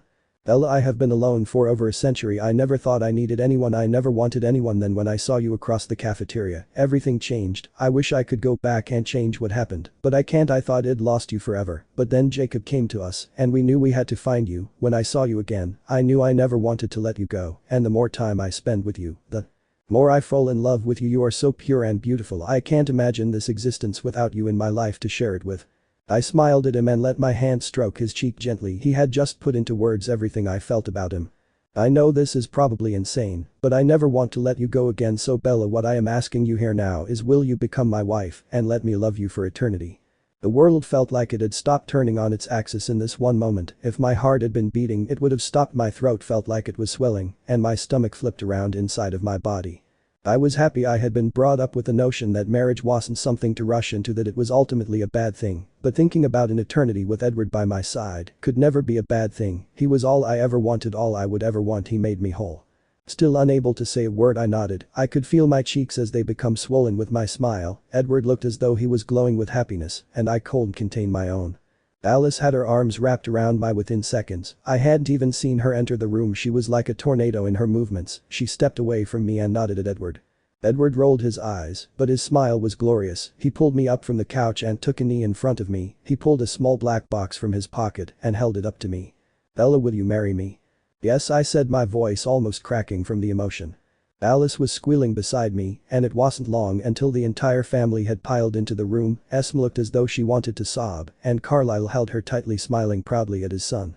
Edward slipped the ring onto my finger, and it fit perfectly. I pulled him to his feet and kissed him with everything I had. His strong arms pulled me closer. Yes, it was fast. Yes, it may be crazy, but it felt so right, so natural, like it had always meant to be. I held my left hand up and admired the ring. It was beautiful, oval in the center, surrounded by a nest of diamonds. I had never seen anything like it. Edward, it's beautiful, I gasped, pulling it in for a closer look. I hope you don't mind. It was my mother's. I was able to save it before the bank took ownership of our house. It was one of the few possessions I was able to save. I kissed him on the lips. It makes it all the more perfect, I whispered. Alice pulled my attention away from Edward. The first looked at the grin that was spread widely across her face. Before turning back to Edward, he rolled his eyes at me before smiling. I knew she was mentally bombarding him with her pleading now. There seemed to be nothing stopping her from asking what she had been so desperately trying not to. Yes, Alice, I said, smiling at her sweetly. Can I speak with you, please? Once again she was practically vibrating with excitement. I knew this had to be the reason for her excitement today, but I couldn't understand what else she would have to add. It piqued my curiosity, so I nodded. Edward let go of me reluctantly and kissed my neck gently before I could step away. My legs almost went numb at the pleasure the touch sent through me. I grinned at him before silently following Alice from the room. She led me to the front porch and stopped turning on me, her eyes flashing the excitement she was trying to retain. I laughed at her watching as she tried to form the words she wanted to say. She seemed to be fighting with herself on how to word this. "Bella, how much do you love me?" she said wide-eyed. "Alice, insurmountably why?" I asked a little confused. Alice pressed her lips together trying to suppress the smile she wanted to flash at me. She was trying to be serious, but her attempts were unsuccessful. "I was wondering, I know that you really can't invite anyone, but I would love to plan the wedding for you. I promise nothing big or elaborate, I just want to make it special for you." I really didn't see a problem with this considering everyone I would have invited thought I was dead, but I decided to have my fun while I could. "Alice," I started, but the look on her face was devastating and I just couldn't do it to her. Her wide tawny eyes were full of pleading and it struck a nerve breaking my resolve. "I would love you to," I finished flashing her a smile. I hadn't been prepared for her reaction, and anyone seeing this would think she had in fact combusted. She was dancing around me at an amazing rate of speed, and her musical laughter surrounded me. I caught her on her third pass. She was beginning to make me dizzy. "Calm down, Alice," I laughed. "You do realize how small this will be, don't you?" "Ah, Bella, but it can still be beautiful," she sang happily. "I have so much to do." Alice was gone, but I heard Edward's chuckle behind me, and I turned and grinned at him. "Is that why she's been avoiding me all day?" I asked, wrapping my arms around his waist. "She's been trying to find a way to ask without giving away what I was planning. She's been begging me all day, that's why she was so upset earlier. She thought she'd found a loophole, but I still won't let her ask." I laughed. I couldn't see how she would have got around it. How can you ask to plan someone's wedding when they aren't aware if they are getting married? I let it go. She had gotten her way for now and was happy. More importantly, she was no longer avoiding me. Edward and I spent the evening listening to Alice chatter about what she wanted to do and how she was planning on getting everything done. I knew this was only the beginning, but I felt like it was significant somehow because it was the beginning of our lives together. As the evening wore on, my happiness was short-lived and Alice's excitement was reined in. She finally saw something. We'd been waiting for James and the others were planning on making their move. It was going to be sooner rather than later. It didn't really seem like a bad thing for me. I was surprised at the relief it seemed. We had been waiting so long for them to do something. My mother's safety had been burning in my mind all day, and if I thought about it honestly, it had taken away some of my joy of the proposal. Edward hadn't wanted to propose, well, this hung over our heads, but the moment he had chosen was perfect. It was a moment of honesty between us. I knew Renee was safe because I had bugged Alice to check more often than was necessary. James needed her to make his plan work, so she would be well looked after until she was brought to me. This was the only comfort I had in the situation, and I knew without a doubt that I could get her away from them. I just had to make sure it was quickly. I didn't want them catching on. Their instincts would kick in. And there was a chance they could run with her. I wouldn't take any chances with my mother's life. We had 8 hours until they would make their appearance. Alice saw daylight when they arrived. For now it was 1 am, and daylight would be the last thing to appear. "You can do this, Bella," Edward whispered. I knew I was staring blankly at the window wall in the living room, but my eyes refused to focus. "I'm just worried. I know them too well to think this could be easy," I sighed. "They could change their minds and hide her before coming. They would have no problem knocking her out and tying her up." I could feel the panic rising in me as the new scenarios welled up inside of me. There was over 100 scenarios that they could pull off. My mind was on overtime, and there was nothing I could do to quieten it. We needed a backup plan. I always did this, convince myself everything was fine, and then find something to worry about. It wasn't as if I enjoyed the drama, but unfortunately this included my mom, and they knew they held one of my weaknesses in their hands. They could be relentless, and I doubted they would show me any kindness now. I looked to Edward. His expression told me that my thoughts weren't completely unwarranted. This made me even more nervous. It meant he saw the possibilities. Alice's voice cut through the room urgently. Every eye was on us. "Do you see them going through any other plans, or are they sticking with the one they have?" Alice's eyes glazed over momentarily as she searched for their decisions. It didn't take her long to find them. "They're not sure if they're coming, but the circumstances keep changing," she said quietly. Her eyes flickered to me. "They're deciding whether or not to bring my mother around." I asked, already knowing the answer. Alice nodded. Sympathy was etched across her face. This would also make the plans with the wolves more difficult. There were really only 2 possibilities of how this could go down. Either they brought my mother with them and I made them forget her, or I go with them, make them forget her and distract them while she escaped. "No, Bella," Alice's voice rang shrilly through the room. I knew she'd just seen my decision. "It's the only options we have, Alice." "Bella, there has to be another way," Edward said, pulling me towards him. I knew he'd seen my decision through Alice's mind. There isn't, they won't give up and come back with her, they'll instigate a fight, and if we kill them, we may never find her. If they tell me they have her and I refuse to go with them, they'll know something's wrong. Believe me, I have gone through every scenario. This will be the only way it can work out to our advantage. Our advantage, Carlyle had picked up on my key point. Yes, our advantage, they haven't factored in my gift. I can give you directions. I really don't think they'll obscure my vision. They don't know that I can still communicate with you. The only problem being I don't know how far away I can reach you. Carlyle paced the room quickly. I knew he was trying to form a plan. I was sure he was also factoring in the wolves. Give me 1 minute, he said, disappearing from the room. I looked at Edward. He seemed to be surprised at Carlyle's thoughts, but in agreement with them all the same. Carlyle was back in the room quickly, his cell phone in hand. The push is about 15 miles from here. I'm going to call Jacob and see if he'll allow you to talk to him through your mind. I nodded, hoping that the plan would work. Jacob. Carlyle's voice filled the now silent room, his voice filled with the urgency and trepidation that we all felt. It's Carlyle. There was a pause as Jacob spoke into the phone. Yes and no, they're planning on being here tomorrow, but we need your help with something else for now. Jacob obviously agreed. There is a chance they won't bring Bella's mom with them tomorrow, and she may be forced to leave with them. I could hear the buzzing on the other end of the phone. Jacob seemed to dislike the idea. I understand that, Jacob, we do have a plan of sorts, but we need to test the theory before we can execute it. Would you be willing to let Bella speak to you through her mind now? We need to see if her ability is limited by distance. Carlyle looked at me and nodded. I took a deep breath and thought as hard as I could about Jacob. The first then spoke a sentence in my mind. Jacob, if you hear me repeat this, 24-19-10, I said, repeating the numbers I had used when we tested Carlyle's theory after discovering my talent. Carlyle's face lit up as he turned to me. 24-19-10, Carlyle said, smiling at me. I gave him the thumbs up and nodded. Thanks, Jacob. I could hear the buzzing again in the phone. It seemed Jacob was animated in his conversation with Carlyle, and Edward, listening through Carlyle's mind, seemed almost shocked. What is it? I asked, curious about the conversation. Jacob wants you to give the directions to him as well. The wolves plan on sticking to the original plan and wait downwind if you need to follow them. He wants you to include him when you give us the directions, that way they can do what they need to when you get out with Renee.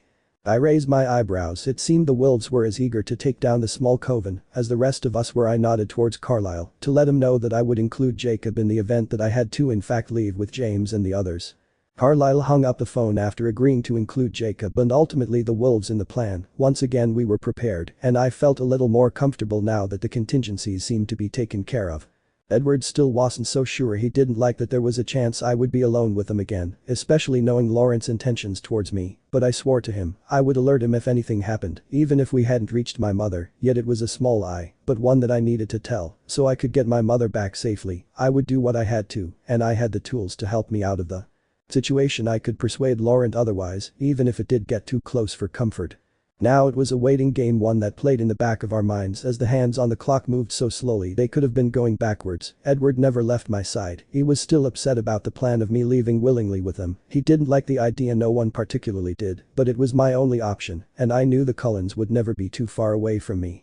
The living room of the large white house was becoming oppressive. With the anticipation, it was palpable as we sat silently waiting. It was as if we were waiting to be led to the gallows. No one doubted that we had the upper hand, but there was always room for mistakes and last-minute decisions that no one would see. The uncertainty of the situation was what was bothering us all so much. Even Rosalie seemed more agitated than usual. Her foot was tapping so quickly it created a breeze. I felt like I was losing my mind a little. Sitting so still, I needed to get out to fill my lungs with the unneeded fresh air that I craved. As big and airy as this room was, I felt like I was suffocating. "I'm going outside," I said, standing up quickly. Edward was by my side as we passed through the room quickly. He was concerned. I could feel it emanating from him as we headed down the porch steps. "I'm fine," Edward the first sighed, lowering myself to sit on the bottom step. Edward sat next to me silently, and I realized that it was him who wasn't fine. He was the one suffering. I took his hand in mine and kissed it gently, letting my eyes wander to his. They were filled with pain and anxiety. "Edward, it'll be fine," I laughed once, trying to make it seem alright.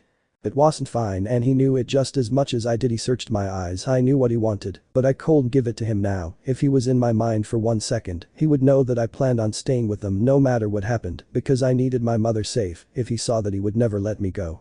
It was strange. Our moods were a complete polar opposite of what they had been mere hours ago. Now, with the elation a distant memory and the ominous gloom that was settling heavily upon us ever more apparent, I wanted to hold on to this moment. It was more proof of the love that was between us. Edward was showing his weakness, and it seemed to be me. I was the one thing that he couldn't stand to lose. I knew this all too well because it reflected my feelings perfectly. I didn't know how things were going to turn out. The only person who had any kind of answer was Alice, and she could only see the future based on decisions. I had to believe that things would work out, though it was the only way I could get through this. As strong as we all were, there was always a chance that things could go wrong. Nothing was set in stone, and it scared me. As Edward and I sat on the steps together, the sky began to finally lighten. We both knew what it meant, and it made us need the gap that was between us closed. Edward's arm wrapped around my shoulder tightly, and I willingly fell into him. I was breathing in his scent, committing it to memory. His head was leaning gently atop of mine. "I hate this," he whispered into my hair. "I know I do too," I sighed. This was going to be as hard for Edward as it was for me. He had to pretend not to hear their thoughts, which would mean he couldn't react to that. It was going to make it all that much harder to deal with. I knew that if I had to leave with them, which still wasn't a certainty, but if I did, there was a chance Lauren's thoughts may not be so pure, and I was worried about Edward's reaction to that. Alice had already promised me that she would keep an eye on their decision. I was hoping that if they did decide to hide Renee somewhere, Alice would see it and we could bypass them altogether and let the wolves have their fun. Alice's only comment to this was they seemed to have stopped somewhere and never really made the decision to do so, and if they left my mother there, she would see the decision. But not the place. I hated to think where they were holed up at the moment, especially knowing their usual tastes. Edward and I sat silently again, listening to one another breathe. It was better outside. The air helped clear my head a little, and I felt less oppressed. The close proximity of Edward helped too. For once I was glad to lose myself in him. The feeling didn't last too long though. Edward's body solidified as he froze. His arms were as stiff as marble around me, and I knew Alice was seeing something. This was his reaction to something he didn't like, something that made him uneasy.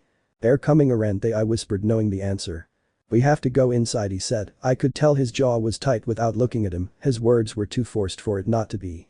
His grip slackened on me, and I shuffled away from him as he stood up. I took his hand as I stood inside. It was really going to happen. I just hoped that it would work out the way I wanted it to. The door to the house opened before we got to it, and the look on Alice's face told me we weren't that lucky. Her eyes told me everything I needed to know. I would have to walk into the lion's den they'd left my mother wherever they had been, and this would be the only way to get her back. "Alice." Edward's voice was hard and cold, but it wasn't directed towards her. "Where are they?" "They're coming here and they're moving quickly." "I'm sorry, Bella, I couldn't see where they were keeping your mom." "She's fine, but they tied her up." I couldn't see anything I recognized. I nodded. It was something I had expected, but it didn't stop the dark cold shiver from working its way down my spine. I tried to stop the shudder that threatened to accompany it. Edward had his arm around my waist and would feel it. We stepped into the quiet house. Carlisle was sat with his phone in his hand, which told me that had alerted the wolves. Everyone else sat quietly. Even Emmett, who loved challenges, seemed a little less enthused than normal. I felt it was my responsibility to feed the room with a little optimism. "Well, at least we know what we have to do now," I said, trying to sound enthusiastic. "That doesn't help you though, Bella," Alice said dully. "Of course it does, Alice. You can look out for me. I'll know what decisions they make. If you need to move in, can I have the ability to keep you updated now? I can tell you where I am, and if it's necessary I can allow Edward constant access to my thoughts. It'll all work out. We still have the upper hand here. We need to use it wisely. They don't know that any of us have abilities we have that going for us." A small but distant smile appeared on Alice's lips. She wasn't completely convinced, but she could see some of what I was saying was true. We had the element of surprise, and we could use it against them at any time. "Where are they?" I asked quietly. "They'll be here within 10 minutes. They're moving quickly." "Bella, are you sure you want to play it out like this?" Alice asked, losing her optimism as quickly as she had gained it. "Yes, I will be able to get my mom to safety, and James, Victoria and Laurent will finally be out of my life permanently," I said, taking a deep breath. "It's not the only way we can do this, but it's the quickest, safest and most efficient. Please don't worry about me. I traveled with them long enough to know them. I have more knowledge and a gift to help me now. You have to trust me enough to know I will tell you everything I can as it happens." "Bella, we trust you unequivocally. It's the others we don't trust," said Esme gently. I know that. I smiled at Esme warmly, "but if I need help I will tell you. The only way to get what we want is to let them think they're winning." "It doesn't stop us from worrying about you though," Edward said quietly. "Exactly, Bella, you're part of the family now and we're not willing to lose you over this." Esme finished, her maternal nature shining through once again. "I appreciate that, believe me I really do, but I can't risk losing Renee." I sighed. "It'll be easier for me to live my life knowing she's safe." Edward's arm wrapped around my waist and he kissed my temple gently. It was his way of telling me he understood. I knew they weren't, suggesting that I completely forget the predicament Renee was in right now. In fact, they were trying to tell me they would find another way to help her, but to me, this was the only way it could happen successfully, and this way I could say goodbye, wipe her memory of James and his coven, and say the goodbye the way I wanted to and leave it as a dream. Here," Alice whispered and looked out of the window. Everyone in the room stood and made their way to the window outside. Moving towards the house quickly was Laurent, James and Victoria. I felt Edward's hand slip into mine, and I wrapped my fingers around his, glad of the support. "Are you sure you're ready for this?" he asked softly. "As it'll ever be," I sighed and headed towards the door. I had to take a deep breath before I stepped out of the house. I knew I had to keep my thoughts to myself. I was easy to read, and they knew it. I pulled the door open, still holding on to Edward's hand for support. I stepped out into the grey morning. Laurent's eyes were large. When he saw me step out, he was also trying to keep himself composed. His eyes flickered from our hands to our faces, trying to read the situation. I could almost see his mind working. I knew James had said something, and this seemed to confirm his suspicions. Bella, Laurent's voice reached me, and it took everything I had not to scrunch up my face in disgust and give away my emotions. "I've been so worried. Are you alright?" I nodded at him and smiled. I was still trying to compose myself, but it was time for me to speak. Well, thank you, Laurent." Edward's hand tightened around mine. I wasn't sure if it was because of Laurent's thoughts or because I was speaking with him in such a kind tone, no matter how forced that tone was. Sorry I left so quickly. I wanted to say goodbye to you, but I knew James would never let me leave." Laurent's face lit up. I was sure they were worried about how I would react to him. My kind tone seemed to please them. Laurent made his eyes kind as he smiled at me, but I could see that my continuing contact with Edward was bothering him. James' eyes narrowed at his name, and his head crept to the side. "Ella, I thought we had an understanding," he laughed. "No, James the First never had an understanding with you. Laurent was the only one who ever gave a damn about my safety while I was with you. Did you really think I enjoyed my time with you? You and your mate never treated me any better than an inconvenient pet." I spat. I had to take deep breaths to control myself. I didn't want to say too much. The rest of the Cullens filed out of the house behind us and formed a crescent around Edward and I. Edward was still holding onto my hand and squeezing it. I could feel how tense he was through the small amount of contact we had. "Ella, I would have taken care of you," Laurent said in his softest tone.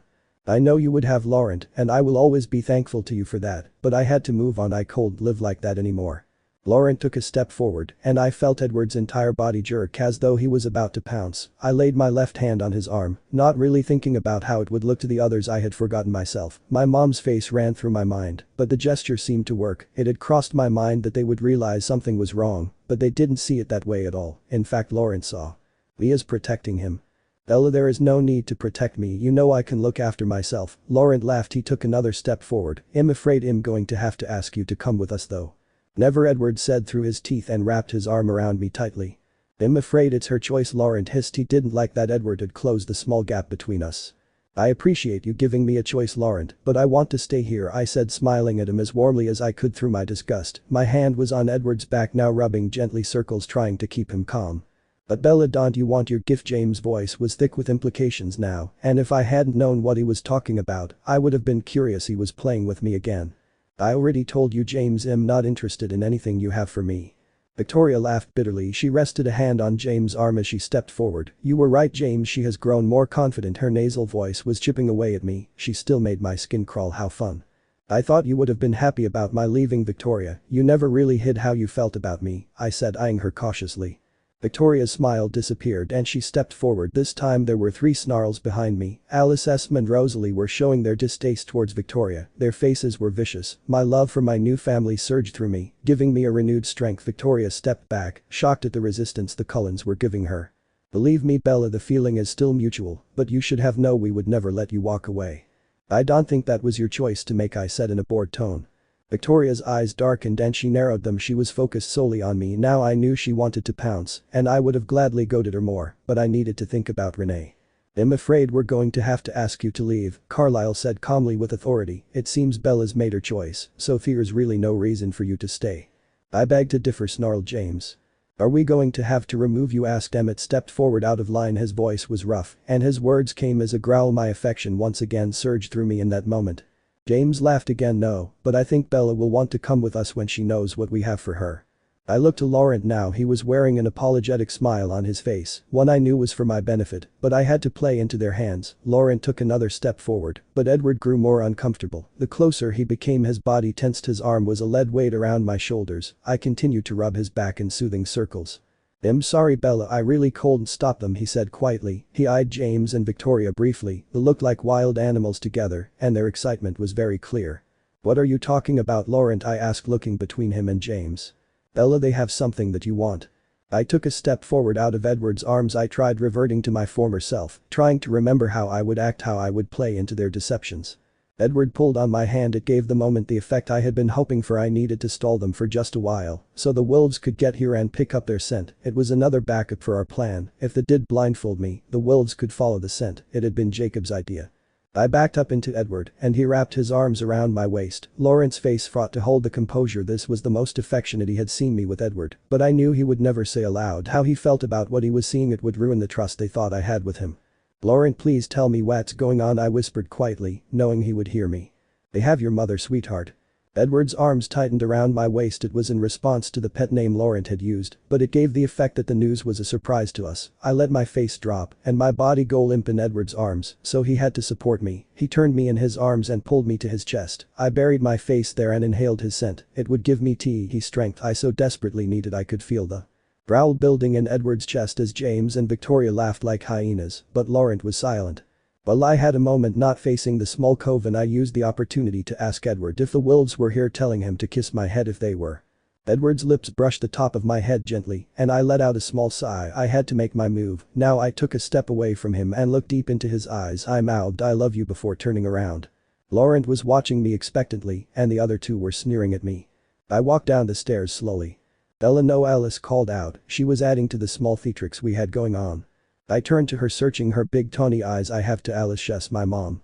She rolled into Jasper's arms. He held her tightly against him. Each of the Cullens were wearing grave faces as they watched me move towards Laurent. My stomach twisted inside my body. I was on my own. Now I would be giving the Cullens directions, but they would keep their distance. Laurent's dark burgundy eyes watched me as I walked slowly towards him. He opened his arms in a supportive gesture. I fought to keep the shudder at bay as I stepped into the embrace. "Bella, please believe me, I tried to stop this. I find it more barbaric than you can imagine. I followed them so I could keep your mother safe," Laurent whispered into my hair. "Thank you," I whispered into his chest. In a series of quick movements, Victoria had a handful of my hair. She pulled my head back, and her mouth was at my ear. In a second I stayed calm and kept my breaths as normal as I could. This creature fed on fear, and I won't give her the satisfaction.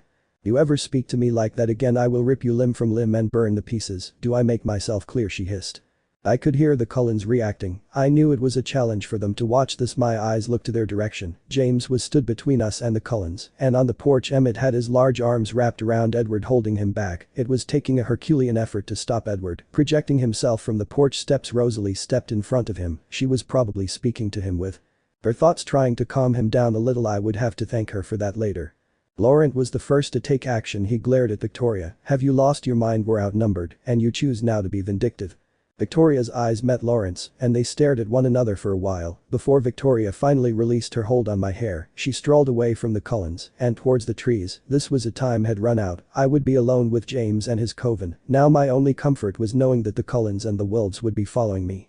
I looked back to the Cullens. I took in each of their faces, committing them to memory. I wasn't a pessimistic person, but I couldn't stop myself from dreading what would happen to me when I was out of their sight, or even whether I would see them again. "Bella," Edward spoke my name, and his velvet voice carried it to me. It ripped a hole in my chest so large that I couldn't breathe. I could barely move. There was so much pain lacing his voice, and his face was so full of concern and pain. I wondered if I could keep going with this charade. I hated seeing him so hurt. I mirrored his pain, but I held on to the hope I would see him again soon. It's all I had.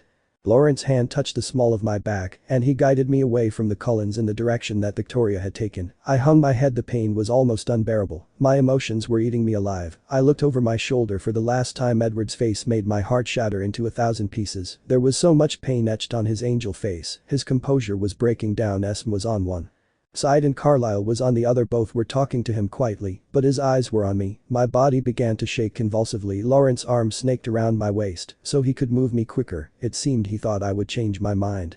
I took a deep breath and turned around, comforted by the fact that I would see Renee, but also because I had left a large part of myself behind. It was stood on the porch steps of the large white house, locked away in the man I loved, where no one could touch it.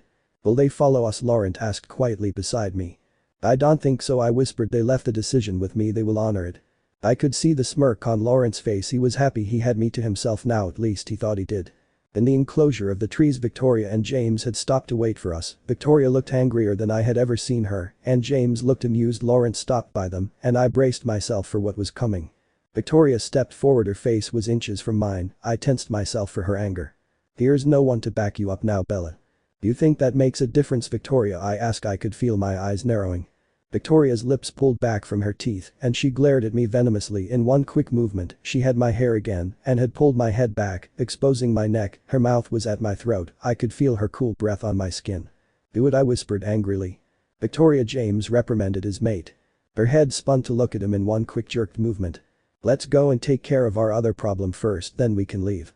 "Why don't we just leave her where she is? Someone will find her eventually," Victoria laughed. "We got what we came for." Victoria pushed my head violently, making my entire body move with the gesture. James thought about what she is saying. I froze. I hadn't thought this through. How could I have been so stupid? I had overlooked the one scenario that could ruin everything. They had me. I was with them now. I had come willingly thinking they would take me to my mother. But why would they take me to my mother? They had no reason to take me to her now, and they would leave her where she was to die. Stupid, stupid, stupid.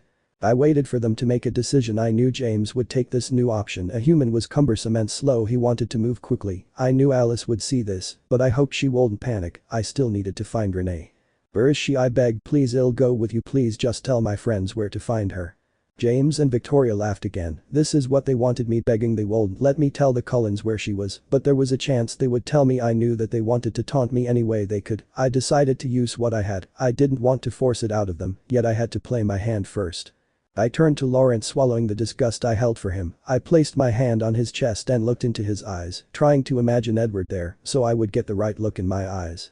"Laurent, please, I just need to know where she is. I have to know she'll be found easily," I begged with as much adoration I could place in my voice. I was hoping flattery would work for me. Laurent's eyes flickered to James and Victoria briefly. It was almost as though he was asking permission. "Please," I urged. "She's in an abandoned warehouse on the edge of town," he whispered to me. I heard the growl emit from James behind me. I didn't care. I had to let the Cullens know what was going on. I hoped they would get to her. It seemed surreal how close I still was to the house. I could run, but I knew where they would go if I did. I had to make sure the Cullens could get to Renee before I made any kind of move. I thought with everything I had about Edward and told him what I had found out. I begged him to send someone to Renee, and I asked him to please make sure Esme was with them. Esme's kind face would put Renee at ease. "You won't be telling your friends though," James said, grasping my arm and jerking me away from Laurent. James swept me up into his arms. I caught an evil glare from Victoria before began running. He knew how close we still were to the house, and it wouldn't have taken much for me to get away, but I was counting on them taking me away. I would wait 24 hours for the Cullens to get to Renee and then make my escape, and I would be using my ability to do so. "What the hell do you think you're doing?" James the first said, wriggling in his arms. "I can run, thank you." "I'm not taking any chances," James spat as he accelerated. I sighed loudly, showing my discomfort as he ran. I let my mind catch up with what just happened. There was a small chance that James could change his mind and go after Renee again, and I couldn't take that chance. I could look after myself for now. I just had to make sure she was safe. I knew what I would do as soon as I needed to escape, but for now I had to give Renee a fighting chance. I knew what I had to do, but I was sacred. What if they'd lied to me? I wanted to make them forget where Renee was hidden, but there was a small chance Laurent had given me the wrong location. If I wiped their memories of where they'd left her, she could be lost for good. By the time we scanned the wide area, she could die. The forest wasn't the safest place, and if she was in a building somewhere, she could starve to death. I would have to wait and hope that Laurent had been honest. That way the Cullens would keep her safe until I could get away. I really couldn't understand the fascination that seemed to compel James and the others to want me so badly. Even if Laurent did want me as his mate, why would James and Victoria go out of their way to help him achieve that? To me it seemed as though Victoria disliked Laurent almost as much as she disliked me, so the question was why. "Can I ask you something?" James the first said curiously. James looked at me suspiciously. He hadn't expected my earnest tone of voice. "Sure." "Why me? Why all of this? I mean, I don't quite understand your need to have me around. Why was it so important for you to take me away from the Cullens?" "Bella," he hesitated before continuing, "we know about your little talents. You thought we never noticed, but we did. You continue to underestimate us." "Talent?" I asked, playing dumb. "You still don't know?" He laughed wickedly. "No, what exactly?" James laughed, but didn't say another word. I looked around the small group. Victoria and Laurent were either side of us. I felt so confused. I couldn't understand what they would gain from my small gift. I couldn't even understand how they'd discovered it. I had to make a split-second decision. I could jump and run. I could go with them, or I could make them forget and risk losing Renee. No matter what option I chose, I would lose something. My curiosity was also a large factor in my decision. I went through every alternative, painfully looking at everything, the pros and cons, everything. This had always been the hardest part for me, but I knew once the decision was made, I would follow it through. First, if I jumped and ran, there was a large possibility I would never see Renee again. She could die either at the hands of the vampires that were with me now or by being left hidden to starve. Secondly, I could go with them, but there was still no guarantee I could save Renee. My curiosity at how they discovered my talent was eating away at me, but they could manipulate me into doing something for them with the pretense of saving my mother. Lastly, wiping their minds. This would not help get Renee back, they would never remember, but my mind continued to swirl around the hopes of using my gift to get the truth from them. It could work, but if they knew about my talent they could block it. I still wasn't 100% sure on how it worked myself. James had carried me far away from the house. Now they moved quickly. He was fast even with my weight in his arms. I couldn't help feeling awkward at the position I was in. He had me pulled into his chest, but I was rigid, arms folded over my chest. I made my choice. I still wasn't sure if it would work, but it was the only one I had. It was the fourth option. I thought about Victoria as hard as I could. She was the most tenacious of the group. Once she was my solitary thought. I commanded her to tell me where Renee was. I repeated it with more conviction than I ever had before, hoping that she would give me what I wanted and do it subtly. The weather on Tai Hill was terrible. I'm glad we're moving south, Victoria sighed. There was a nonchalance in the execution of the sentence. If I hadn't have been waiting for it, I wouldn't have known what she was talking about. James looked at her from the corner of his eye before looking at me. I held a disinterested look and rolled my eyes. This seemed to placate James, and he continued on quickly. I thought as hard as I could about the Cullens and told them where to find Renee. I would give them an hour until I made my escape. I had to hope that Victoria was being honest. The look James had given it away. She had said something that had given away my mother's location. I let him carry me forward, but I needed to stay a little closer if I was making my escape in an hour. I'm thirsty, I declared. Here's a small town past Lone Mountain, we can feed there, James said distastefully. I raised my eyebrows. This was going to be an interesting conversation. I don't feed from humans anymore, James the first spat. James run slow to a walk, and he looked completely confused at my words. I knew he hadn't expected that my words had surprised him. He looked into my eyes for the first time since I left with them and his brow furrowed. Your eyes are almost a yellow-brown like theirs. That's because I feed from animals, deer, bears, large game. There really isn't that much difference, and it's very convenient, I said, taunting them with my sing-song voice. Laurent and Victoria walked back towards us. They had stopped a little ahead of us. When they realized we were no longer between them, Laurent was by my side in seconds. What's the problem, James? He asked, his accent strong. Her eyes, James answered. There was a tenseness to his voice, and I couldn't put my finger on what had him so upset. Laurent took my chin in his hands and moved my face until it was looking directly at him. His lips peeled over his teeth. He was almost disgusted at the implications. What is this? Laurent growled. She feeds from animals, laughed James. He pulled his arms from under me, but like a feline I landed agilely on my feet. Laurent still had my face in his hand. Ella, is this why your eyes are this color? He asked too softly. I nodded. This won't do. I won't have you looking like that, he said in a snarl. I really don't see how it's any of your business, I snapped. Laurent's eyes narrowed. His face came closer to mine. I tightened my jaw as my eyes narrowed. I couldn't keep up the little act anymore. Renee would be saved quickly, but I still needed to give them a little time. Now it was time for my vindication, and I was going to have some fun doing it. I thought as best I could about Jacob. The first held the image of his face in my mind. I knew we were a little north of Lone Mountain, and I could smell the water of Lake Quinault, which meant we were somewhere on Higley Peak. I was happy that I had done some geography of the area. Now Edward had insisted that I learn the name of some of the ranges so I could identify where I was. With this in mind, I gave it to Jacob. If they came from the north, they would pick up our scent and follow it in, but still it could take a while for them to get here. Oh, it's my business, Bella, he smirked. I pulled my face from his grip. He was grasping me a little tighter than I had realized, but I got the desired effect. My hair fell into my face, and I brushed it out lightly so I could see what I was doing. I smiled at him sweetly, but there was a look in his eyes that wasn't there before I stepped away from him. I had never seen Laurent angry, but the look he now wore was anger condensed, canned, and pressurized, just waiting to explode. I took another couple of steps back, unsure of what was going on. I even believed that I may have subconsciously given him my anger, but it wasn't that at all. Laurent grabbed my left arm. His fingers were locked so tightly they were leaving indentations in my solid skin. He pulled me back towards him, lifting my hand to the level of his face. What the hell is this? He growled. Realizing where his anger had come from, I couldn't stop the smile spreading widely across my face. I had forgotten the beautiful ring that resided on the third finger of my left hand. It was a symbol of mine and Edward's love, something that Laurent hadn't been prepared for. Oh, I forgot to mention that, I said, sarcasm marring my voice. I'm getting married. Laurent's patience was being tested by me. I knew I was still outnumbered. I knew that they had the upper hand, but I was never going to let them beat me. They would never get what they wanted. Laurent made a move to pull the ring from my finger, but I balled my fist and pulled it from his grasp. I could feel my body root itself to the ground. I was ready for him to strike me. I knew he would. I could see the anger taking control of him. James stepped towards me again and glared at Laurent. He knew that I was stalling, and quite effectively at that. I, however, kept goading him, pressing his buttons, waiting for the snap. "What, Laurent?" I laughed humorlessly. "Did you really think that I was so naive? I didn't see what you wanted. I would have rather died than let you touch me. You disgust me." Laurent's face contorted with rage. His eyes were so narrow they looked closed. His body moved into a stance that resembled a crouch. He was about to pounce. I could see that as he lowered himself to the ground. It seemed Laurent didn't follow his own rules. When teaching me combat, his first rule had been never fight out of anger. Collect yourself before you advance. Emotions make you weak. I incited him further by laughing at him and his stance. The sound was almost hysterical, and I could feel the fear creeping up inside me. This wouldn't be easy, but it would take up some time. I prepared myself, watching him as closely as I could. We were still very close to one another. I stepped back and circled him a little. He matched my movements easily. His burgundy eyes never moved from my face. I knew he wasn't following anything I was doing. He was leaving himself vulnerable. James stepped in between us, nodding at Victoria to hold me back. As he did, I could hear her footsteps behind me. I span and looked up at her, my eyes connecting with hers as my lips curled over my teeth. "Don't touch me," I growled and stepped away from her and to the side. I was stepping away from them all. It was my opportunity. They were leaving me unguarded. James was talking with Laurent, trying to calm him. I could hear the ripping snarl emit from Laurent's chest at the interruption and obstruction of his view of me.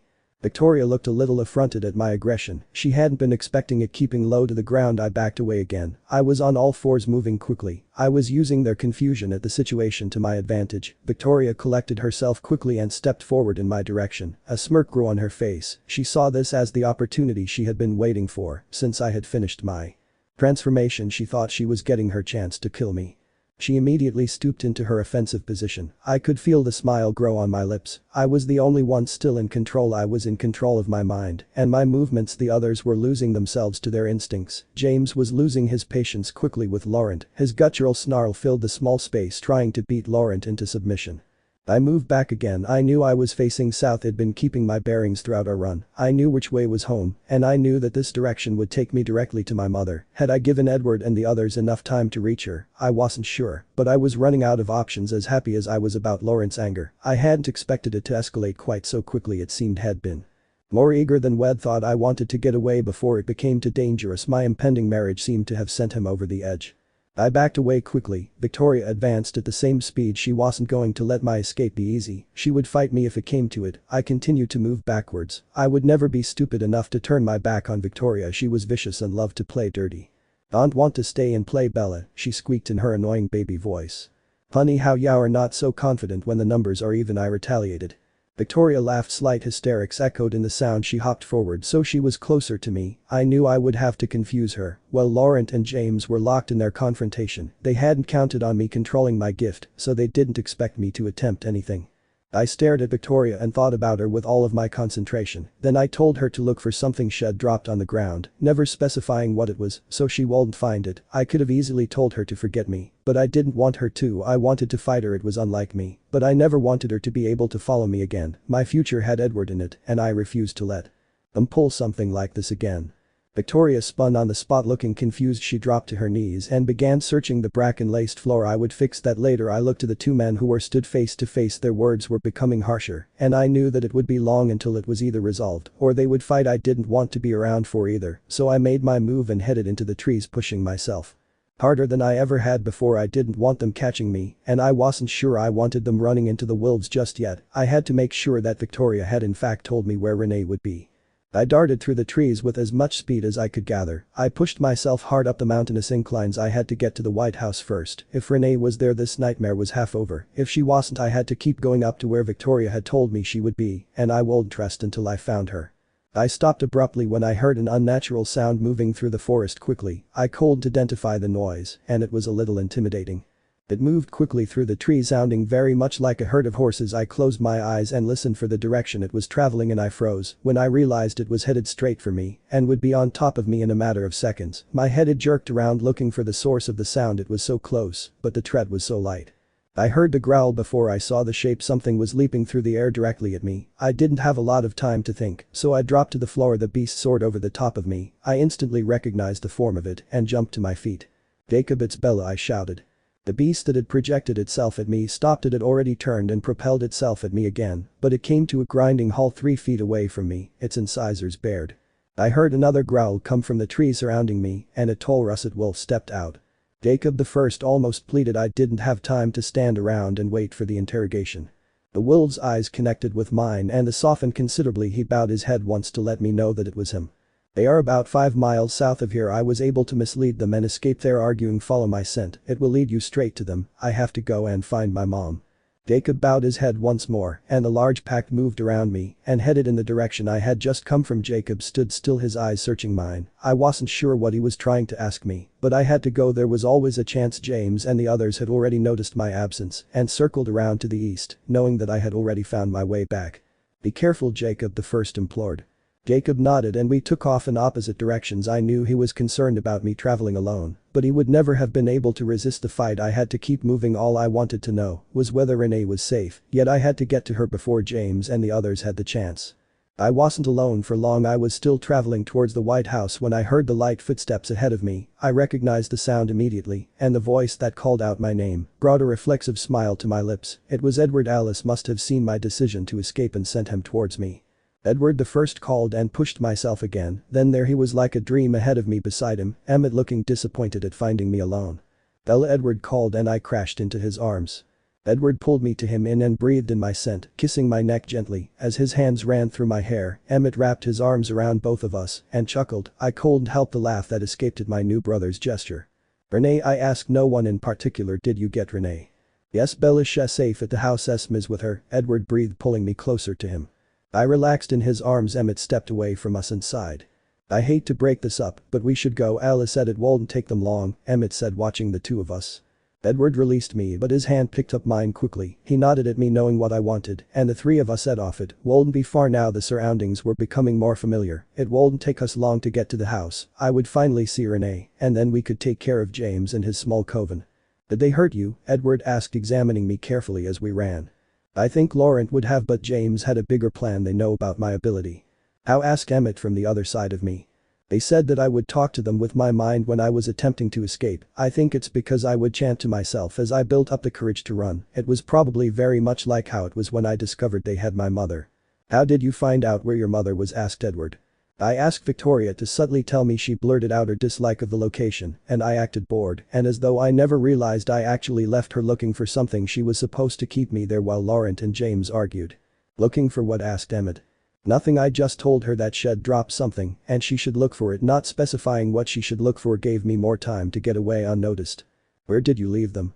Close to Lone Mountain. I actually ran into the wolves on my way back. I called them in when we stopped. Did you call us? Edward asked, looking a little hurt. No, I trusted you with a more important task, retrieving my mom. I rubbed the back of his hand with my thumb in reassurance. I knew that he didn't like me calling for help from the wolves, but I had been hoping they would concentrate all of their efforts into finding my mom. My words and actions seemed to take away some of the creases that lined his brow. What did Alice see? I asked as we raced closer towards the house. They headed east. They were going to retrieve your mom. When they see Chess gone, they're going to confront us. They're not happy. I imagine so. I sighed. Now I knew Renee was safe. I just wanted this to be over. How was my mom holding up? She was a little upset, but Esme explained you were with us and you would be back soon. Is she hurt? No, they took good care of her. I think they plan to take you to her. That would explain why Alice didn't see their decision to leave her where she was. Victoria suggested leaving her behind because they'd gotten what they'd come for, I explained. Alice saw as soon as they made the decision, Edward said morosely. Edward almost took off from the porch the second she saw it, but then you made your decision, and he calmed down a little.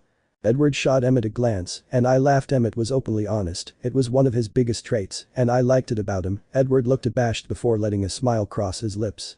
I'm flattered, I laughed. We ran the rest of the distance in silence. I hated that I would have to tamper with Renee's memories. I would wipe the whole episode with James out of her mind, and I would remove anything she would see when James and the others came for me, but as soon as that was done, I would say goodbye, just as I had done with Charlie. It would be her goodbye dream. The large white house appeared as we stepped through the trees. I felt like I was home, not because of the house itself, but because of the people inside of it. They were my new family, no matter how hard it was going to be. When it came to say goodbye to Renee, I was comforted by the fact that I had these people to help me get through it. We walked up the steps of the front porch slowly. I found myself growing nervous. It had been years since I saw my mom, and she was here under the impression I was still alive. Edward squeezed my hand and Emmett opened the door. There stood on the other side hand in hand with Esme was Renee. Her eyes widened as she saw me and all of the color disappeared from her face.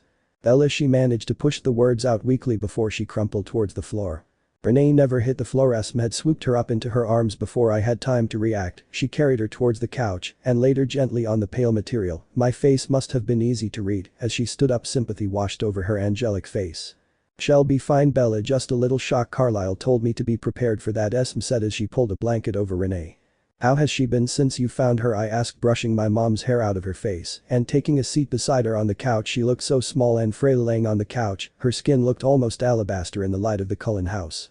"She was very confused. They told her you were being held hostage here. It took a lot of help from Jasper to calm her down and convince her otherwise," Esme said, resting her hand on my shoulder. "How long do we have?" I asked. Alice said they'll be here within the hour. I nodded and looked back down at Renee, who was still out cold. She had changed since I saw her last. Her hair was longer and there were new lines on her face. It made me upset to think I had caused them. Her eyes had dark circles underneath them that I attributed to the sleepless nights she must have endured while traveling with James and the others. She had also lost a lot of weight. Her small frame could be seen easily now. Edward knelt beside me, his hand brushed my cheek lightly. I knew he was worried about me just as much as I was worried about Renee. "Are you okay?" he asked tentatively.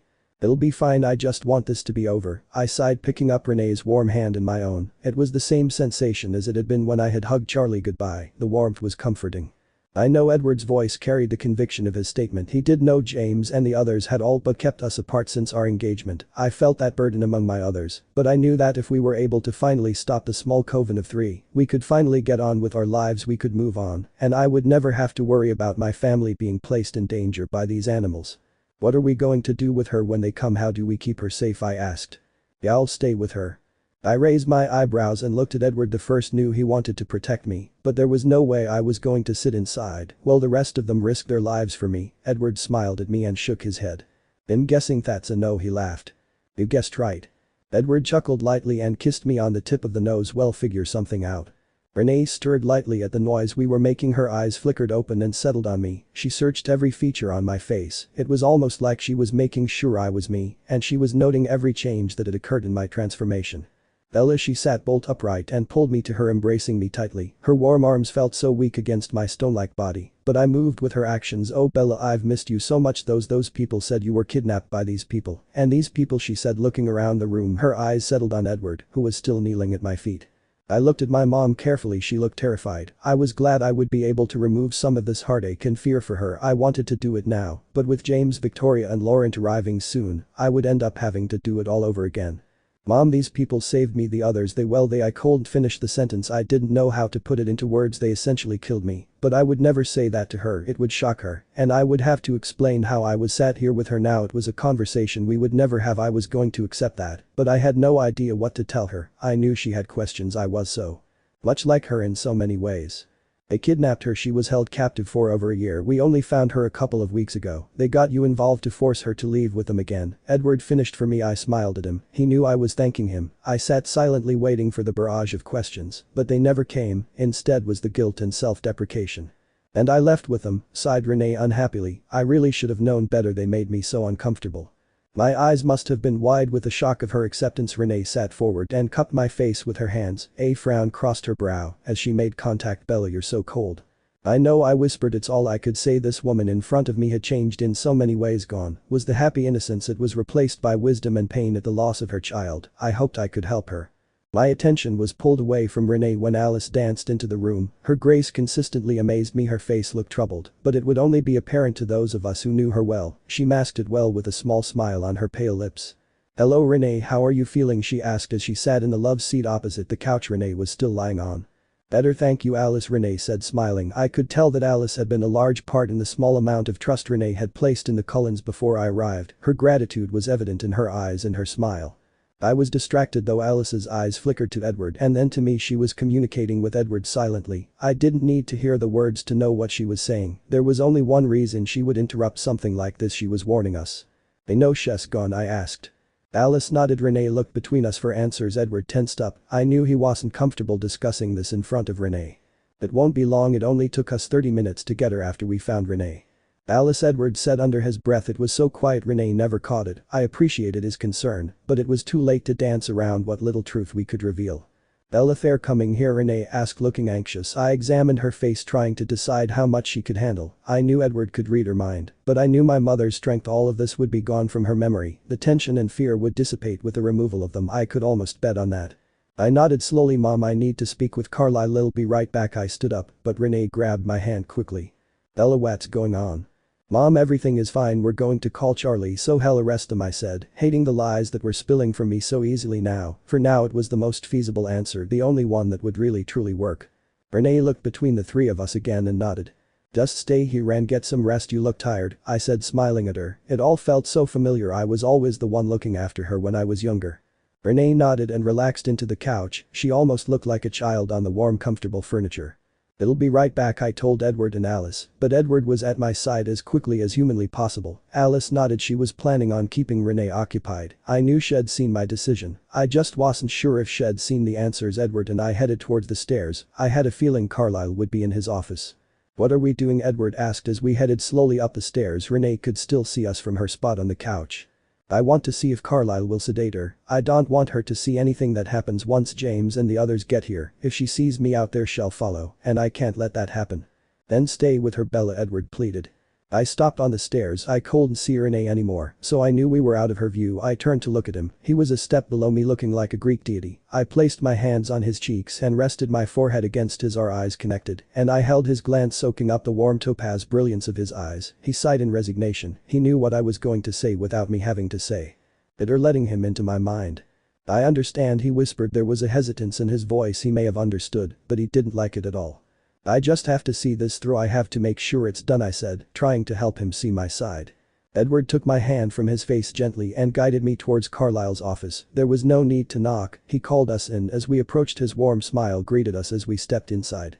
Ah, Bella, is Renee awake? Carlisle asked, the doctor in him shining through. I nodded and smiled at him. And thanks, she's fine. Asking questions, of course. It's par for the course, unfortunately. What can I do for you? He asked. I was hoping I could ask you for a favor, I said shyly. Carlisle nodded, indicating I should go on. I was hoping you may have something that could sedate Renee before James and the others arrived. She's been through so much. I don't want her to have to see that she doesn't know what we are, and if she's anywhere near a window. The words tumbled out quickly. I can do that. I think it's a reasonable request. The noise alone will raise her suspicion. Bella is planning on fighting with us. Edward sighed. It'll have to knock her out for a while. Carlisle looked at me carefully. You're sure you want to do this, Bella? I nodded. I needed to know they would be out of my life for good. I needed to know the Cullens were protected from them. There were more than enough of us to take care of this mess, and I was sure the wolves would be happy to finish them off, but I needed the closure, and the only way to obtain that was to be there when they were taken care of. I needed to know my mother, father and new sibling would be left in peace. We don't have long, 30 minutes at the most. Alice has seen them coming. They know we have Renee, Edward said, sighing. I knew he was hoping Carlisle would try and change my mind. He really should have known better. I'll get what I need and meet you downstairs. I nodded and headed towards the door. Thank you, Carlisle. You're welcome, Bella. Now go and spend some time with your mom. Listening to Renee talking about what she had been doing since my disappearance hurt because I knew that she would have to go back to that. She told me how hard it was to sell the house in Phoenix, but she'd done it because she couldn't stand the memories that the house was filled with. It made me sad to think that the house was gone, but Renee seemed happy in her new home in Jacksonville, Florida. Phil had been signed down there and he was also coaching a high school team. She missed her students in Phoenix, but had found a new school in Florida. She spent a while talking about some of her new students and how attached she had already grown to them. Things with Phil were going well after my disappearance. He had supported her emotionally in every way he could. It sounded as though he had been tolerant of her mood swings and her breakdowns. The poor guy must love her more than I had thought. He seemed to be the one that had pulled her through it all. I wish I could have the opportunity to thank him, but I doubted I ever would. It wasn't long before Carlisle came into the room, trailed closely by Alice, who was looking anxious. I knew that they must be close, and it sent a wave of fear running through me. I knew that we overpowered them by more than tenfold, but the anxious ache that filled my stomach didn't ease. I guess this was because I had seen each of these three fight. They had unparalleled skills, and they were more experienced than any other fighters I had seen. They lived for the fight. They liked a challenge. This is exactly what we were offering them, a challenge. Unfortunately, I doubted that they had factored in the wolves and the fact that we were working together with them. What's this? Renee asked as she saw the needle Carlisle was carrying. It's okay, Mom, it's to help you sleep. He'll be here when you wake up, I said, smoothing the hair on her head gently. I don't need to sleep, I'm fine. His voice rose an octave higher. Mom, really, have you seen yourself? I laughed and kissed her gently on the forehead. Renee scowled at me before cracking a smile. She brushed her fingers over the purple shadows under my eyes. You look like you could do with a rest yourself, Bella, she laughed gently. Mom, I pressed gently. She took a deep breath and nodded. I moved down the couch gently and held her hand. Her eyes never left mine. Carlisle was swift and gentle in the execution of the shot. Renee seemed surprised when he stood up and moved away. What about the others? They're coming now, aren't they? She asked, struggling to sit up. Mom, Charlie picked them up on his way out here. He took them to the station. It's fine. I flinched again at the lie I was forced to tell. It was necessary to keep her safe, but I had always hated lying to her. I love you, Bella. Renee's voice was beginning to get thicker. I love you, Mom. Renee's eyelids drooped heavily, and she grinned at me lazily. I watched as the drugs took effect, and she drifted into a happy oblivion. There was a smile planted perfectly on her face, and I wanted to remember that moment. I wanted to remember her just like this. Carlisle left the room briefly to call the others. It was time to prepare ourselves for what and who was coming. The family filed into the room silently. Jasper sat as far away from Renee as he could. He still didn't trust himself fully around humans and preferred to keep his distance. I appreciated his efforts. Everyone was seated quietly waiting for Carlisle to start. It didn't take long. Alice was looking more anxious by the second, which meant that they were almost here. I called the wolves. They're planning on waiting until James, Victoria and Laurent are in the field, then they'll surround it. If one of them makes a run for it, the wolves will take them out, but we cannot step outside of the meadow. They will be using their senses to fight their natural instincts. They're afraid they will attack any vampire they encounter. In fact, Bella Jacob said there was an incident in the forest on your way back. He said one of the wolves almost attacked you. Edward shot a look at me, and I shrugged. It had scared me at the time, but thinking back on it, the situation had been easily rectified. It was nothing major. As soon as I called out, they stopped. I said quietly. Bella, Edward was by my side and holding my hand. They could have hurt you. It's okay, I'm fine. I just need to be more careful, I said, feigning nonchalance. Another lie. The guilt was piling up nicely. But that being said, stay in the meadow, no exception, said Carlisle. Alice, how long? I asked, looking at my mother on the couch. 5 minutes. Where can I put Renee? I asked, looking at Carlisle. You can put her in your room or the couch in my room. We're on the 3rd floor. It should be safe there. We'll see someone before they get that far, Edward said, heading to pick up Renee from the couch. My room. She'll feel at home there if she wakes up, I said, moving to allow him access. Edward picked up my mother as though she weighed nothing at all and headed towards the stairs, followed closely by me. We made it to the 3rd floor quickly. Edward lay my mother gently on the couch before draping an Angora blanket over the top of her. The blanket was something Alice had insisted on, and I had fought against with everything I had. I thought I had won, but it seemed that Alice had went ahead and bought it anyway. I would have to thank her for it later. I took a last look at my sleeping mother before heading towards the door. Thank you, Edward the first whispered as we walked out of the room. What for? He asked as he closed the door behind us. Everything, but mostly for loving me, I whispered, suddenly losing my confidence. Edward's arms wrapped around me and he backed me into the paneled wall adjacent to my room. His body was close and his face was level to mine. His eyes were scorching, full of passion and emotion. I almost melted to the spot. His eyes burned into me. Bella, please stay with Renee, he begged unmercifully. His cool breath washed over me, sending a shiver down my spine. I closed my eyes to stop the distraction of the molten gold of his. I can't, Edward the first need to know they're gone. I need to be there. I promise you I will be fine. I just need you to understand my need to see this through. I understand, Bella, but do you know what will happen if I lose you? You won't lose me, I said, opening my eyes. My hands went to his defined chest. Please do what you need to. Don't you dare distract yourself with me, Edward. Bella, my name escaped his lips with such passion and desire, but I knew what he was doing, and I had to resist the way the sound came from his lips sent my entire mind in a whirl. Edward, his name escaped my lips with more desperation than I could stand, and he knew he was winning. I fought with everything I had to keep a clear head. How did he have such an effect on me? How was he able to send me into such senselessness with just my name alone? I pushed on his chest gently where my hands were still planted. I've made up my mind, please, Edward, don't try to change it. Edward sighed in frustration but nodded. He kissed me gently and quickly on the lips before taking my hand. I knew by the strength of the grasp he had on my it that the small coven was here. Edward had realized this before I had and had just used the last of his persuasion to help me change my mind, but I wouldn't budge. I knew what I wanted and what I needed, and that was for this to be over, and I was going to do everything in my power to get it. I heard Carlisle's voice as we headed down the last of the stairs. Esme headed towards a keyboard I had never noticed on the wall before and typed in a code. Large metal shutters rolled down over the window wall, concealing us inside. I felt safe, knowing my mother wouldn't be seen up there, but the sound of the metal rolling gently sent an ominous shiver down my spine. We were out of time, all of our cards were on the table, there was no escaping this. We had James and the others trapped. As soon as they entered the meadow, they would be surrounded. The wolves would catch any of them if they attempted to leave. For now they were ours to deal with. "There in the meadow," Alice whispered. I nodded and headed towards the door, but I felt arms wrap around my waist and pull me back. Carlisle had something more he needed to say. "Bella, you and Edward go outside first, you seem to be able to rile them up," Carlisle said levelly. I nodded and took Edward's hand. This was it. I opened the door and stepped out onto the porch. I was to be the instigator, a task I seemed to do well and with ease, especially when it came to Victoria.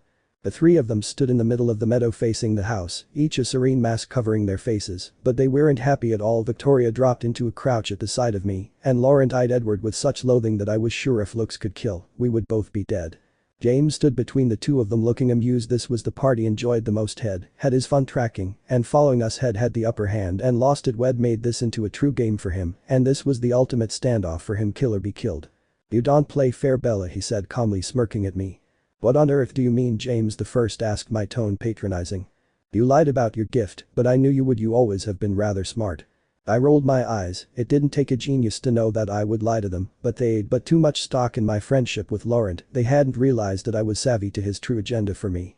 "I think you owe Victoria an apology. We had to spend quite a while convincing her she'd found what she was looking for." "I have no idea what you're talking about," I said, planting my hands on my hips. Victoria pulled her lips back, revealing her teeth. A hiss followed the action, making her look even more menacing than she normally did. Edward beside me started chuckling at her. I knew he was taunting her, but she crouched lower to the ground. She was ready to pounce at any moment. "Where are your friends, Bella?" Laurent snarled as he too lowered himself into a position ready to pounce. I heard the Cullens move out of the house behind us. I also heard the door close, that I was thankful for. "We're right here," growled Emmett, "ready whenever you are." "Eager rent," we laughed. James, he was good at goading, and I wasn't quick to forget that. Emmett took a step forward, but Edward blocked his path. Laurent snarled echoed around the meadow. Edward's lips peeled back as his teeth bared at Laurent. Victoria, taking her opportunity, crawled forward slightly, her eyes never leaving mine. She was waiting for her perfect opportunity. She wanted to take me out, and she was planning on having fun doing it. I could see it in her crimson eyes. Crimson they'd just fed. Alice was in front of me in an instant. Her eyes were narrow, her teeth bared, and a guttural snarl was emanating from her. She looked terrifying. I made a mental note to never cross her if I got out of this. James began to laugh at the scene in front of him. "You always were a firecracker, Mary Alice. You would have been quite delicious if the old fool hadn't have changed you." Alice, forgetting her rage in an instant, stared at James, confusion written across her face. Jasper was at her side in an instant. Each of the Cullens had frozen to the spot. How did James know Alice? "What the hell are you talking about?" Jasper growled angrily. "Ah, you don't remember? Of course not. Locked in the dark of the asylum all those years. I don't suppose you would have. The shock therapy was particularly hard on you. I could hear your screams from my cell, but you smelled so sweet. I was patient. I stayed locked in that cell waiting for my opportunity. Then I started the fire, but the old fool got you out quickly. He knew what I was. His fascination with you got him killed, and you, dear sweet Mary Alice, were no longer worth the trouble. You didn't even feel the venom as it coursed through your veins. He protected you for as long as he could. We fought quite a battle, but I was too late, and he was too weak." "You know me?" Alice asked. "I would know your face anywhere. Your blood tormented me. I would call to you, taunting you. Your screaming got you more shots of electricity. The electrical charge made the smell taste all the more sweet, so I waited until I could no longer stand it. I started the fire as a distraction, but the old man worked at the hospital and had been keeping a watchful eye on me. He very often spoke with you, calming you down so they wouldn't torture you. You found comfort in his words, but he would never let himself get too close. He was afraid of what he was and what he would do to you, so he kept the door as a barrier until that night. Rather than let you die, he bit you and hid you from me. Unfortunately, by the time I found you, the transformation was complete. I left you to fend for yourself. You were no good to me anymore." "Shut up," James the first shouted. Id had enough of his games. He was pushing Jasper and Alice to breaking point, and I won't let him do that anymore. "Alice?" I asked, looking over at her. She was wide-eyed, almost in shock. Jasper looked ready to pounce. James was playing his games again, and he was about to win. I looked at Edward. "You need to calm them down. He wants this. He wants their anger to push them." Edward nodded and stepped forward towards Alice and Jasper, but it was too late. Jasper projected himself from the porch towards James. Jasper was gone in an instant. He was so angry not even Edward could catch him. He flew across the field in a fit of rage and struck James' head. Thunderous crash that ensued had each of us grasping our ears. It reverberated around the house loudly and disappeared into the Olympic ranges. Jasper. Alice's voice was drowned out by the sound. I knew she was just as angry as Jasper had been, but she had resisted the temptation. Now her concern centered around her husband's safety and his brash actions in defending her.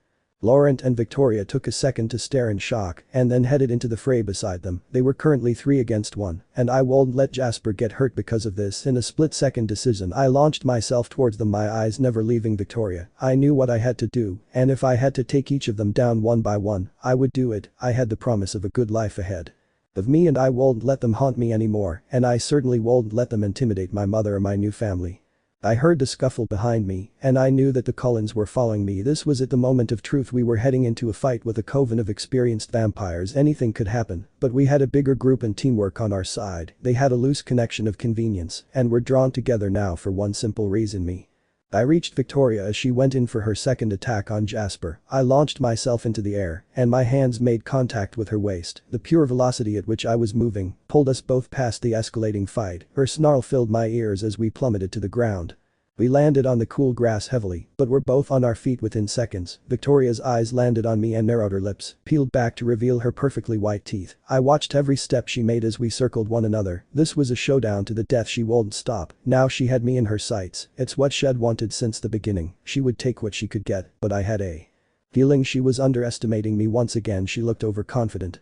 A ripping snarl escaped my chest. I was angry and ready to fight. They had been haunting me since I arrived at the Cullens, a prominent threat sitting waiting for the right time to strike. They had pushed me to my limits when I had been with them, but now I had something to live for, something to fight for. There was no stopping me. Now I was locked in like a heat-seeking missile, and I won't be distracted. You have me where you want me, Victoria. Now what? I growled as I deepened my crouch.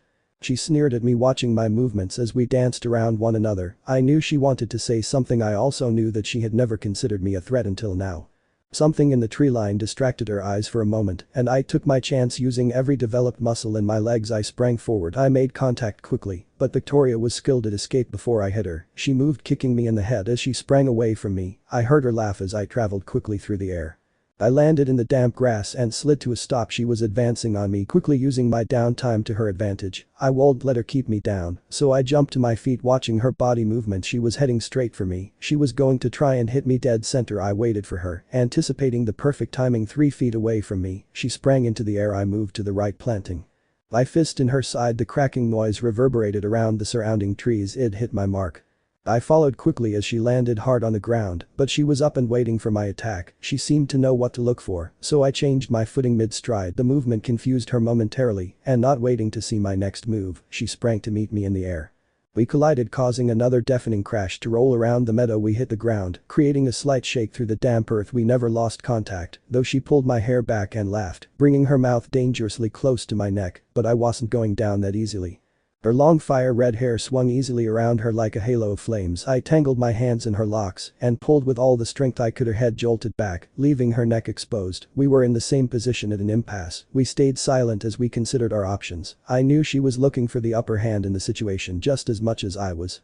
The metallic snapping and keening reached out ears from the other end of the meadow. I knew Victoria was just as curious as I was to know what was happening, but neither of us would relent. She moved her hips to the right to get a better grip, but she left me a large space to catch my footing. I pulled one leg under me and planted the other in her stomach. She seemed surprised. I smiled at her, showing my teeth. I kicked the leg that was in her stomach and used the other leg to push me to a stand. She still had a firm grip on my hair as I did on hers. Now we were stood eye to eye. Her crimson eyes flashed with her anger as her eyes narrowed again. Without warning, she snapped her head to the side and bit my arm. The stinging of the venom caught me off guard, but I wasn't letting go. My newly freed arm reached to the hand of hers that was tightly grasping my hair, and I caught one of her fingers. I pulled on it gently at first, giving her warning of what I was about to do, but her grip stayed stony. My hand squeezed around the finger tighter, and I pulled with all of my strength. A high-pitched keening filled my ears as her finger steadily separated from the hand it was attached to. Victoria's eyes grew wide with the pain. "You bitch," she screamed. She moved to pull her hand away before the finger became permanently detached, but her jerky movement left the finger sitting in the grasp of my hand. I jumped back out of her reach and rubbed the spot shed bitten me, and the burning itch was distracting. The finger moved in my hand gently, looking for the hand it once belonged to. It made my skin crawl. But I won't lose one piece of her. Everything was being burned. I wanted no remnants of these animals left lying around. They won't be following me anymore. I was planning on making sure of that. Victoria sprang towards me again, but I took off running. The smell of incense was filling the air, and I knew there must be a fire burning with Summer, Olive, James and Laurent. The scene ahead of me was encouraging. Edward, Jasper and Emmett, James locked amongst them. Each were taking their turn at pulling a piece from him. His fiery eyes were alight with the panic Laurent was locked in a battle with Carlyle. He looked perfectly intact, but I was hoping to change that. Alice and Rosalie were headed towards me, and Esme was throwing pieces into the fire. Knowing everyone was okay, I threw the finger towards Rosalie and turned to once again face Victoria. She slid to a stop in front of me. She hadn't been expecting me to stop. I sprang at her before she had time to think. I was going to take her down one scrawny piece at a time, and I was going to take my time doing it. My foot planted into her chest, propelling her backwards through the open field. She dug her heels in trying to slow her projection down, but before she could catch her footing I was advancing towards her again. I had her fingerless arm in my grips before she had even slowed. I held onto it and kicked myself off of her body, keeping a tight grasp on the arm I had in my hands. She continued to travel backwards, but me and her arm sprang away from her. The metallic screech filled the air around us. It was followed closely by a high-pitched wail from Victoria. I threw the arm towards Alice and Rosalie, who were still stood watching me looking shocked. I continued to move forwards. I wasn't going to give her the opportunity to fight back.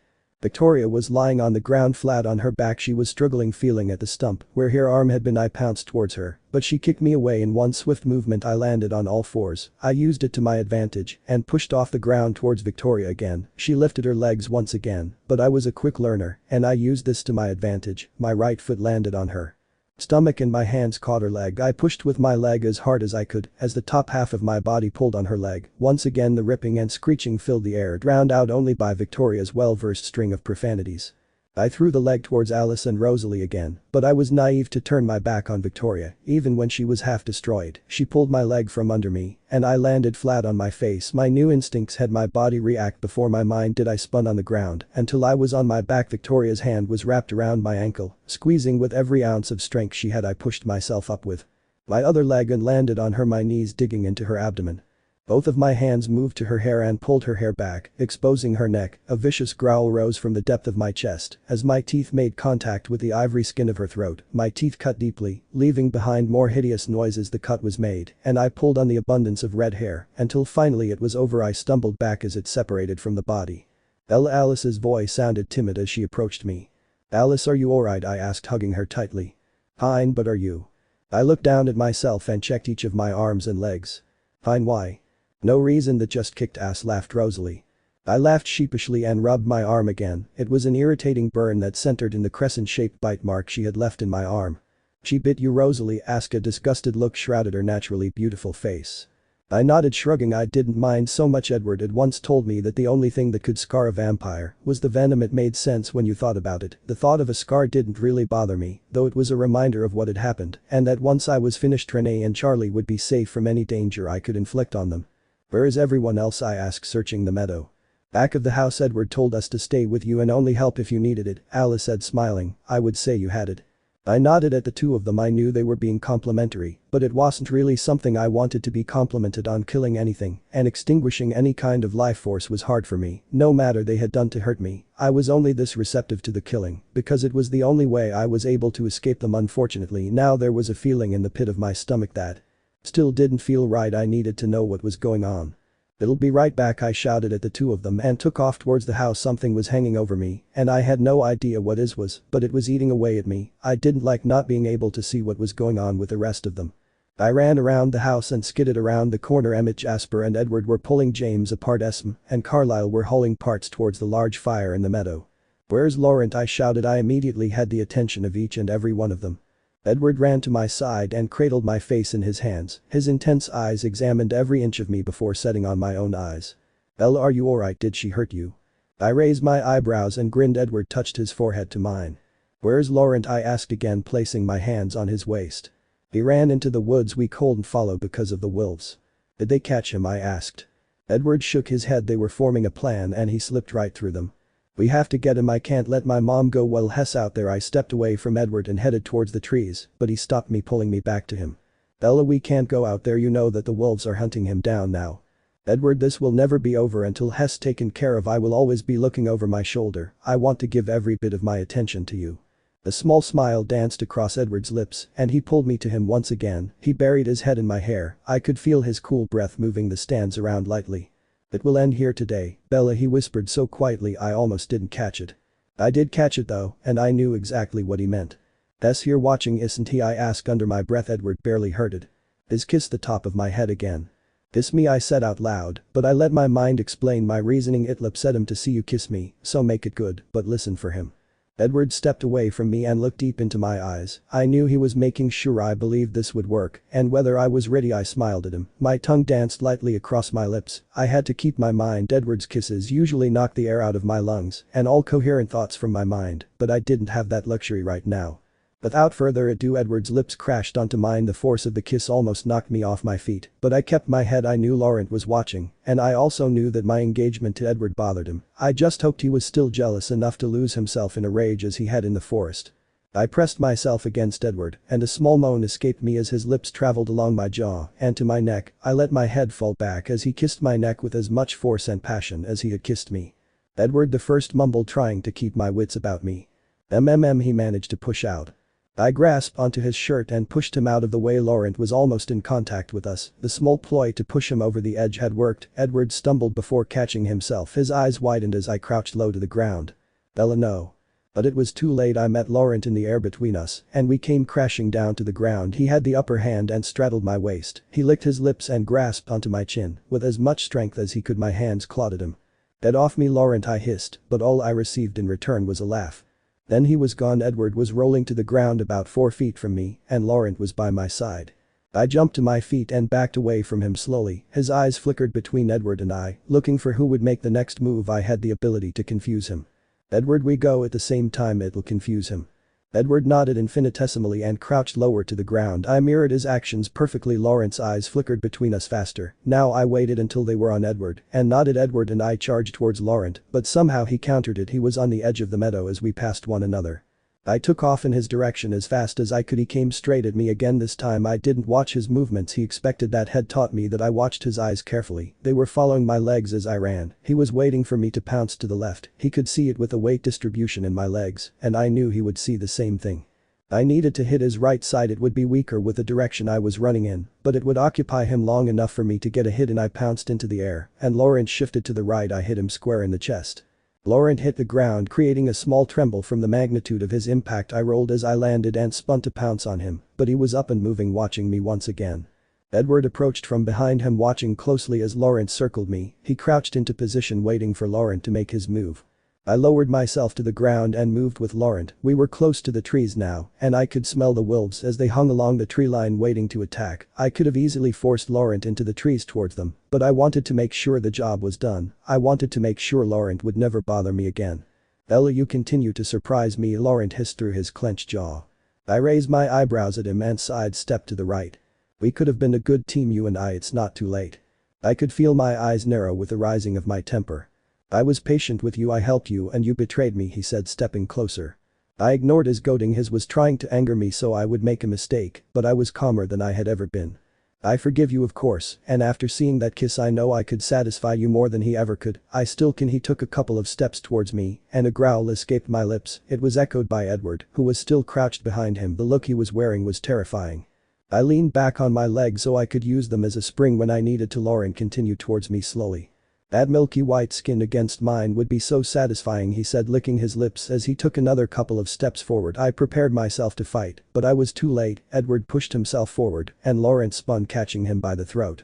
Edward snarled and growled, his teeth snapping inches from Laurent's face. Laurent simply laughed, but he had misjudged Edward's strength, and Edward twisted out of his grip and kicked him with such force, Laurent hit a tree at the edge of the meadow. Four snouts appeared bearing teeth from the shadows, and Laurent ran forward. He seemed to know the wolves would go no further than the tree line. He darted at me, and before I had a chance to react, he had his hand around my neck and my back up against his chest. His head was dipped, so his teeth were inches from the hollow of my throat. His tongue darted from his mouth, and he licked slowly up the side of my neck and across my jawline. He was taunting Edward. Edward jumped forward, but I stopped him, warning him with my eyes. He stopped, his teeth bared, and his eyes alight with fury. Laurent had him where he wanted him, but once again had underestimated me.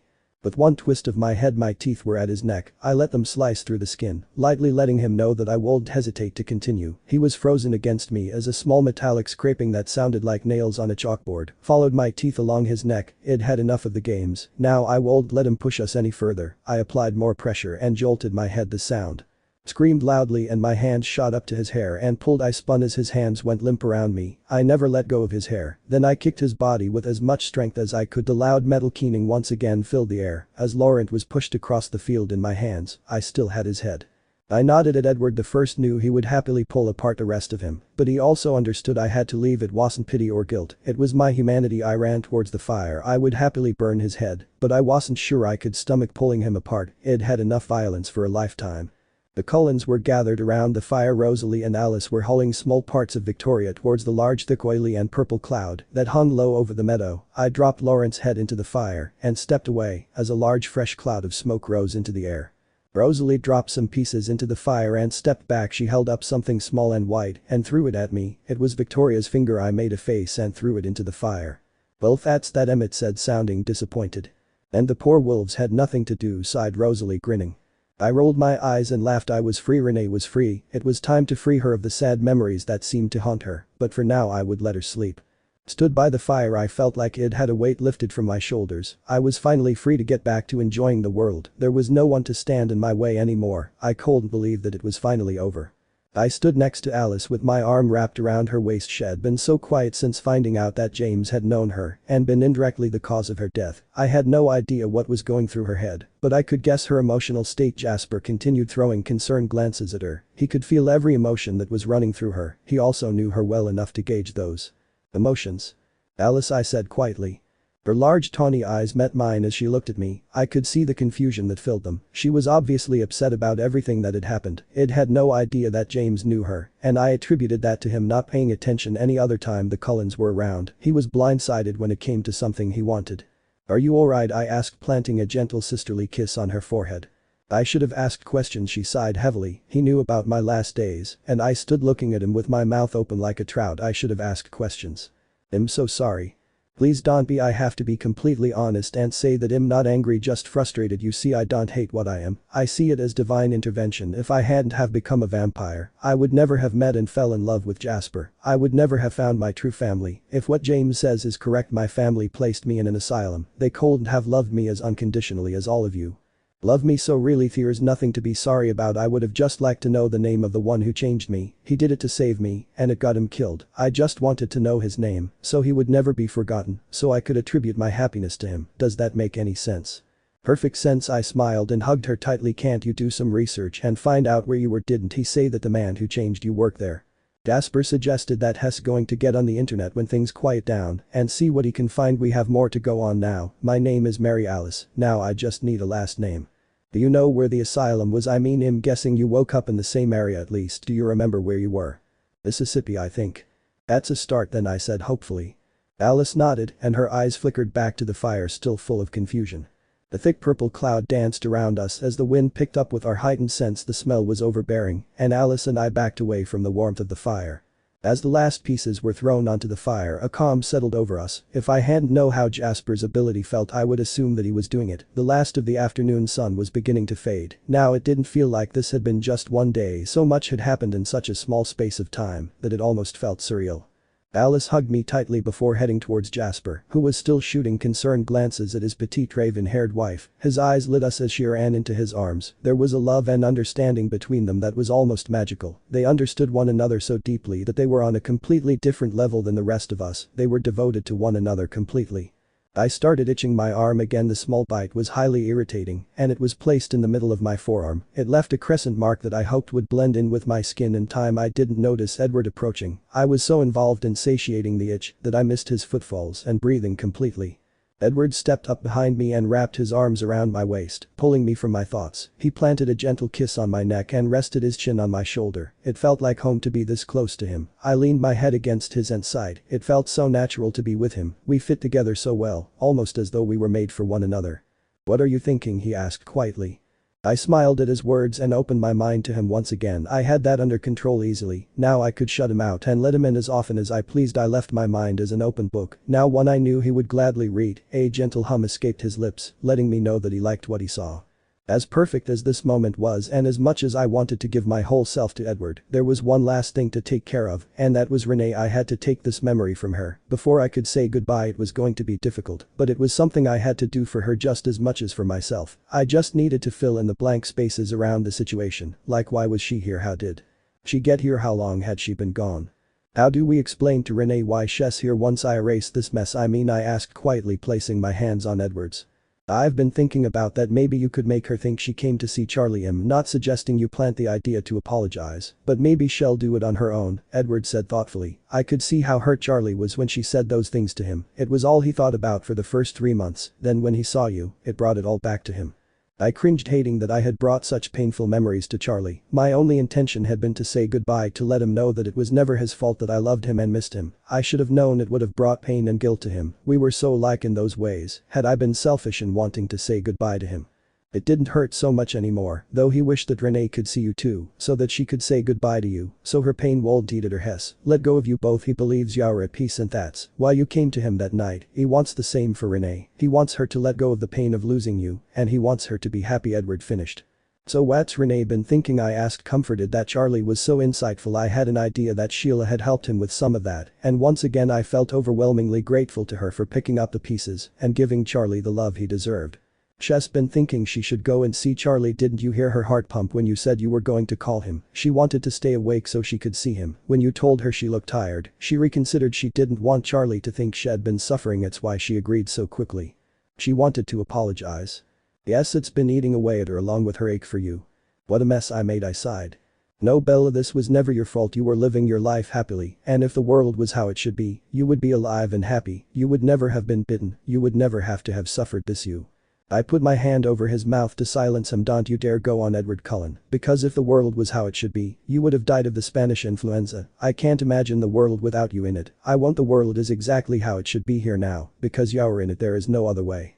Edward spun me quickly in his arms, and his lips met mine, stopping me from finishing my sentence. The kiss was gentle, but full of the unbridled passion we felt for one another. An electric jolt ran down my body, making my back arch, so I was closer to him. I needed that closeness. I needed him. His hand fit perfectly in the small of my back, and he pulled me closer still. I was glad I didn't need to breathe.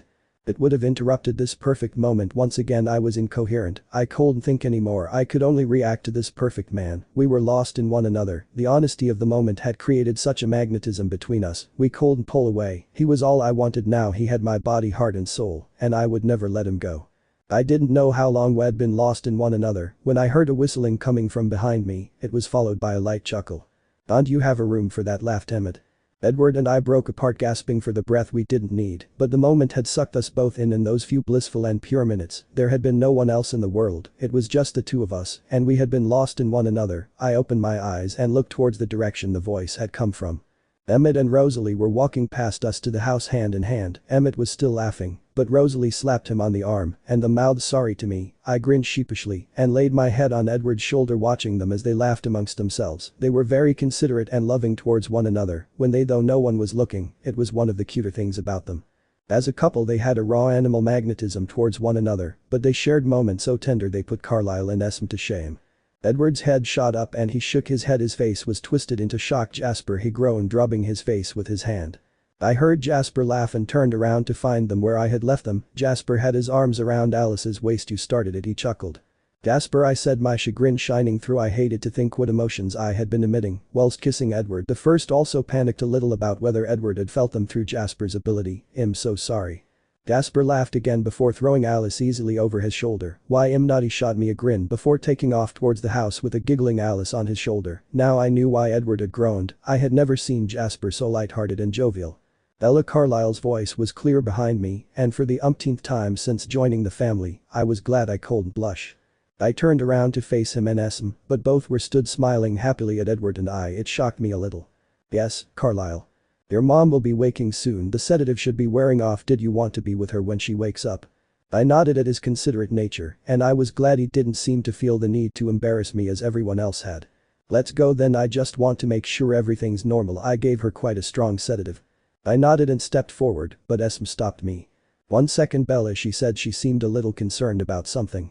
Esm's eyes were directed to my arm. I looked down and mentally reprimanded myself. I hadn't even realized I had been rubbing my arm again. I dropped both of my arms to my sides, hoping to mask what was really going on. "Were you bitten?" she asked, her voice filled with shock and disgust. I looked around the small group that was surrounding me and nodded. Esm picked up my arm gently and rolled back the sleeve, revealing the small crescent mark. "Which one did this to you?" she asked, rubbing it gently with her cool hands. "Victoria." I wasn't paying attention. A small growl rumbled in Edward's chest, and it made me smile. I liked his protective side. It was unnecessary, but it made me feel loved and very safe. "Unfortunately, there's nothing I can do to stop the irritation, but it'll go away with time," Carlyle said, helpfully smiling at me. I nodded and smiled at him. Esm's cool hands had done wonders on the scar, and I made a mental note to place my cool hand against the bite when it began irritating me again. "Let's go and see Renee," Carlyle said, offering me his arm and smiling. I looped my arm through his and let him guide me. The two of us made our way to the house, leaving Esm and Edward talking quietly amongst themselves. The room Renee was in was dark. The shutters on the large glass wall were still closed. There wasn't a slight bit of light entering the room. I could still see her, though my enhanced vision gave me the ability to see her clearly. I flicked the light on, and a warm soft glow filled the room. Renee never moved. She was still in her drug-induced slumber, sleeping peacefully. Carlyle checked her vitals before squeezing my shoulder gently and leaving the room. Renee looked a little more peaceful now. Gone were the worried lines that had etched her face when I first arrived. There was now a serene peace. I sat on the edge of the couch and watched her sleep. I wanted to make the most of my time with her before I had to say goodbye, but she was so peaceful, and I knew that her time with James and the others had been unsettling for her. She said herself that she had been uncomfortable with them. It was another hour before Renee finally woke up. Her eyes searched the room frantically before settling on me. I smiled as warmly as I could, hoping it would settle her. She looked relieved at the sight of me. I could only imagine what had been running through her mind. "Ella, I thought you were a dream, sweetheart." She propelled herself towards me and pulled me tightly into her shoulder. I wrapped my arms around her, ever conscious of the strength I was using. She was so fragile to me. I had to constantly be alert of how I handled her. Her warmth was inviting though, and I enjoyed it. Well, I had the chance to. I wanted to remember this, because it was how I wanted her to be: warm, young and alert. It would be the image I would carry around of her for eternity. "Did I miss Charlie?" she whispered. I nodded gently. "He didn't want to wake you. You've been out for hours," I said. "I was so mean to him, Bella." I wish I could take those words back. They were so hurtful. "Mom, I'm sure he understood," I said encouragingly. "Maybe I should go and see him before I leave." I nodded at her, but a thought occurred to me. "Mom, where does Phil think you are?"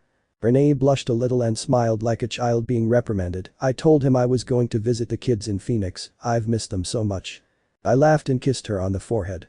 "What?" she asked. "Nothing. I'm guessing he was out of town when you left." Renee smiled and nodded. "You learned how to lie badly from me."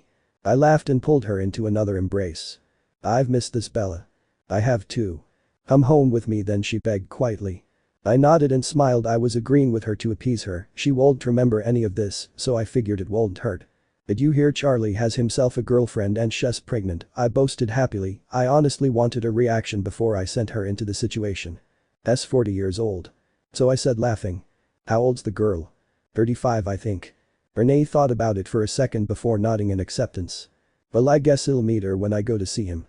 I nodded and watched as she swung her legs off the side of the couch and attempted to stand up. She wobbled slightly, and I steadied her by holding her arm. I stood up next to her and raised my eyebrows. "I'm fine, Bella, just a little spaced from whatever knocked me out." She sighed and looked down at herself. "I'm such a mess, I would kill for a shower." I laughed at the irony of her terminology. "I'll get you something to wear," I said, and headed towards the closet. Renee had always been close to me in size, but she was slightly smaller than me, so I knew my new wardrobe would fit her perfectly. I picked out a pair of jeans and a sweater. I continued to forget that the weather would affect her, so I grabbed a nice shirt for her to wear underneath the sweater. I wanted to make sure she would be warm. I walked out of the closet and handed her the clothes. I noticed that she was looking at me strangely as I headed towards the bathroom to show her where the towels were. "What?" I asked, stopping before opening the bathroom door. The way she was looking at me made me nervous. "Nothing, you just seem to have grown up so much since the last time I saw you. You're muscular and curvy. Your eyes even seem to have changed color. It's just different. You look like a young woman, a beautiful young woman." I laughed and walked towards her, picking up her hand. "I'm going to have to check with Carlyle and see what he gave you. It's making you delusional." I pulled her towards the bathroom and pointed out the towel closet. I pushed her in and shut the door before she could say anything more. I was already on the verge of a meltdown. I didn't need any more encouragement from my mother. There was a gentle tap at the door and I headed towards it, hoping Edward would be on the other side. I pulled the door open quickly and smiled. I got my wish. Edward was on the other side of the door, looking as always like a Greek god sent from the heavens. Hey beautiful, I just wanted to make sure everything was going alright, he said quietly, raising his eyebrows. Everything's fine, Shess in the shower, and y'all be happy to know that you were right. What about, he asked, smirking suggestively. She wants to go and see Charlie. That'll make things a little easier. His smile faded and was replaced by concern. Have you decided how you want to do this? I drew in a long breath and tried to compose myself. I felt like I was falling apart a little, but I just needed to get through saying goodbye, and I would be fine. I think I need to wipe all of this from her mind before we leave for Charlie's, then I can say goodbye on the way and hopefully make her think she was sleeping in the car. Edward nodded and stroked my face gently. Are you sure you're okay? I will be. It's going to be hard to say goodbye, but once I do it'll help me move on because I know that they'll all be happy. Edward's hand tangled into the hair at the nape of my neck and he pulled me to him, kissing me on the forehead. They'll be here, whatever you need, please just ask. I can only imagine how difficult this will be for you. I nodded and held back the tearless sobs that were threatening to break through. We would have to do this soon before it got too late. Jasper hacked into the airline and made it look as though your mom got on that flight from Phoenix. I laughed lightly. What? I should have known that you had already plucked her excuse from her head. She thought about it when we found her. She was worried because Phil won't know where to find her. I smiled at the thought. My mother, thinking that the Cullens were going to hurt her, only had concerns about Phil and how he would deal with the situation. I was starting to realize just how much I had inherited from Renee. Okay, so according to the flight details, what time will she arrive in Forks? I asked, knowing that my time with Renee was coming to an end. 30 minutes. I nodded and he leant in, stealing a quick kiss. My stomach flipped happily. He ran the back of his hand along my jawline. The feeling left a trail of fire on my cold skin. I'll meet you downstairs, he whispered, and he was gone. I knew Renee was finished in the bathroom. Edward's swift exit had all but screamed the fact at me. I closed the door quietly and headed back towards the couch. The bathroom door opened seconds later. Renee was followed by billowing steam as she stepped out. I like the massaging shower head. I think you'll have to get one of those. It's very relaxing, she said, sighing with content. I giggled at her very normal comment and she returned it with a grin. Do you want to go and see Charlie soon? I asked, hating that the goodbye was coming at us so quickly. That's a good idea. If we put it off any longer it'll be too late. I'll call Phil from Charlie's so he knows where I am. I nodded and held out my hand for her. She took it willingly and followed me to the door. It was time to say goodbye. I was saying goodbye to Renee for an eternity. I just hoped I had the strength to do it. We were going to take Carlisle's Mercedes. The tint was dark, so no one would see me. I just needed to do one more thing before we left. I needed to help Renee forget all of this. Edward was more supportive than I could have hoped. He was tentative to my needs and even made sure Renee had an overnight bag courtesy of Alice to have when she got to Charlie's. Everything was in place. Now we were waiting for me to finish what had to be done. I needed to think about everything I had to remove from her memory. There had been so much that had happened while she had been with us, and I hated to think what she had been exposed to while traveling with James, Victoria and Laurent. I had to start with that, wipe her mind completely from the moment she met up with James to now. I hated that she would lose the playfulness and close friendship we had shared in the last couple of days, but it gave me strength knowing I would remember it. After that I would have to plant false memories of the last week and a half. Phil would ask questions, so I had to make sure that she would have something to tell him. I put her in the car carefully and smiled at her. I was going to make an excuse and act as though I had forgotten something in the house, but Renee wasn't letting me go that easily. The impending face-to-face with Charlie had her nervous. She'd always been this way, and I had picked up so many of the pieces during my life with her. This wasn't unusual. Nervous meant clingy. Ella, where are you going? She asked, opening the door after I pushed it closed.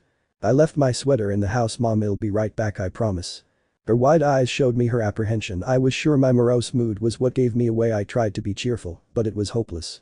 Ella, something's wrong. What is it? She asked, getting out of the car and placing her hands on my shoulders. She looked into my eyes deeply. The first time she had done that it had made me nervous, but she hadn't really commented on it, except for the brief second in my room. She was looking for the lie in my eyes. She knew me better than anyone else ever had and could tell a lie from a mile away. Mom, I struggled for something to tell her. Really, there's nothing wrong. I'm just going to miss the Cullens when we leave. I've enjoyed their friendship. Oh sweetheart. Renee seemed to have bought the lie I was feeding her and she pulled me to her, embracing me tightly. I forced a smile and stepped out of her embrace. Okay Mom, please wait for me in the car. I'm going to grab a sweater and be right back. Renee brushed loose strands of my hair behind my ear and looked at me sympathetically. I turned away from her, choking back everything that was building up inside of me, and walked away. It wasn't much of a goodbye, but I would have my chance in the car for now. I had a job to do. I ran at a human speed to the front door and pushed it closed gently behind me. I let myself break down, crumpling to the ground and letting the waves of grief drown me. I grabbed the back of my head with both of my hands, hoping it would wipe the agony away. I gathered fistfuls of hair, wishing that the pain would distract me, but the ripping pain still throbbed through my chest. Edward was on the ground, his arms wrapped around, pulling me close to him. I broke and let myself go. For a moment I knew he would never judge me over this. He seemed to love me, warts and all. I, however, seemed to be taking this harder than I had when I said goodbye to Charlie, but I realized that this was for both of them. This reaction was the finality of it all. Saying goodbye to Renee cut all of my ties to my human life, and I would be only a memory for them. I was comforted only by the fact that they could be happy, they could move on with their lives, knowing that wherever I was at peace. Edward rocked me gently, bringing me back to a calm and coherent state. I took deep breaths, trying to dull the ache that threatened to split me into two. "I'm sorry," I whimpered quietly. "Don't apologize, please, this is a natural reaction," he said, kissing my forehead gently. "I didn't expect it to hurt quite so much," I sighed. "The pain will ease." Rosalie had brothers in her human life. She had a hard time saying goodbye to them. She hasn't seen them since, but when she thinks of them, she has the happy memories to take hold of. I nodded, thinking about each of the Cullens. Alice seemed to be the only one who hadn't had to deal with the pain of loss. Even Edward, who would have surely died if it hadn't have been for Carlisle, suffered. He just suffered the loss of his parents. He awoke to find they had died of the Spanish influenza. I knew I was being selfish. I had been given something not one of the others had been given. I was able to say goodbye face to face, revealing my true emotions and feelings for my parents. They would know for the rest of their lives that I had loved them, and I would never stop thinking about them. I sucked in another large breath and collected myself. I knew what I had to do now. It was time to stop being selfish. It was time to help Renee move on. Edward asked, about to move away from me. I touched his arm with my hand and looked up into his golden eyes. "Stay with me, please," I begged. "I didn't think I could do this alone." Edward nodded and wrapped his arms around me again. I thought about Renee with everything I could even picture her face in my head. Then I begged her to forget everything that had happened from the time she had met James until now. I rocked gently in Edward's arms as I repeated the request in my mind over and over. I broke down a little bit before I was able to look to Edward again. His eyes were sympathetic and wide. "Did it work?" I asked, sighing. Edward nodded, gently smoothing my hair. "She's a little bit confused. You may want to fill in the holes." I nodded. We had come up with an intricate story to fill in the time Renee was gone. She had left Jacksonville without her cell phone, which was highly plausible for Renee to visit her kindergartners. She couldn't remember Phil's cell phone number without her phone, so she hadn't been able to call him. She was in Phoenix for a while, but she found herself at the house I used to share with her, and she became upset. She had then decided to visit Charlie to apologize because she couldn't let the guilty editor shed put the ticket on her credit card. Jasper's a genius on the computer, and that's how she got here. This process was a little more drawn out than that of wiping her mind. I had to pay attention to detail. I could leave nothing out. Phil would be suspicious enough as it was. I filled in small blanks as best I could with little pieces I could remember from living in Phoenix, like malls and restaurants the small club she'd been a part of. I had to fill in a week and a half in Phoenix. The last thing I did was remind her to call Phil from Charlie's. Charlie had all of Renee's numbers from when I lived there. They would be in the address book by the phone in the kitchen, where I'd written them when I moved to Forks. The last thing was to persuade her to fall asleep. I needed the chance to get in the car with her and away from the Cullen house so she wouldn't forget the flight I had just implanted into her mind. Edward's embrace tightened around me as I shuddered. I was holding back the sobs again. I felt so weak even with this new hardened exterior. I just needed to say goodbye now, and it was ripping me apart. "Are you ready?" Edward whispered to me. I nodded, unable to say a word out loud in fear of the agony drowning me again. He released his arms that were wrapped tightly around me and jumped up in one fluid motion. He held out his hand to me, and I took it as he gracefully pulled me from the ground. He held me again before opening the door. I took in deep unneeded breath and stepped out into the damp evening air. I could see Renee's sleeping form in the back of the Mercedes and found the strength I had so desperately been searching for. This was it, the last time I would have any contact with my family, but I won't let it drown me anymore. I needed the chance to say goodbye without the emotions taking control. "So how are we going to explain the Mercedes when she wakes up?" I asked, looking to Edward and then back to the car. It wasn't exactly going to blend in with the scenery, and I was sure that Charlie would recognize it. "We were hoping you would help with that," Edward mumbled sheepishly. I frowned at him, but it disappeared as soon as I realized what he meant. It would take some effort to make the street remember the Mercedes as a regular cab that would shuttle people from Seattle Airport, and I would need to keep the specifics perfect. I nodded in agreement and moved toward the sleek black vehicle. Edward maneuvered the car quickly to the highway and then slowed to an acceptable speed. I snickered at his sigh. He hated to drive slowly, especially a vehicle with as much power as this. I hated to think how he would have felt having to drive the truck I had formerly owned. He nodded at me in the rear view and I gently woke my mother. Her eyes flickered as my cool hands interrupted her peaceful slumber. Bella, her voice cracked as she looked at my face and her eyes pooled with the tears that showed her emotions. Mom, hi, I whispered quietly. Are you really here? She asked, her voice pleading. I shook my head slowly. Renee nodded and bit back her tears. Are you in pain, sweetheart? Renee asked, reaching to place her hand on my cheek.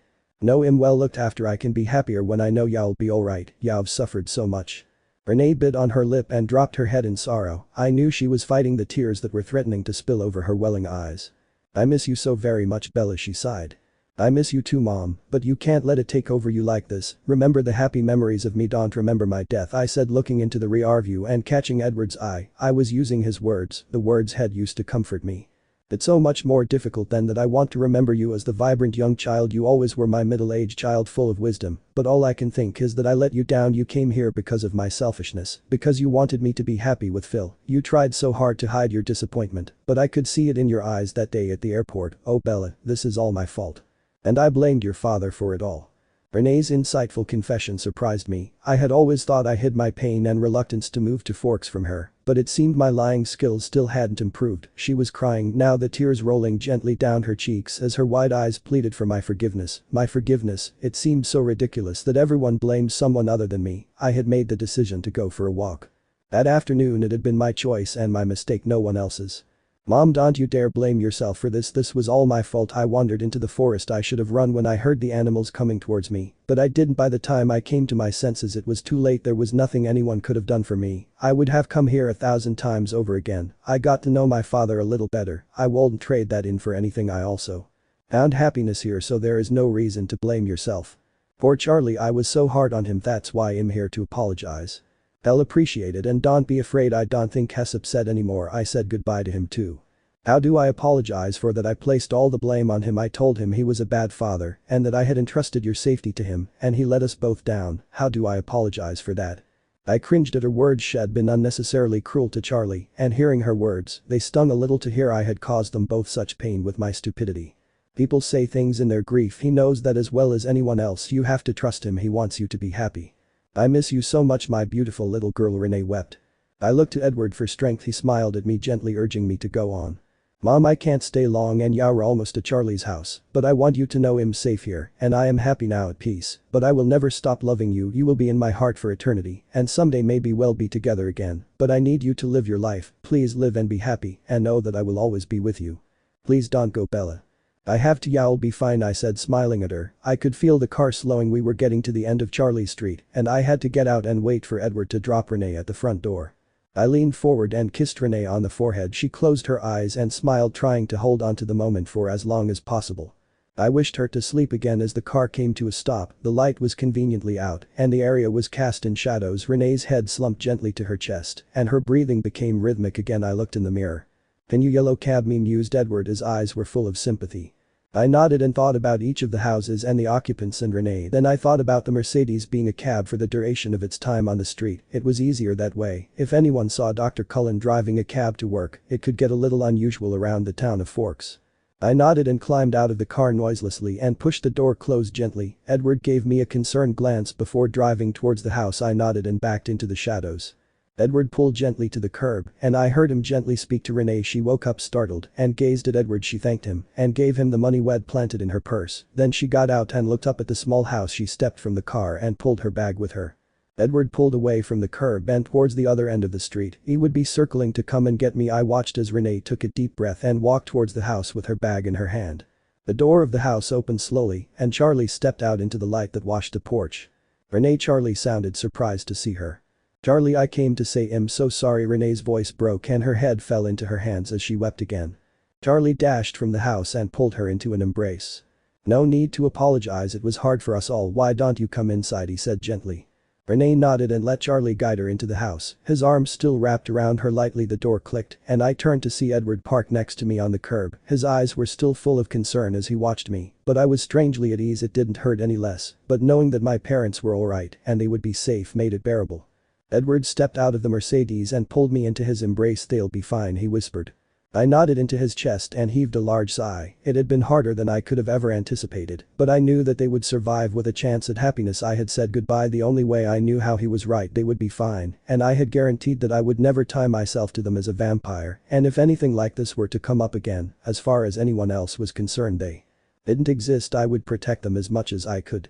Now I had to start my new life, the one I had chosen for myself. I had 4 wonderful brothers and sisters, and 2 adoptive parents I couldn't possibly respect more. I also had a fiancé that I loved with every ounce of myself. He was my world now, my reason for existing. I sighed and wrapped my arm around his waist. "I think I'm ready to go home." "You don't want to stay?" he asked, his tone light but inquisitive. "No, I've said my goodbyes, now I have to let them live their lives." I turned to face him and stood on my toes. He understood and bent to meet me with a kiss. "I also need to start mine," I whispered.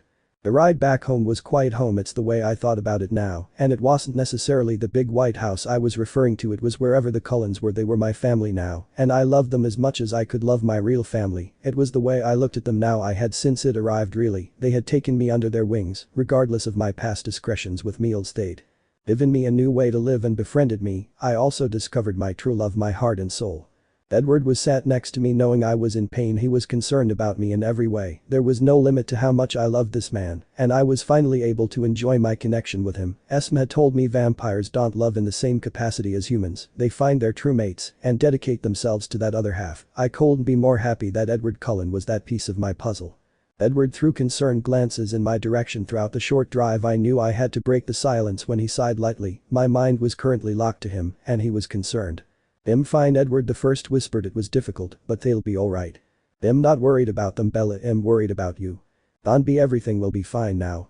Edward watched me quietly. I knew he had his doubts, had seen me break down. Before I had said goodbye to Renee, I couldn't blame him for the surreptitious looks he was giving me from the corner of his eye. I bit back my urge to placate him, and I looked out the window. I needed a little more time, but I would be able to move on now. Renee and Charlie would be alright without me. They had their goodbyes and they knew I was happy. It would make it easier to move on.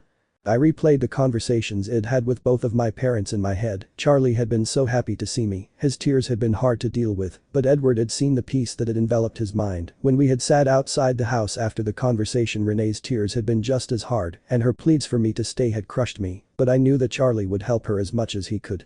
And she would go back to Jacksonville a little happier knowing I was able to say goodbye.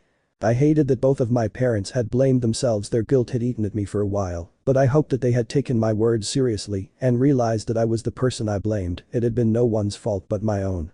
I came to a resolution as we turned from the highway onto the private road. I couldn't mope around because of this. I had to leave Renee and Charlie at Charlie's house, where I'd said goodbye to both of them. I had to start living my life, my eternity. Having this gift didn't make the situation easier. It made the temptation to sneak back easier. I knew I was stronger than that though, and I couldn't keep throwing my parents' life into turmoil because of my selfish needs. If I was going to say goodbye, I had to leave them behind now, and I was ready for that.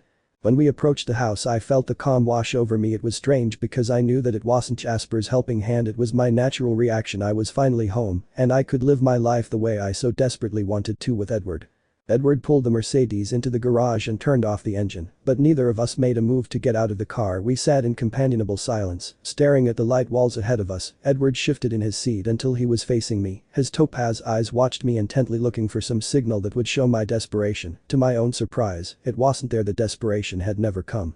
The drowning agony had dissipated. All I felt was relief. It was finally all over, and I was still alive. There were no injuries, my parents were safe, and I had the love of my existence sitting next to me. Relief was the only emotion running through me. "Ella, what are you thinking?" I could hear the frustration dancing around his velvet voice. He hated not having access to my mind when I was so silent. I let the small smile spread across my lips as I turned to face him. He looked surprised at the change in my demeanor. "How relieved I am knowing everything is how it should be." I reached out and stroked his beautiful face gently. "How happy I am that you're in my life." Edward smiled and tucked a strand of hair behind my ear. His eyes were full of intensity as he gazed into my own. "I love you, Bella. You can't imagine how happy I am to have you in my life. I am so conflicted sometimes, though I hate that this happened to you, but selfishly I can't imagine my life without you in it." I laughed lightly and ran my hand through his beautifully messy hair. "I wish you'd stop feeling selfish. You never did any of this. You left to keep me safe. I was the idiot that put myself into that position. I hate that my parents had to go through that, and I hated my time with James and the others, but I would do it all again in a heartbeat if it led me to you." Before I had time to blink, Edward's lips were crashing against mine. The electricity that seemed to run between the two of us was unfathomable. My entire body felt alive at his touch, and the surge of love that ran through me amplified my reaction. Our lips moved together perfectly, and my mind slowly fell away. As I let myself go, we moved closer to one another. My body reacted without any thought from me. We were lost in the moment. The large crack filled the small space, breaking us apart quickly. My breath was shaky as I fell back into my seat. The two of us looked around, but we were still alone. Edward's chuckle brought my eyes back to him. "What?" I asked. My voice was ragged. Edward looked down between us, and my eyes followed as I groaned audibly. Somehow Wed managed to crack the console that laid between the two seats. My hand flew to my mouth in my embarrassment. How were we going to explain that? "It's alright," chuckled Edward. "It's easy enough to fix." "Edward, that's not the point. How do we explain it?" I asked, horrified. Edward laughed at me gently. "Don't worry about it." "But..." Edward placed a finger on my lips. "Bella, do you think it's the first time something like this has happened? You have met Rosalie and Emmett, right?" I laughed at this but rolled my eyes. "Come on," he laughed again. "Everyone's inside waiting for us." I widened my eyes and looked down at the console again. I couldn't just leave it like that. I didn't care how many times it had happened before. "It'll be fine, Bella," Edward insisted. A small smile danced on his lips. "Well, blame it on my driving." I shook my head and laughed. This was going to be interesting. In fact, I had a feeling the rest of my existence would be interesting. Edward jumped out of the car and was at my door, holding it open for me. As I turned around, I would have to swallow my pride for now and trust that my new siblings wouldn't find it necessary to embarrass me about this like Emmett could resist. I knew better than that. We walked into the house hand in hand. The family was in the living room talking happily amongst themselves. Every eye moved towards us as we entered. Emmett was smirking, and Rosalie raised an eyebrow. Edward shook his head at her, and she grinned. I knew this wasn't going to be pretty. "Edward, I'll have you know that we have never broken anything in the Mercedes, and the Jeep doesn't count considering it's Emmett," she said, trying to keep a straight face. I immediately buried my head into Edward's arm. If I could have died of embarrassment, I certainly would have at that moment. Edward rubbed my arm gently and chuckled. "Come on, Rosalie, I have lived with the two of you for how long now?" Edward laughed. "You can't play coy with me. I know you both too well." Emmett's booming laugh filled the room. I looked up to see each of the Cullens smiling happily at me. Edward wrapped his arm around me and pulled me to the overstuffed chair. He sat gently and pulled me into his lap. It seemed that was the most we were going to get ribbed for our little mishap. I was surprised. I expected Emmett to be throwing out the one-liners. "How did it go?" Bella asked Esme gently. "Well, it was just harder than I thought it would be," I sighed. Now I realized why Wed gotten off lucky. Esme smiled at me sympathetically. She had been so concerned for me since this afternoon. She hated that I had to go through so much pain. I had to get her alone again and thank her for everything she had done for me. She'd already been more help than I could have imagined. "Bella, I was hoping I could borrow you for a second," Alice chimed in merrily. She was wriggling nervously in her seat. Jasper was shaking his head, but the adoration on his face was easily visible. Edward groaned beneath me, and I giggled. I had an idea of what she wanted now, but I was happy to oblige. I knew how excited she was about the wedding, and I wasn't going to take that away from her. I nodded in agreement, kissing Edward lightly on his cheek before standing up. I never got the chance to get up on my own. Alice had my hand and was tugging me across the room towards the stairs. I knew we were heading towards her cavernous bedroom. She was moving so quickly it didn't take us long to get there either. She pushed me gently into the couch that was positioned at the end of their spectacularly large bed and dashed off towards her closet. She reappeared with an armful of books and magazines and a large binder overflowing with cutouts and notes. I couldn't believe she'd already put so much work into this. "Alice, when did you find the time?" I asked as she dumped the pile between us on the couch. Alice simply raised her eyebrows at me and pulled the binder onto her lap. She was a psychic vampire, of course she was prepared. She'd probably started the moment the thought had crossed Edward's mind. I smiled, mostly to myself. I had to give it to her. She was good. I guess I would have said yes eventually, and she'd known that I couldn't resist her pout any more than anyone else in the family could. To be honest, I was glad of the distraction. Keeping my mind occupied wasn't a bad thing. "Okay, I need you to make a decision," Alice said, and handed me a large stack of pages torn from magazines. I picked out the ones that screamed Bella to me. "I just need you to narrow down the stack for me." "I think I got a little carried away," she grinned. Carried away wasn't the word for it. I had a stack of at least 100 pages in my hands. I nodded and went through each of the pages. All of them had little notes on them, pointing out things we could do differently to make it perfect, diagrams of what additions she would make. Her handwriting was immaculate and tiny. I smiled as I went through the pages. I had to admit she knew my taste, and each little sketch or note made the dresses she'd picked out even more perfect. The girl had a talent. By the time I was finished, I was down to a stack of 20. It wasn't that I didn't like the others, they just seemed a little too elaborate for the smallish ceremony I wanted. I handed the pile to a smiling Alice. She went through the stack, although I imagine she'd seen them as I made my decisions. She pulled out one page and tucked it back into the binder. Yes, it seemed she'd seen every decision I had made. Perfected was my favorite too, she grinned. Okay, the next order of business is location, she said, pulling out another stack of magazine pages. Seeing as we're moving soon, I thought I would give you an option. This also depends on when you want to get married. I smiled at her. She already knew what I had decided, but she was trying to be diplomatic. This time I raised my eyebrows at her. She knew I wanted to marry Edward as soon as it was possible, but I knew I needed to give her some time. When exactly are we looking at moving, I asked. Well, we have the house all ready to move into. Her eyes lit up. I knew she was hiding something. Alice. Alice grinned and shook her head at me. I'll see. I rolled my eyes again. Anyway, it should be within the next 2 weeks. Esme has enrolled us in the high school there. It makes it so much easier now that we know you can control your thirst. The new semester starts 2 weeks from Monday, so we need to be there if we want to start fresh. You, Edward, and myself will be sophomores, and Emmett, Rosalie, and Jasper will be juniors. It seems to work out a little better when we work it that way. I hope you don't mind repeating some things. I think it'll be a good catch-up. It'll be nice to graduate. Alice laughed a silvery laugh and tapped on the pages I was holding. I knew what she wanted. So how long will it take you to pull these things together, I asked. Ella, you know better than to challenge me like that. She laughed lightly.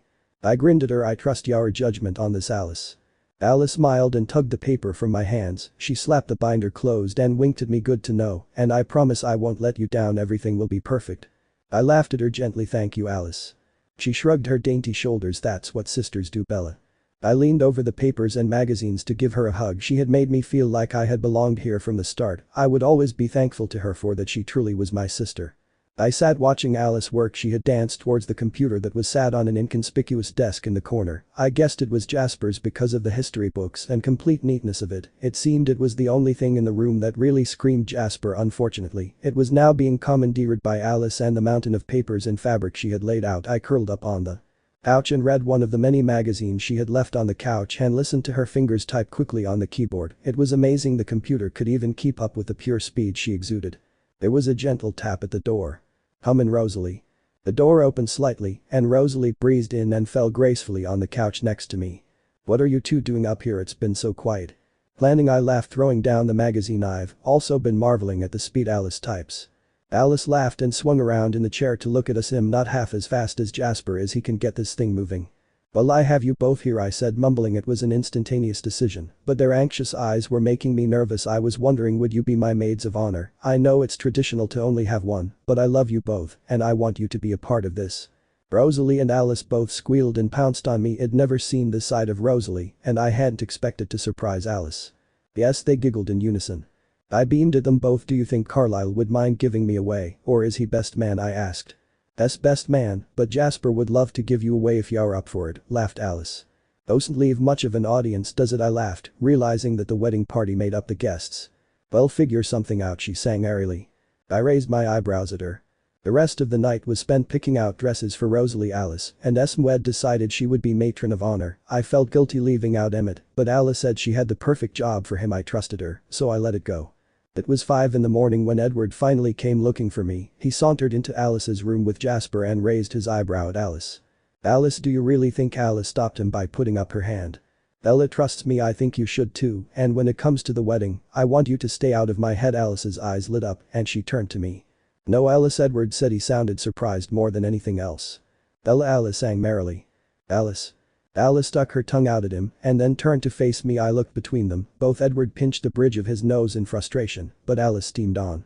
Ella, can you do me a huge favor? It depends on what that favor is, Alice. I laughed. Block Edward from seeing anything about the wedding in my mind. I froze on the spot. I could do it easily, and it would keep the wedding and, more importantly, the dress a surprise from Edward, but I felt like I was betraying him a little if I did. I looked between the two of them. Edward shook his head a minuscule amount, but Alice had her eyes on me, so she didn't see it.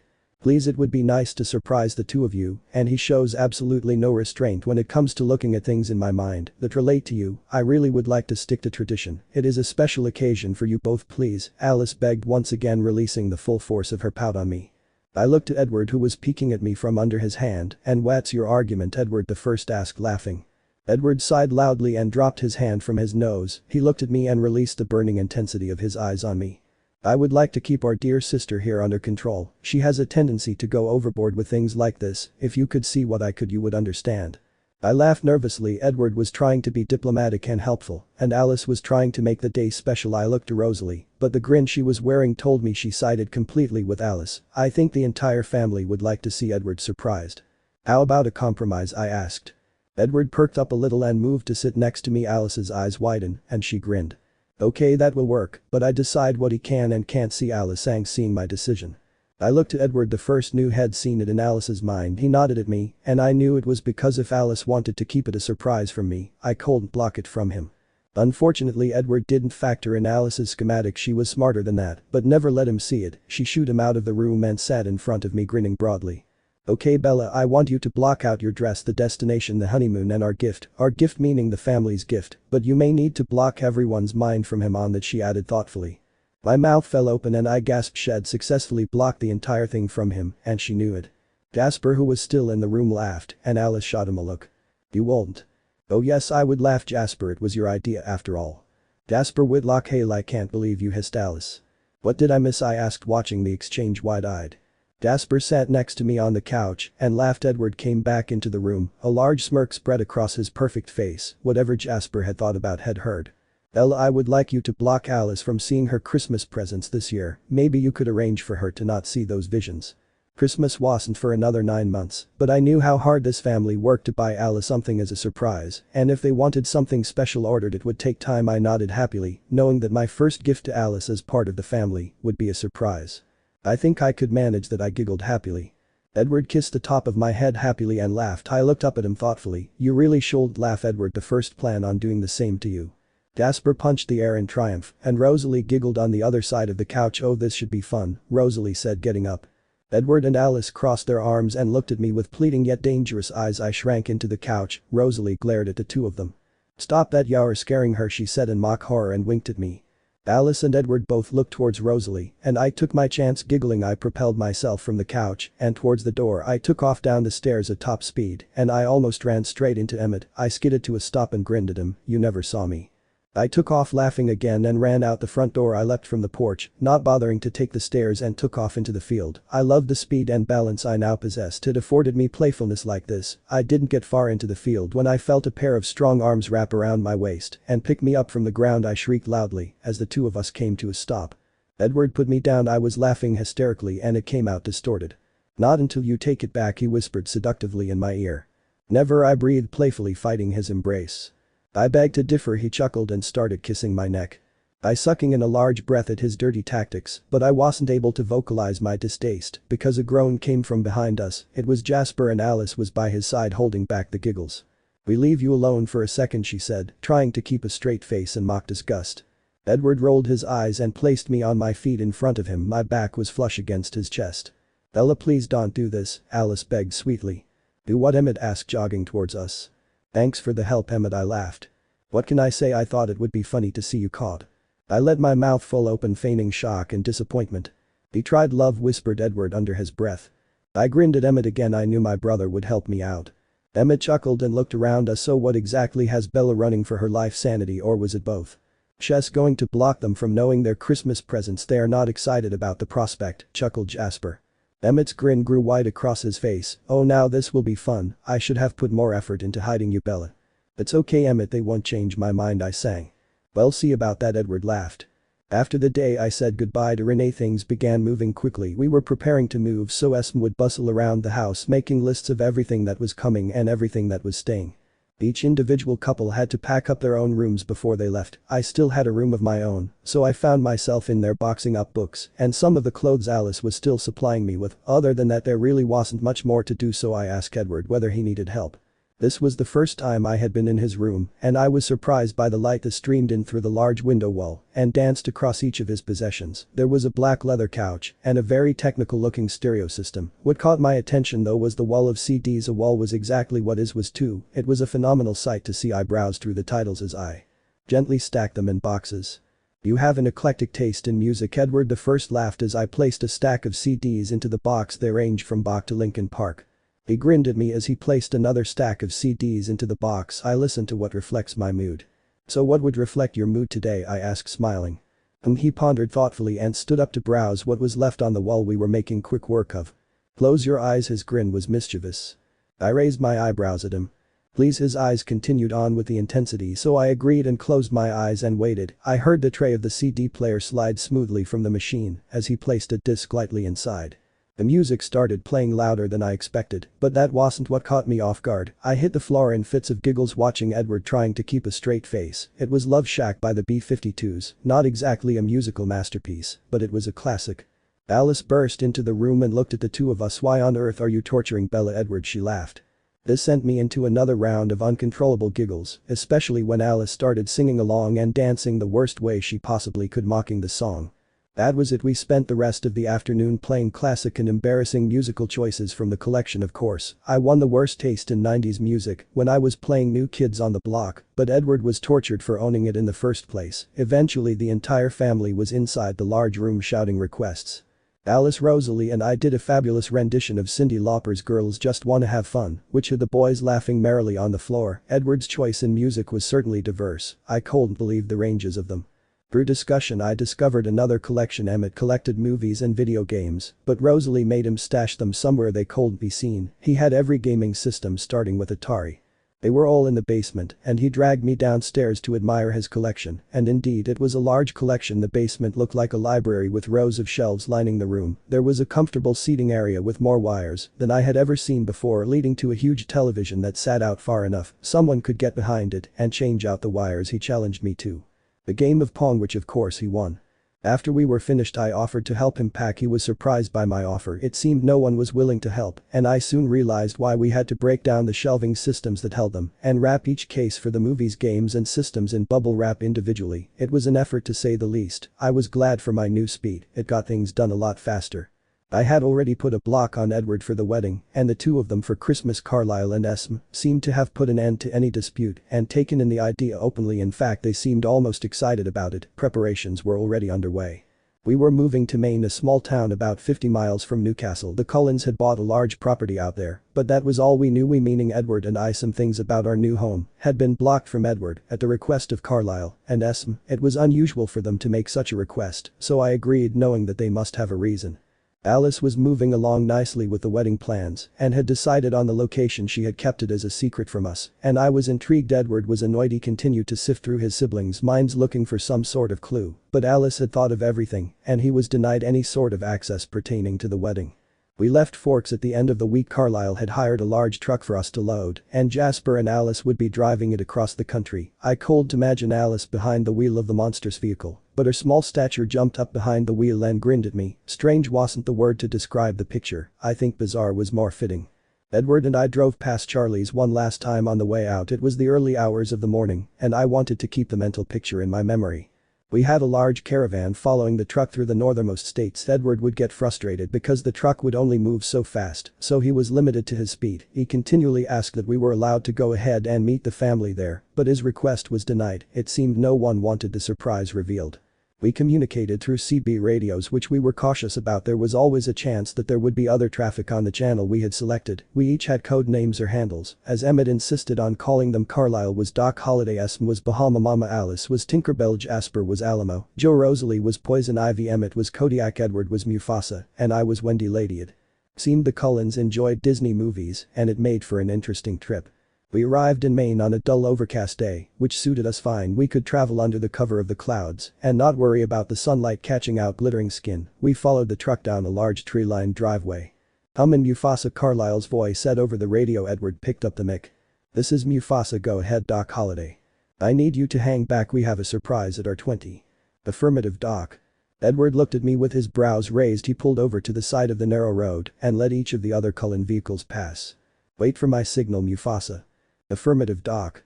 We sat on the side of the road and waited for about 30 minutes. We figured we were halfway up the driveway at this point. I doubted they could have found somewhere more secluded than this. We were practically in the middle of nowhere.